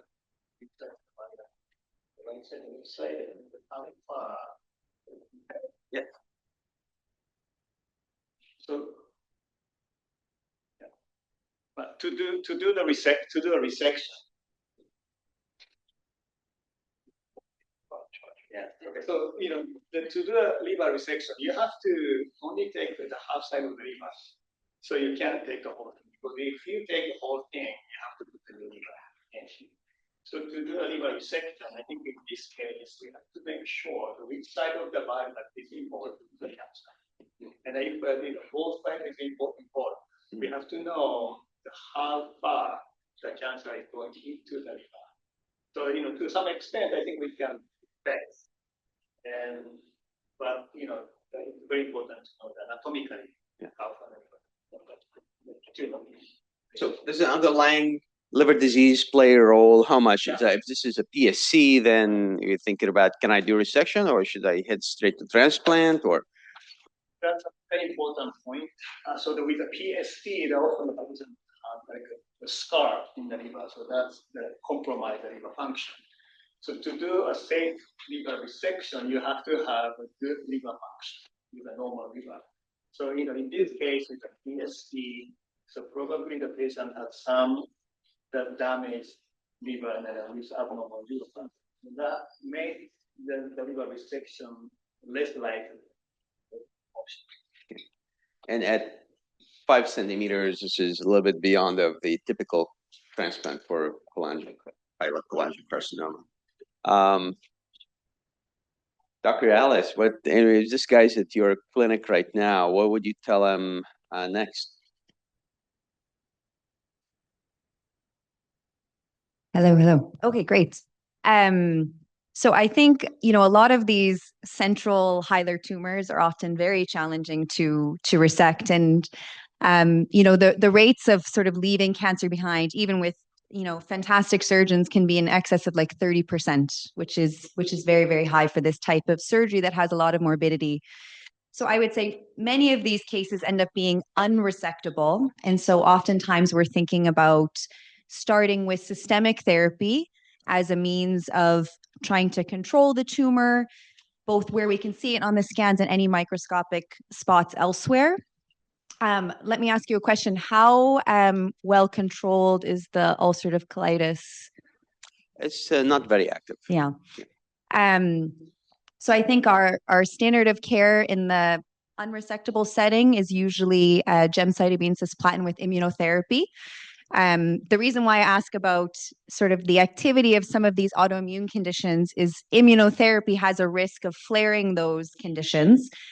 We do have increasing data in cholangiocarcinoma for diseases like PSC and IBD that actually giving immunotherapy tends to be quite safe, but very much is a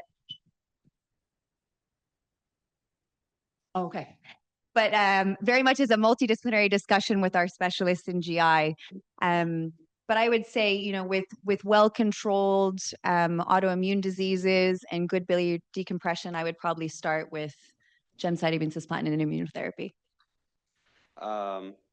Would you do NGS here? Yeah, so I would definitely be a big fan of NGS if possible. Now, I imagine this patient was, I think they were diagnosed on biliary brushings, right? Which often has very limited cellularity. In the locally advanced setting, when tissue is the big issue, I often try and prioritize, since it's not usually feasible to do this comprehensive testing that we talked about, to focus on things that really would impact my decision making in this sort of setting, which would be things like mismatch repair deficiency, HER2. A lot of those therapies I would, consider potentially using off-label protocols. Perhaps you could try sending a liquid biopsy, though a lot of these locally advanced hilar tumors tend to not shed lots of genetic material into the blood. But yes, if at all possible, I think it would be great. And another question, 5 centimeters is maybe a little bit borderline, but sometimes it's really hard to tell. Is this sort of an intrahepatic tumor that's pressing down on the hilum, or is this a hilar tumor extending into the liver? The 5 centimeter, I think, is sort of right on the line in my mind. But again, potentially, could you argue that this is an intrahepatic cholangio and consider sort of some of these more novel transplant protocols? That's what I'd sort of be shooting for. And what would you anticipate? I mean, what discussion would you have about the goal of treatment? Yeah, so I think, again, with maybe the possibility of something like transplant on the table, I think a much more common path in these situations is sort of disease control. So often we're using strategies like systemic treatment in combination with strategies that you heard earlier, like radiation, which can be really effective at local control for tumors in these really difficult regions, where there's, patients are very prone to getting blockages and infections. So that tends to be, I would say, the standard approach is sort of combining systemic and local treatments for these unresectable, potentially untransplantable hilar tumors.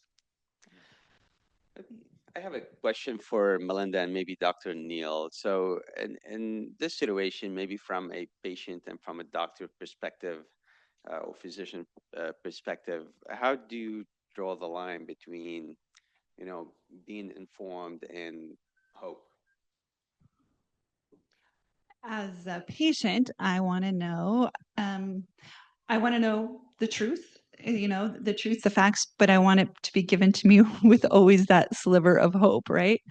I want, as a patient, to be told, look, this is a serious diagnosis, but I'm going to do everything within my power, to keep you here as long as possible if that's what your wish is, and, work with you to come up with a plan. So more as a partnership and collaboration, but yeah, having those conversations without taking away the opportunity and possibilities. But I would want to know, I want surgery, I want transplant, and for sure, can you rule that out?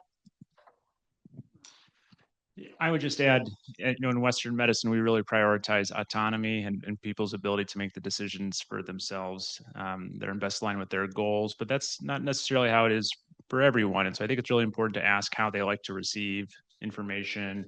How do you like to make medical decisions? Do you make them by yourself, with loved ones? So just making sure that those other supports are available for people as they're deciding how to proceed.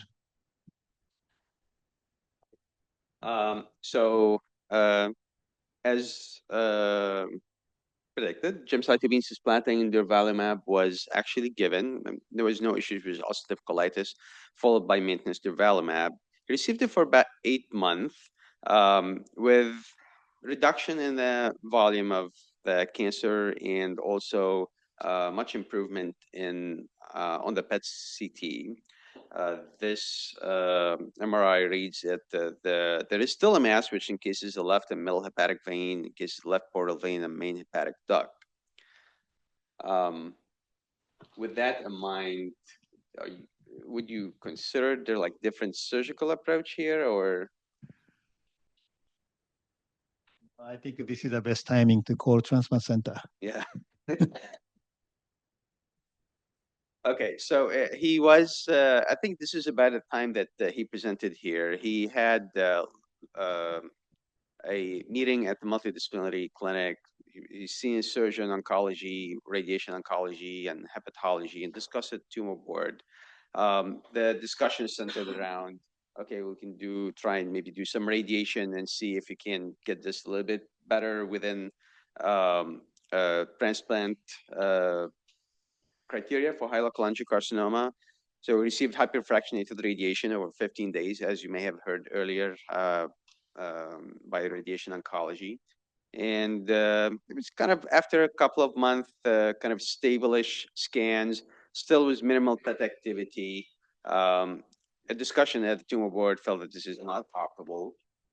So the question was about, can we, for transplant, at the time, the selection committee has, said that maybe the size is still beyond the transplant criteria. Nevertheless,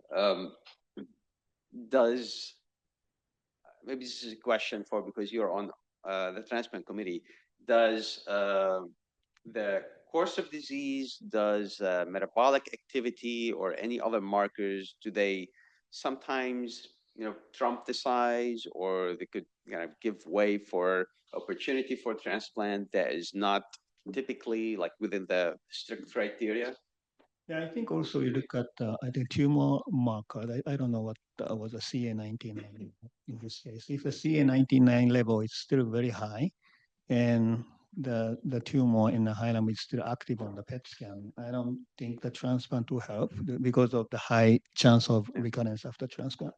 Right, the minimal PET activity, and I don't know that this 4.7 centimeter is the all active viable tumor, or some of the tumors are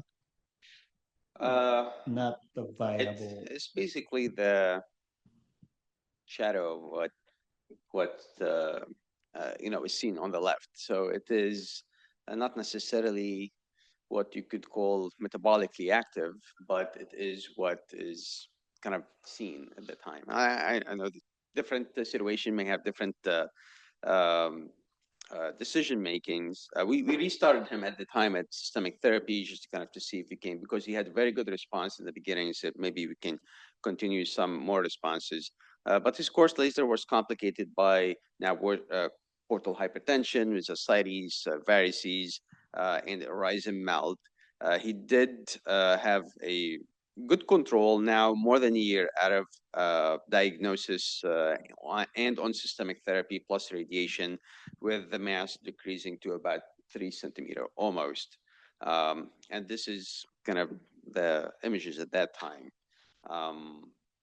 So transplant right now.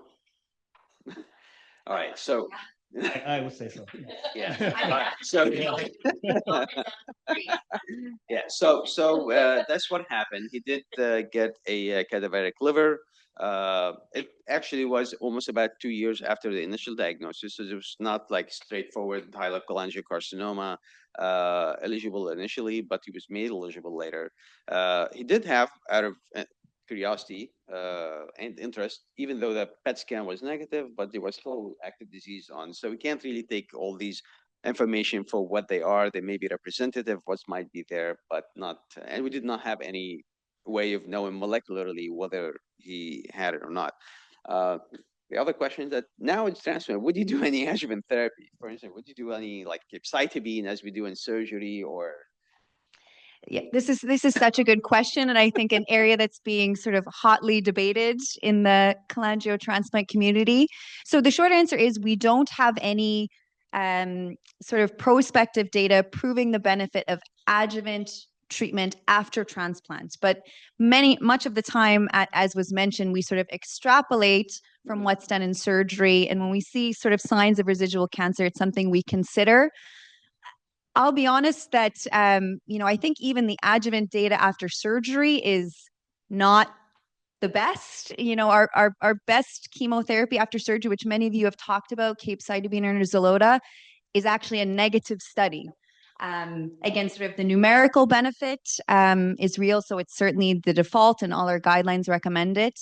But I think it leaves a lot of room for improvement with adjuvant therapy. There's a couple of trials that we'll hopefully be reporting within the next year that maybe can finally improve on that chemo. But yes, this would definitely be a situation where you consider chemo, but certainly not a slam dunk. Yeah, I agree.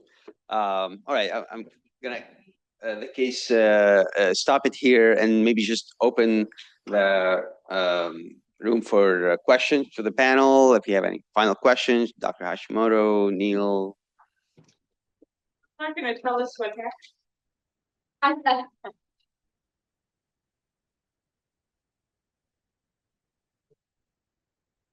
I have two questions. One is when it went down to 3.7 centimeters in size, why not resect it rather than do a transplant? I think that's because this patient has PSP. This patient has a liver disease. Okay. So if you do a liver resection, this patient will have liver failure after transplant. Yeah. After resection. Thank you. The other question I have is, when you're in chemo with a non-resectable tumor, about how many tumors over 5 centimeter ever become resectable as a result of chemo and the immunotreatment?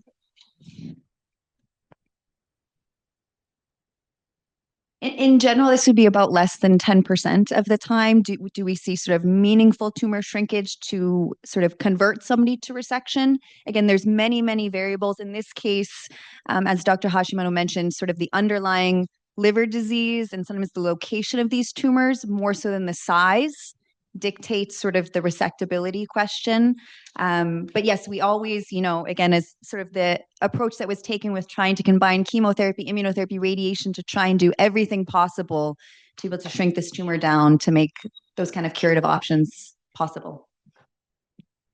I mean, just keep in mind that even with in best case scenario, the chances of response to chemotherapy is at best like 30% of people, and that to have like a meaningful shrinkage. So sometimes you can get a shrinkage, but not necessarily to the point that anatomically it's possible to still operate, even in the absence of PSC or other underlying diseases.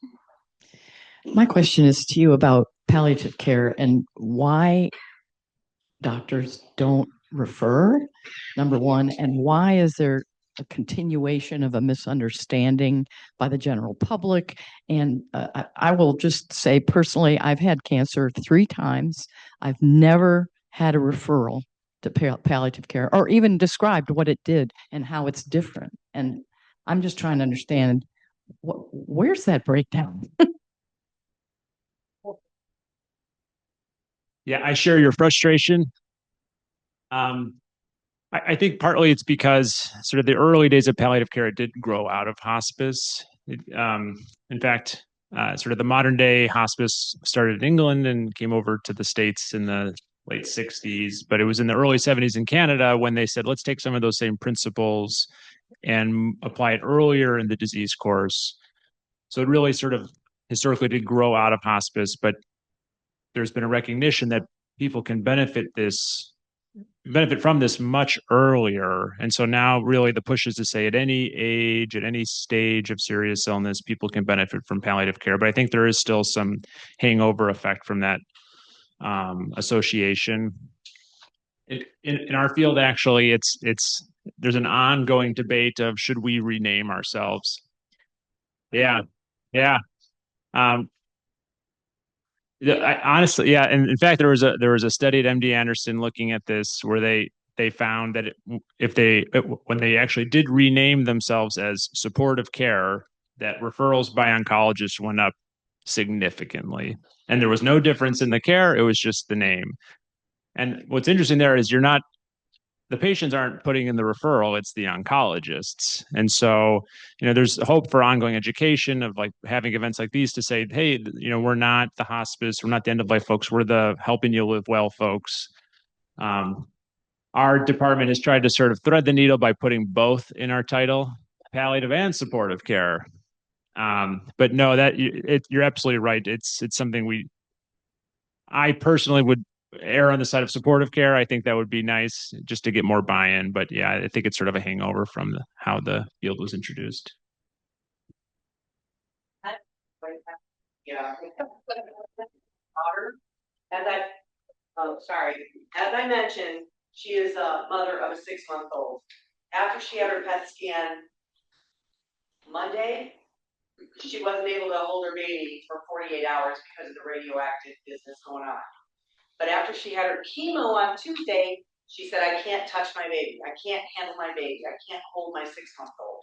Can you clear that up, anybody, for my daughter, Alex?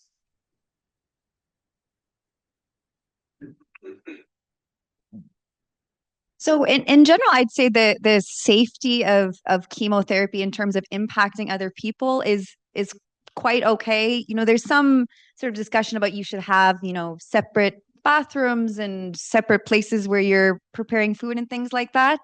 I also think, in the setting where most patients with cholangiocarcinoma, our goal is to help people feel better and live longer, to sort of the point that we were talking about. We want people to live their lives a bit too. So of course, on a very extreme end, you can take many, many extreme precautions, but I typically would find in general that, the risk to people that you're living with is pretty minimal. I don't know if you have any thoughts. I agree. I don't think there would be any harm in being around her kids if she is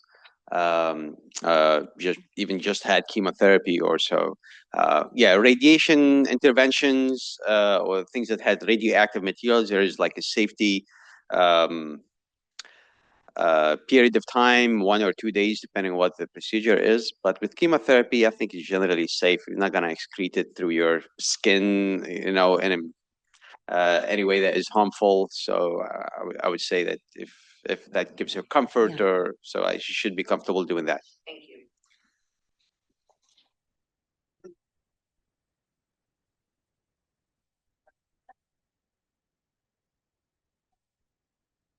Dr. Ellis, would you mind talking a little bit about, it's not really on transplant, but you talked about the capecitabine afterwards. So are there any thoughts that the pill form of chemotherapy is not as effective as getting it intravenously because maybe you don't know how your body metabolizes a pill? I'm just curious if there's any thoughts on one being more effective than the other, and why we do, if the pill form's not as effective, why do we do that after resection instead of doing 6 months of an infusion?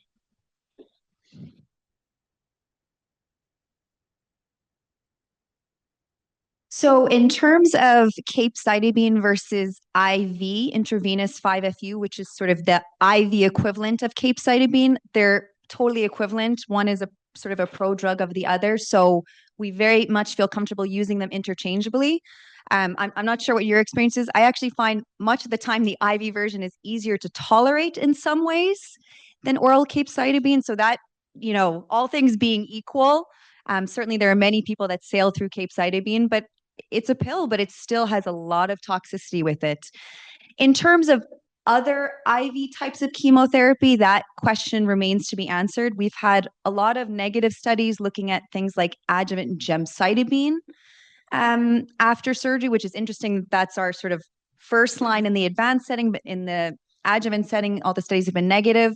There is a study that's going to read out where they're looking at gemcis after surgery compared to capecitabine.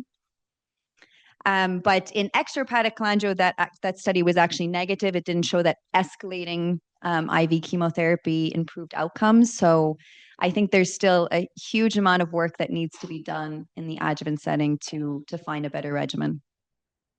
It is one of those mysteries where, I mean, there have been a number of combination IV chemotherapy, whether it's gemcitabine, oxaliplatin, or other things that have looked at in the adjuvant setting and has not really been, impactful. There is some. I wonder whether the field will also look into trying to move this upfront before surgery. For instance, a couple of years ago, there was some potentially positive data in gallbladder where they, I forgot what's the name of the study, the Symposia. So maybe moving some of these treatments up front and doing that as opposed to doing just adjuvant capecitabine was, yes, the curves, you can, like survival curves, you can see them separate. Maybe they're not statistically significant. That's, there's a scientific way to say that, how much of this is related to just mere chance. So more work needs to be done on that, obviously. And maybe incorporating some other earlier NGS testing and see if implementing those before you get to surgery. For instance, if there's an FGFR2 mutation, do lead in with that and then do surgery afterwards, or a combination of that and chemotherapy, for instance. I think these are all ideas that can be explored. Yeah, I totally agree. I think that is the way of the future. We've seen in other cancers like rectal cancer and gastroesophageal cancer that using these systemic treatments before surgery is very beneficial. And so there's a lot of data that's coming out in cholangiocarcinoma looking at this. And actually the trial that I mentioned that's supported by the CCF Innovation Grant is going to ask exactly that question. In resectable cancer, doing upfront NGS, and if we identify an FGFR2 fusion, they'll get futibatinib. So I think this is important question for the field. This question has to refer to the multidisciplinary board. One, when you have a tumor that is your portal veins and your hepatic veins are encased, does that one affect a transplant thought? And then also oncology as a fact, is there a greater chance that that is going to be metastasized somewhere else in your body? And does that make you less of a candidate for a transplant? And does that give you more treatment after you have a resection or treatment?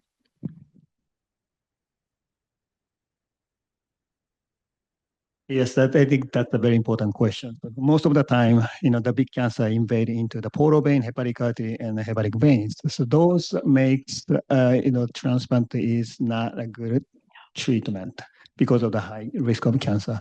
But with, the advanced chemotherapy and immunotherapy, so those patients with, advanced tumor with a vascular invasion could be, a good indication for transplantation after the tumor shrinks.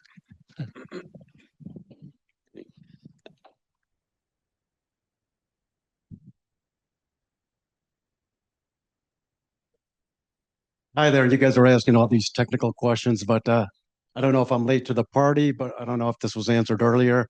Was there any surveys or studies done in the past? I know they said this is a new and rare cancer. I was recently diagnosed in March. I'm on my 10th day of chemo, second infusion yesterday.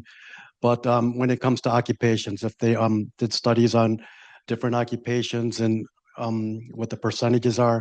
I'm a recently retired Parma firefighter in November after 26 years, and March I was diagnosed, and I'm trying to get this out of my body and live a good and healthy retirement. I've got lots of more memories to make. I don't, not sure if they did studies or whatever on occupations. And thank you.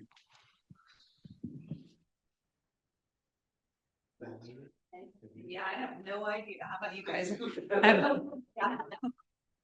I wasn't there like some research done like on printers. What's that? Some chemical that they used to use, or yeah. But other than that, I don't know that I've heard anything different. Yeah, I think there's definitely been links with certain different chemical exposures, and again, firefighters are at risk for many different types of cancers. And you are not the first person I've met who's a firefighter who's been diagnosed with cholangiocarcinoma.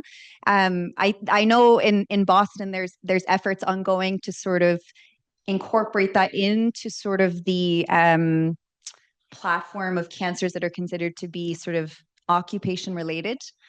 But the difficult thing about cholangiocarcinoma is we don't have great screening tools. So this is a huge area of research that's needed, is in people that are higher risk, how can we adequately screen people to catch these cancers earlier? Yeah, because we have public cancer law. Yes. That's active that I'm actually speaking to a lawyer about right now. Amazing. So, because I've mentioned, a few people mentioned about how health insurance didn't cover everything or every test. And I know my bills are adding up, but I've got great coverage, but still, they're still adding up. He said that there's help with that. And so our unions are involved and they pointing me in the right direction. But thank you so much. All right. Well, thank you all for coming.